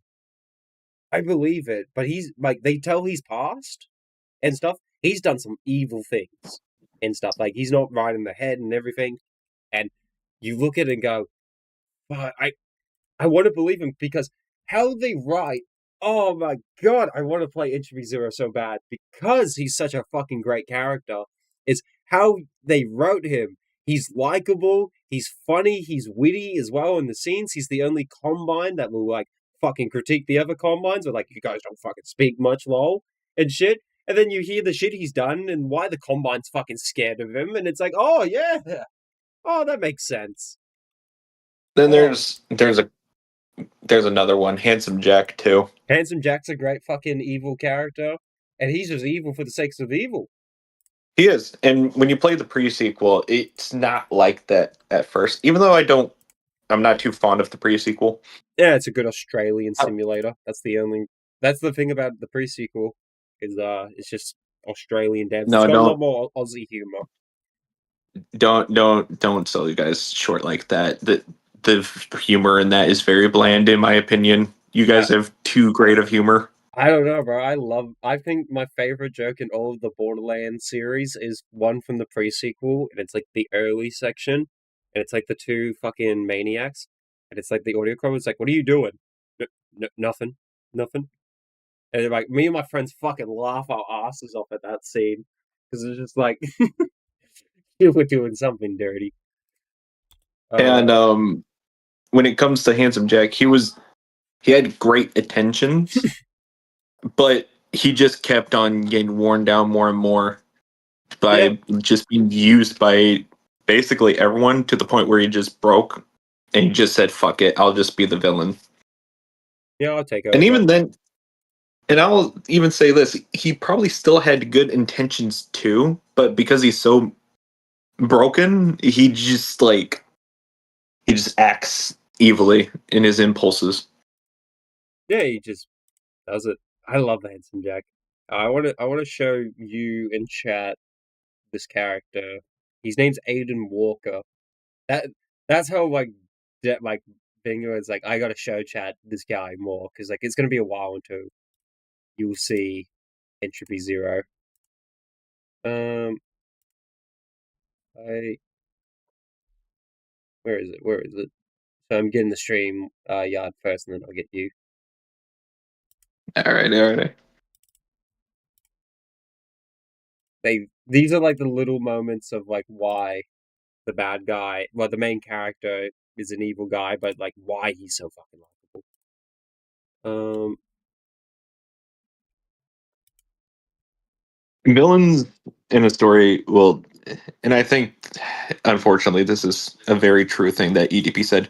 I think a villain really does make or break a story. You need a good villain. 100% and make a good villain. In this game here, like, the villain's the Combine in the end of the day and stuff, so it's like very easy, and you're playing as the Combine. But like, here's the interaction he has with the turret. Can I help you?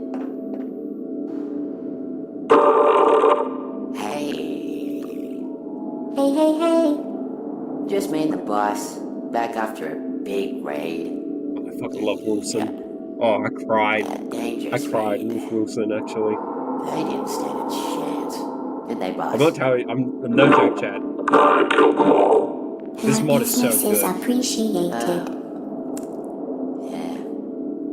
Yeah, could you let us through? Gotcha. So you have these like nice interactions where you're like, okay, then he's doing these things. Clone Club meets Wilson, secret dialogue. That's cheap. What?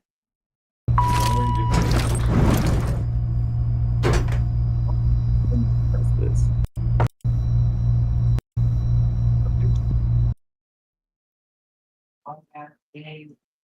Man, it's such a good song.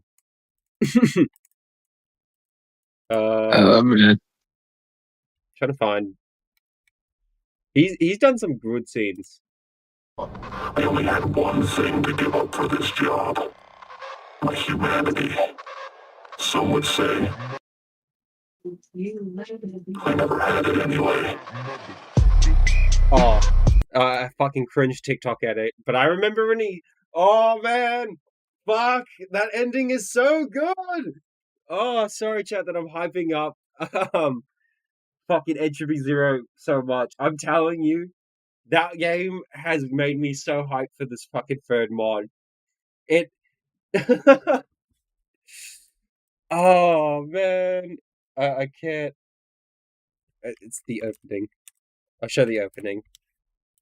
But yeah, we need more like players who just understand what other players would like. Yeah, you need more. And like this game here, I think categorizes like you could do a bad character.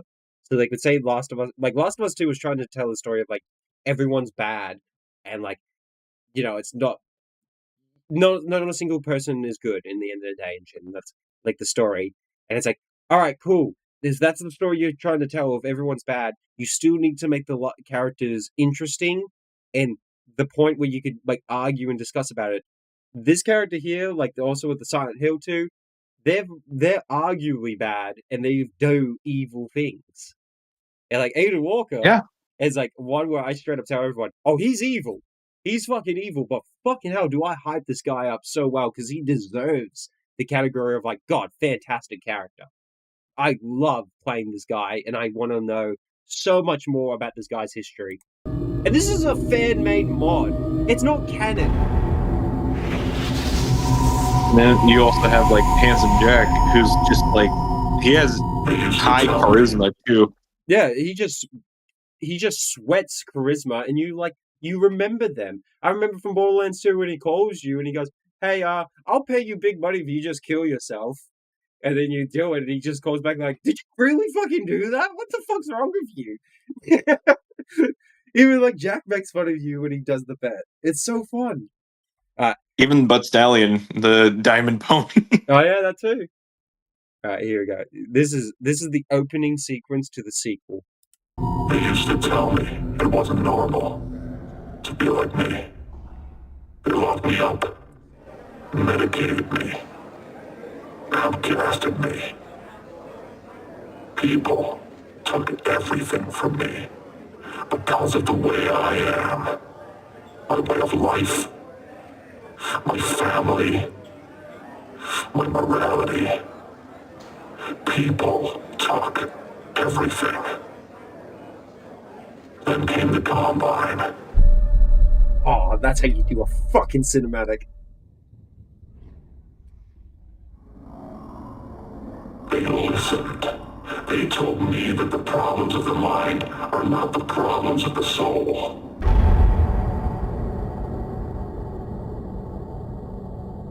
I only had one thing to give up for this job. My humanity. Some would say. I never had it anyway. And that's...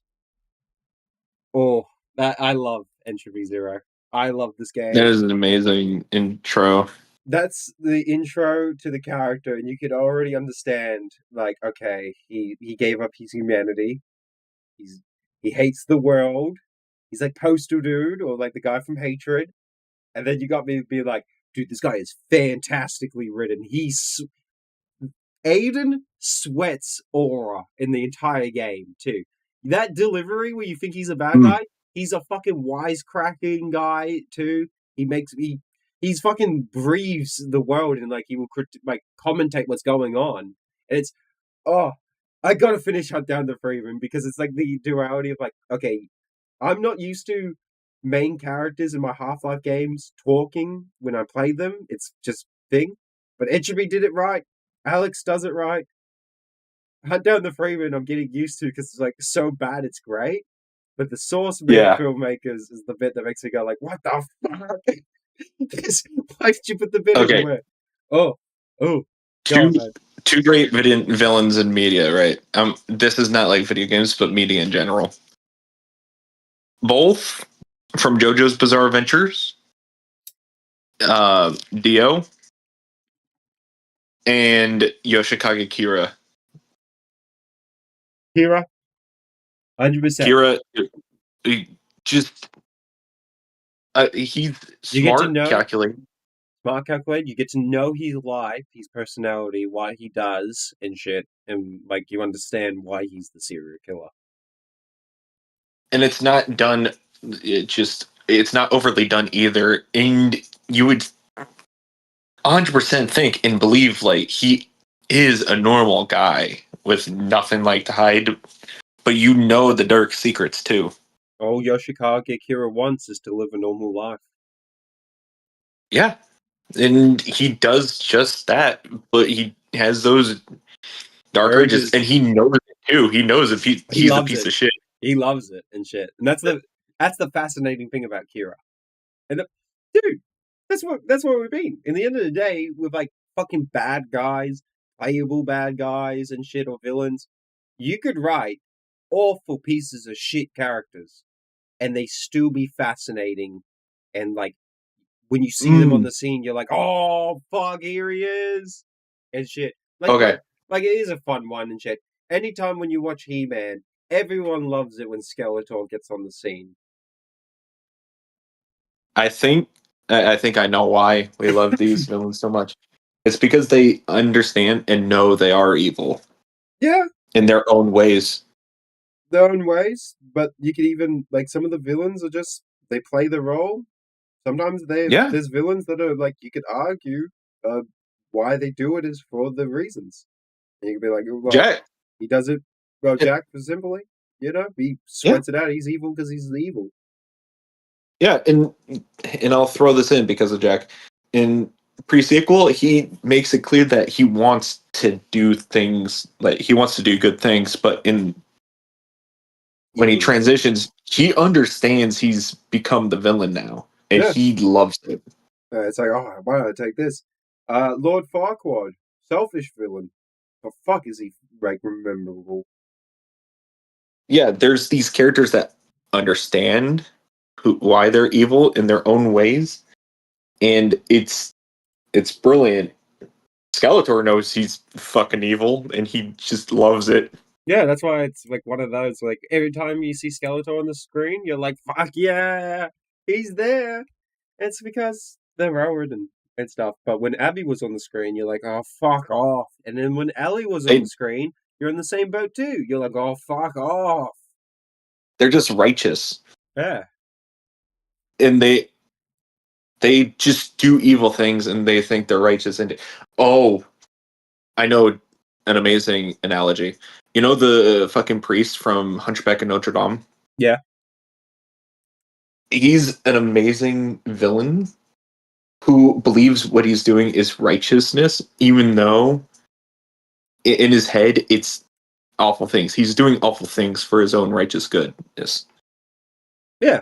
And he's using the whole like religion shit. It's like same as Faithful Sheriff. Yep. He's playing the villain because he feels like he has to be the villain to be righteous.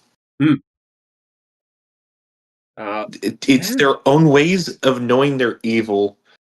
I'm even remembering it because like the religious aspect, the Castlevania, like Dracula in I'm talking about the anime series. Dracula is like a really good evil villain, and you could argue he's, the victim in all of this as well and everything, but like, what he does afterwards turns him into the villain fully and stuff. But he's he's a very memorable like action and stuff, and you could easily argue too with the churches and all this stuff. They're villains because of their religious aspect. That's like another bit too, where like you could have 5 villains in one story, and all of them could be interesting, and like you look at them and be like, damn, that was well written actually, and like why this leads to consequences and this consequences, why this character is now pushed down the line to where he is then, why Handsome Jack used to be a good lad and over the time be like, fuck, it's so much better to do the quick way and shit and just the bad evil way because it's just so much fun. And in Dracula's case, he understood what he was gonna do. He understood like this was the death of so many people in humanity. Yeah. And he even gave humanity a chance to just leave and just... Yeah, he gave the warning. And then yeah, the scene where he comes back, he's like, you fucking do a parade on my wife's death when I gave you a year? And stuff, and it's one of those. It's a villain that you could argue is like he's justified, but he understands that what he's doing is wrong. Is making him the villain. And I would say that even he has his own boundaries. That one scene where he's like hurting Alucard. Yep, and he stops because he remembers like it's his son. Just good scene. Just the tone of "I'm killing my own son" just hits really hard because he realizes that he's gone too far. God bless the voice actor of Dracula. The delivery, my boy, what have I done? And it's just like, fuck, that's so good. It is, and I just love how he was done as a villain. And there's villains that know they're evil in their own ways, and that's my point. I hate how Abby's done because she's terrible, but she's blind to it. She doesn't know it. Well, she doesn't know it, and she justifies it more where it's like, my side's right. Pretty much, yeah, and I hate that so much because it's self-righteousness. Remember the quote, fuck them kids. Like, straight up, that's how they basically worded it. It was like, it's justified to end the ceasefire. This ceasefire truce that's been going on for like 5 years, and like people currently in this war being like, I miss the good old days when it was just they were on that side and we were on this side and we didn't fight and shit. And it's Abby being like, well, they shouldn't have crossed that side. And it's like, God, what message are you trying to say, game? And shit. Like, I'm trying to figure out too, like, who is objectively the bad guy, like the bad side in the game. But the game's trying to tell us like Abby's side is misjudged, but it's like how they're acting is kind of like Trump's side, lol. Don't go on our side or we will kill you. Yeah, it's just it's done terribly. The villains are not villains. It's just everyone's terrible. Everyone sucks. But Legend, I'm surprised what time it is right now on my side of the world, and I'm about to pass the fuck out. We could talk for fucking years and shit, but I would love to say thank you so much for, first of all, taking part in that journey with me randomly and taking part of it. Braver man, you are the better Last of Us 2 player because you beat it in the highest difficulty from start to end, where I just went, I wish I wasn't. And thank you for being a part of this call and discussion. I absolutely love chatting with you and shit. And this has opened up more things in the future, where like any future games that come out and then like we're all playing it, we could just set up a stream and we could do discussions and stuff. Yeah, it would be so much. It's so much fun doing these discussions, and I was really looking forward to having this discussion because I always enjoy our conversations, and I've said that multiple times in like the DMs. It's just like it's great having a discussion where there will be disagreements. Yeah, different. Admittedly. Yeah. But you also agree with something, but you always leave with a new perspective, and that's what I enjoy. Yeah, it's great. Good day, Spencer, by the way. Well, I'm about to wrap up this stream. But Oh man, you missed the best Last of Us 2 in the final. I'm gonna name this stream The End of The Last of Us 2. It's also the series names of how I'm gonna end every series. Is The End. No more. the end. Just bury it. Bury it 12 feet under. Fucking not even 30 feet under. I don't want it ever to come back like from like Pet Cemetery shit. But What's that one thing from fucking Naruto? It's like bury the cursed things twice.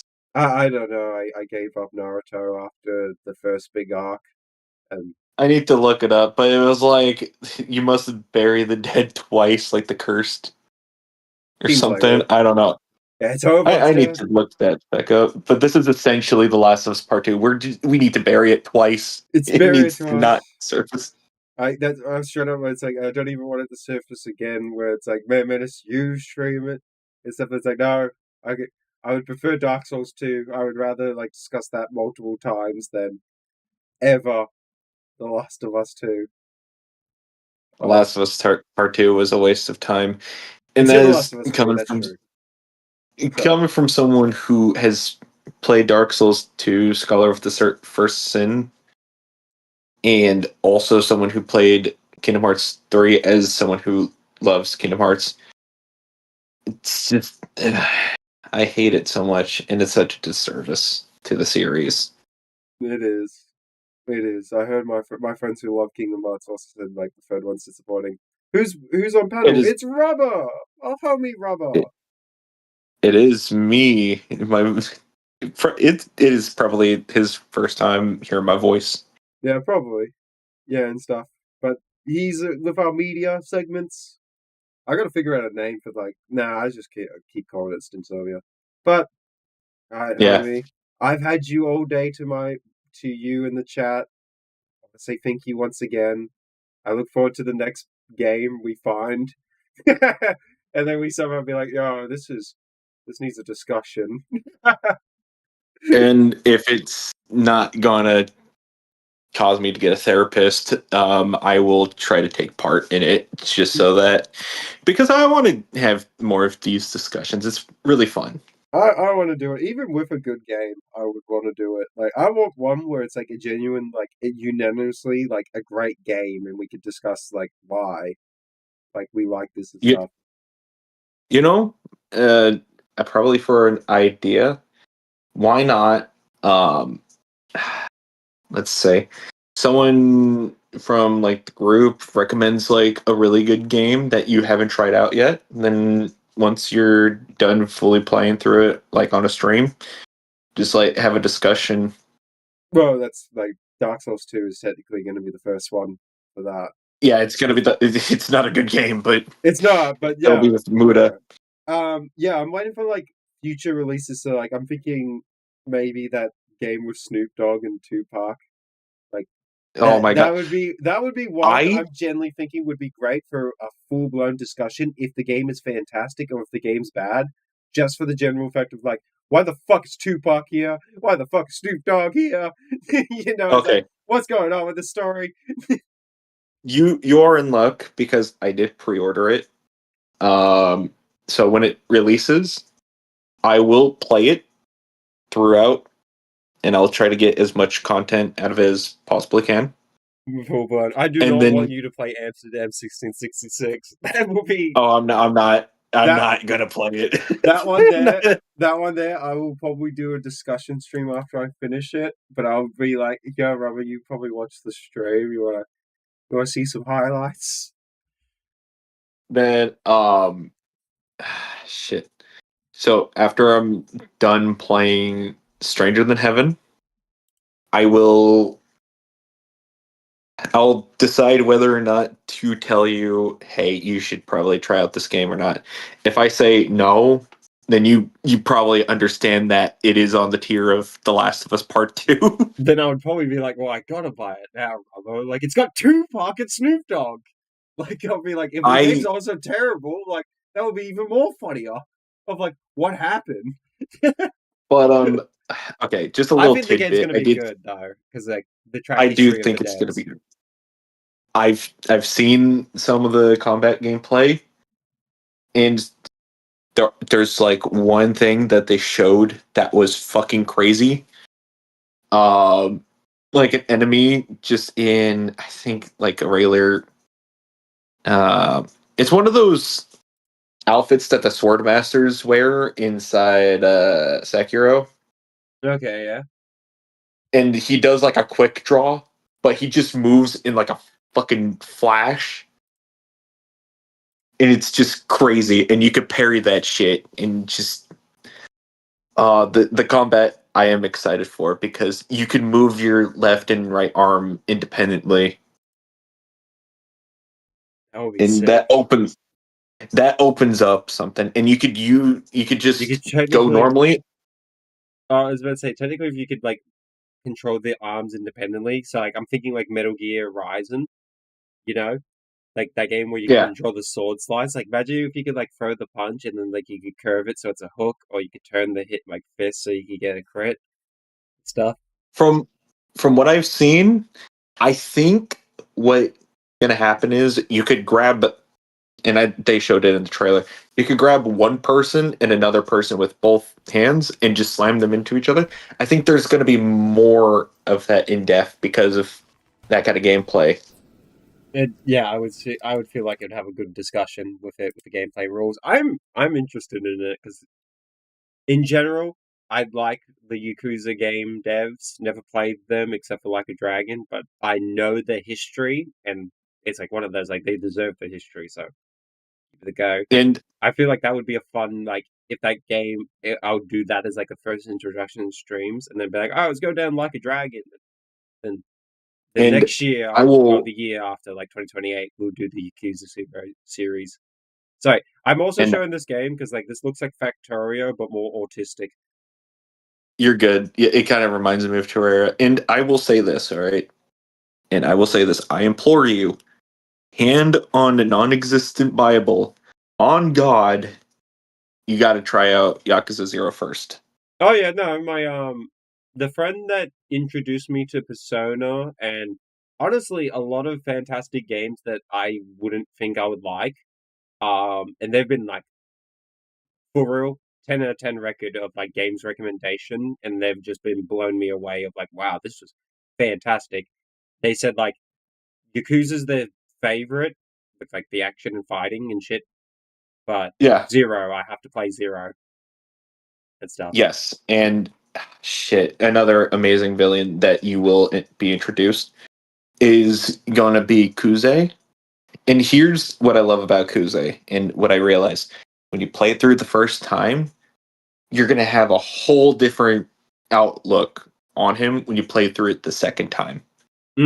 I bet it would be. They said like characters are very interesting and multi-complex. Where like the second playthrough, you look at it and be like, damn. You will look at them very differently the second playthrough, and I love that because I don't want to spoil the story, but essentially inside Yakuza 0, Kuze comes off as like a fucking asshole. Like he feels like you feel like he's bullying you the whole entire time, and just like trying to test your patience. But when you play through the second one, you realize that he's trying to help you in his own way. Yeah, they guide you in the lessons and shit. And that's what I love because he's still a villain, but he's so well crafted as a villain. They're all deserved and stuff. I look forward to the day I finally play it. And I will watch, and I'll watch you play through it. I will recommend though, in some moments, to like probably, and I know you probably don't want to, just grind a little bit off stream for money because it does get a bit grindy. But I do want you to also try out like the mini games, see what I'm mini games. gonna do all the mini games and like the side objectives. I was about to say like off stream. There's already like the series would probably be like 100 episodes long, just for like one of It the is. games. Hello, I've man. played it for over 100 hours of that game, and there's so many things you could do. You could RC race. You could fucking go bowling. You could not golfing. You could do batting. You could do fucking fishing. There's just so many things to do in Yakuza 0. It's actually insane, and it just man. There's even disco, and Yeah, I I've seen love the that. disco. Now Yakuza sounds It like has a been. super big game, like big. It is a massive game that will drain your hours, but you're like, damn, that was worth every second of that. No, I 100%. Well, my friend who has the 100% track history of recommending games has told me many times Yakuza. So if I got you as well telling me it, it's like, all right, I gotta set that up. 2028, because And like Jesus, big game. and please, at least do the karaoke mini games because that is actually one of my favorites. Oh yeah, I would do it. I've seen the karaoke's. I was gonna yesterday, but I didn't feel like up to it. Oh man, you were too busy on the big walk. Got a stream. I still have 24-hour Cinderella stuck in my head. Da-ba-da-da, da-ba-da. No, that's I've got Daramate. no, that's the one I've got in my head and stuff. It's like that's the only Yeah, one I got, and I know it. Oh, I can't wait. Chat. that is all So very to me, noticeable. chat. In like 3 hours my time, I have to like get ready for the big walk. I'm like, yeah, hey, I'm so excited. I can't wait to be like, so Stitch, how was your day? It's like, dude, I just did a 5 hour stream with my friend, and we just talked about The Last of Us 2 for finally and finished it. I'm at the very end of the big walk though, so we got the other islands where it's the same puzzles again, but they're like more complicated, and we got the black orb, and we ended up there at the black orb. So I cannot wait. Yeah, I know. 20 minutes ago, I said I was going to peace out. Listen, dude. Listen, chat. This is like a normal conversation with Rupper and I. We chat for fucking hours when we get the chance. I'm a Oh yeah, chatterbox too, and I like to listen. I enjoy my friends chatting. it is. Yeah, I always love chatting with Stingy. It's we just get into we shoot the shit essentially, and I always enjoyed the conversations. Yeah, 100%. It's always a good time, but for real, I gotta wrap up stream. I gotta pass out. I gotta get prepared. Yeah, you need sleep. I gotta get my beauty sleep for the big walk. Oh my god, yeah, you you gotta wake up and grind again. I'm at the last stages, so I'm gonna be fine. Oh, I look forward to it. It's gonna be good. But Rubber, once again, thank you all. Thank you so much as well for I taking part of appreciate this. it. With our management and time schedules, it's been good and shit. I hope forward into the future that we can find a game that we like. And also, Mayor Venice in the future, if there's like a game that comes out, I would like to do these streams in the future where we could set up a date and we could discuss the games fully because we played it full. So like, if Resident Evil 9 came out like today, and then like all of us finished Resident Evil 9, I would have like set up this stream and like we could discuss about the game fully, like what did we like, what did we did not like, and like some things that people miss. I think this stream, it's very, very 100% EFAP inspired. 100%. I'll straight up tell it. But like, I've really loved this one. The last time we did this was great, and I really enjoyed it. I want to do more of this in the future. So like, I'm hoping that we could get Mr. Mooder on for the Dark Souls 2 debate. But the next one though, I would like to get like a big game that's like good, and we could actually discuss it, or like something that we're all hyped about. So like, I don't know, would GTA 6 be that stream? But I wouldn't play it. So Okay. like, I would just host the stream, be like, all right, guys, go chat about your game. Okay. Resident Evil 4 remake, you gotta still try that. Oh yeah, I got that bought. I would like to do. Yes. We can get that set out. Get on And Big Walk with Mayor Menace and Spencer. I would like to do a Big Walk stream if Mayor sets it up, but I got to finish it with my friends first, with my IRL, and get it. I actually got the Big Walk as well, so I mean, we could probably set up a big show. That would be a good community one. Spencer would like the Big Walk too. It's great. I am that guy who will probably throw the walkie-talkie on accident. No, you need the walkie-talkie. It does communication really well. It's so good. It's hands down the most like vibey game ever. And I've got these screenshots I've taken. Let me show the chat again because like I love these screenshots. I love taking photos in video games. And probably my favorite one is, where is it? Hold on, Discord, go away. There it is. Where's the cliff? That one there. Like, that's probably my favorite photo I've taken with Nick and I. Just he was on top of the mountain. I was like, oh, okay.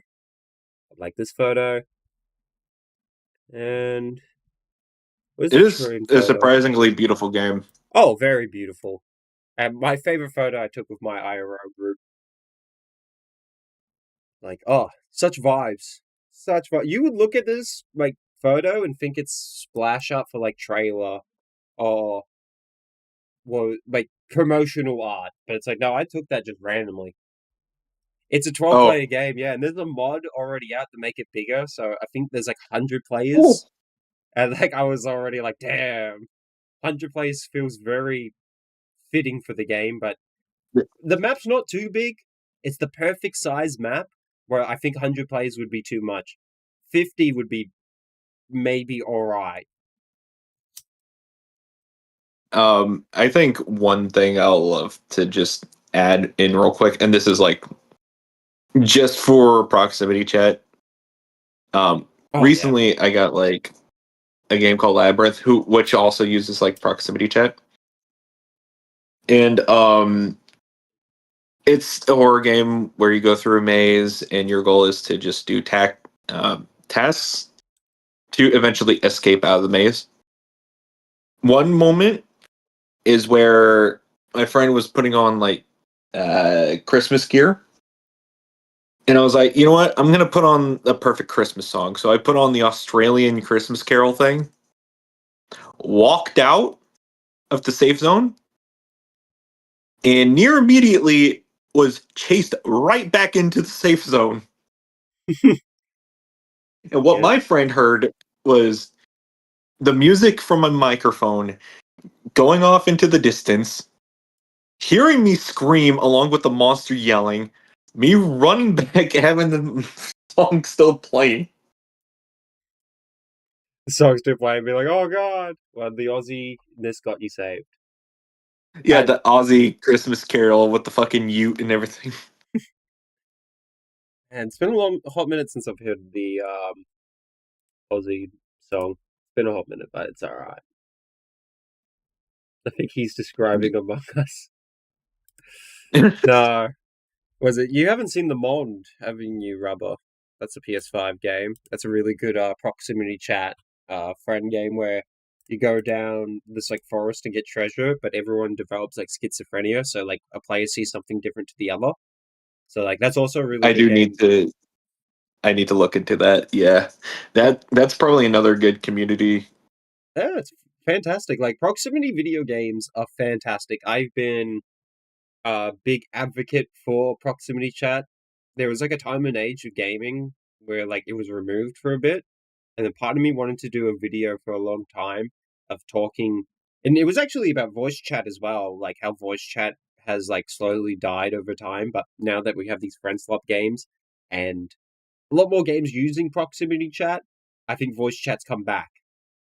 But the video was about, it was going to explain why League of Legends is a terrible competitive game because of the text chat, and how a lot of these games relying on text chat are ruining voice chat and like communication and gaming because I was going to use an analogy like, okay, say you play soccer or basketball or NFL, and the only way you could communicate to your team is clicking with your, like, that's it. That's the only way to communicate is click and point and stuff. You can't talk, you can't write, or if you want to say something, you have to text.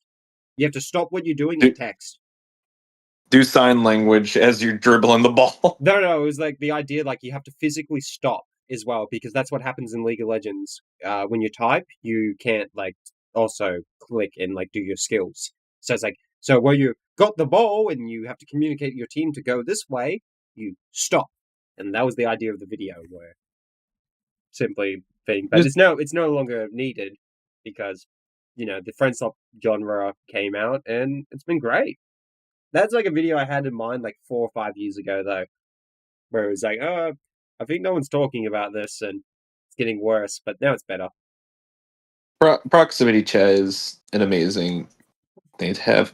And one thing I also appreciate is crossplay too. And crossplay is amazing. Yeah, I love crossplay and shit. I think every game needs it, and any modern game that doesn't do crossplay is just no exceptions. No exceptions.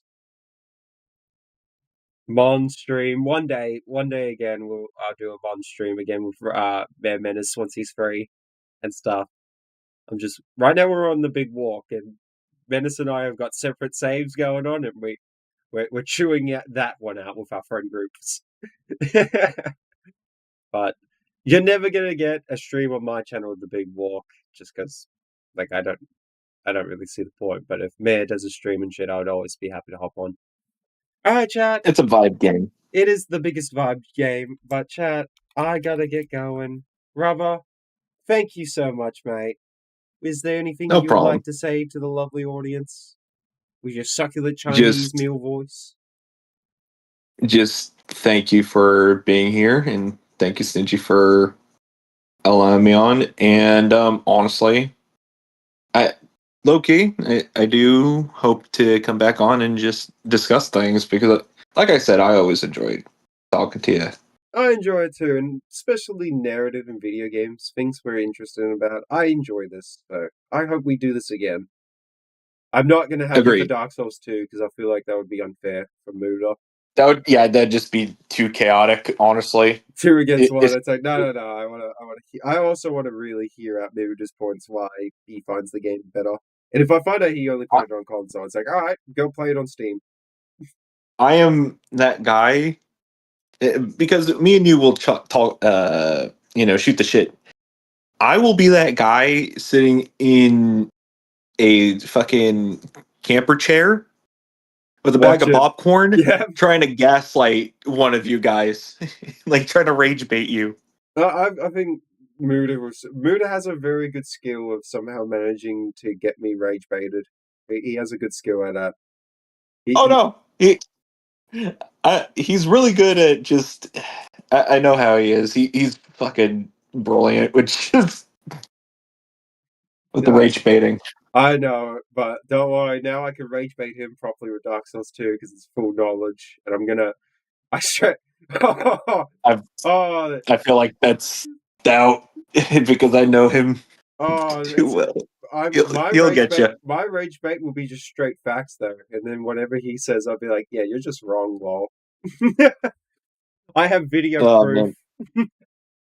I can't wait to see it, though. I can't wait to sit back with probably pretzels because that's healthier than fucking butter popcorn. I've ate way too many calories this weekend. I'm gonna be real, but still.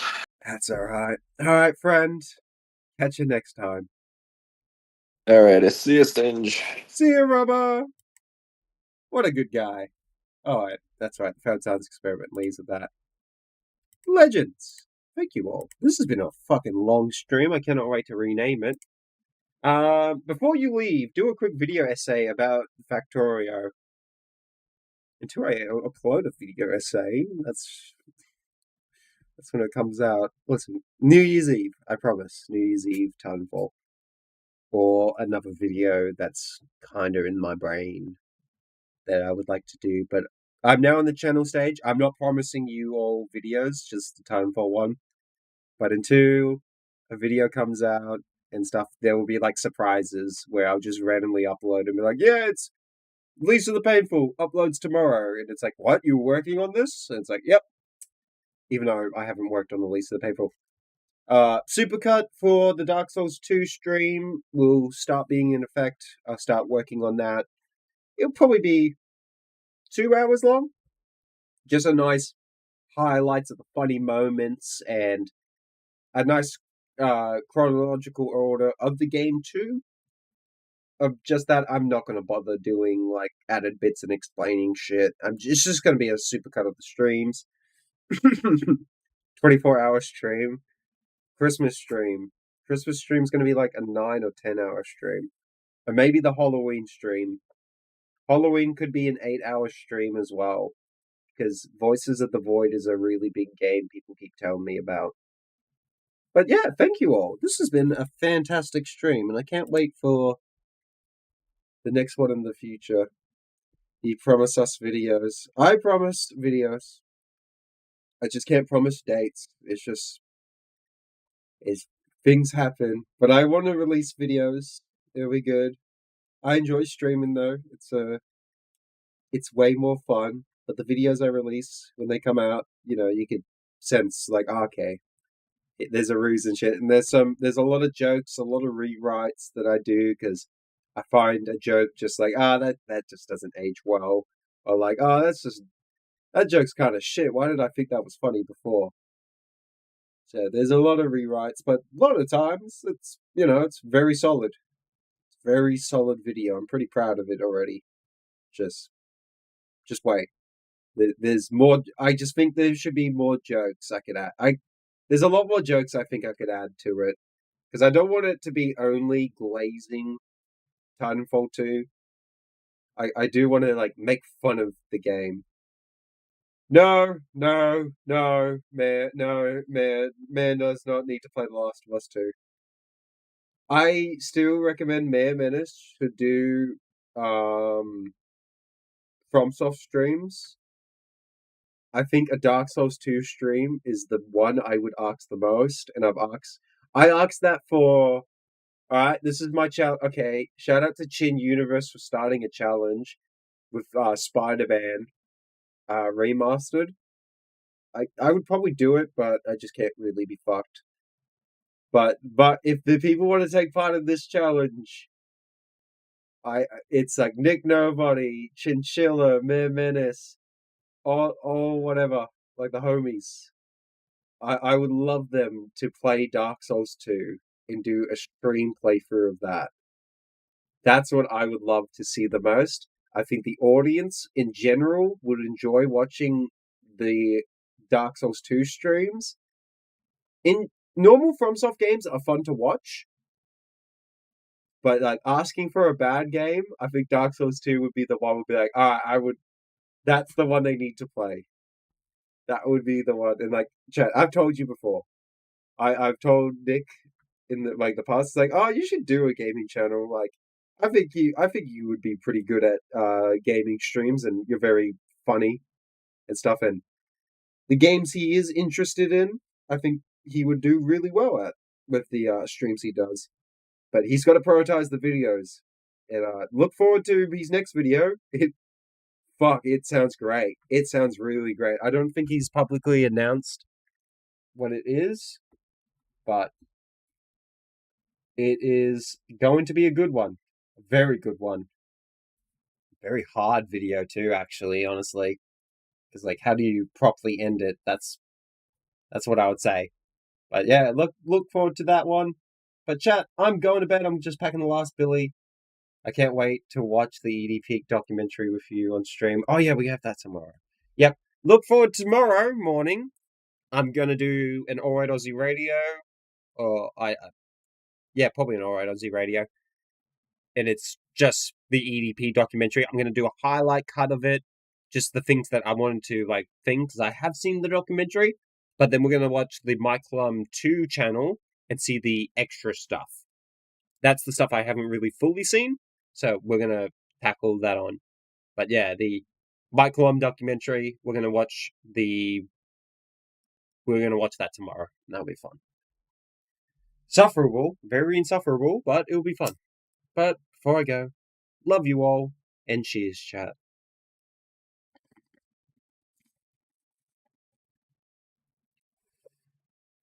Fucking hell, longest stream ever. But until next time, bye bye! Love you all! Have a lovely day!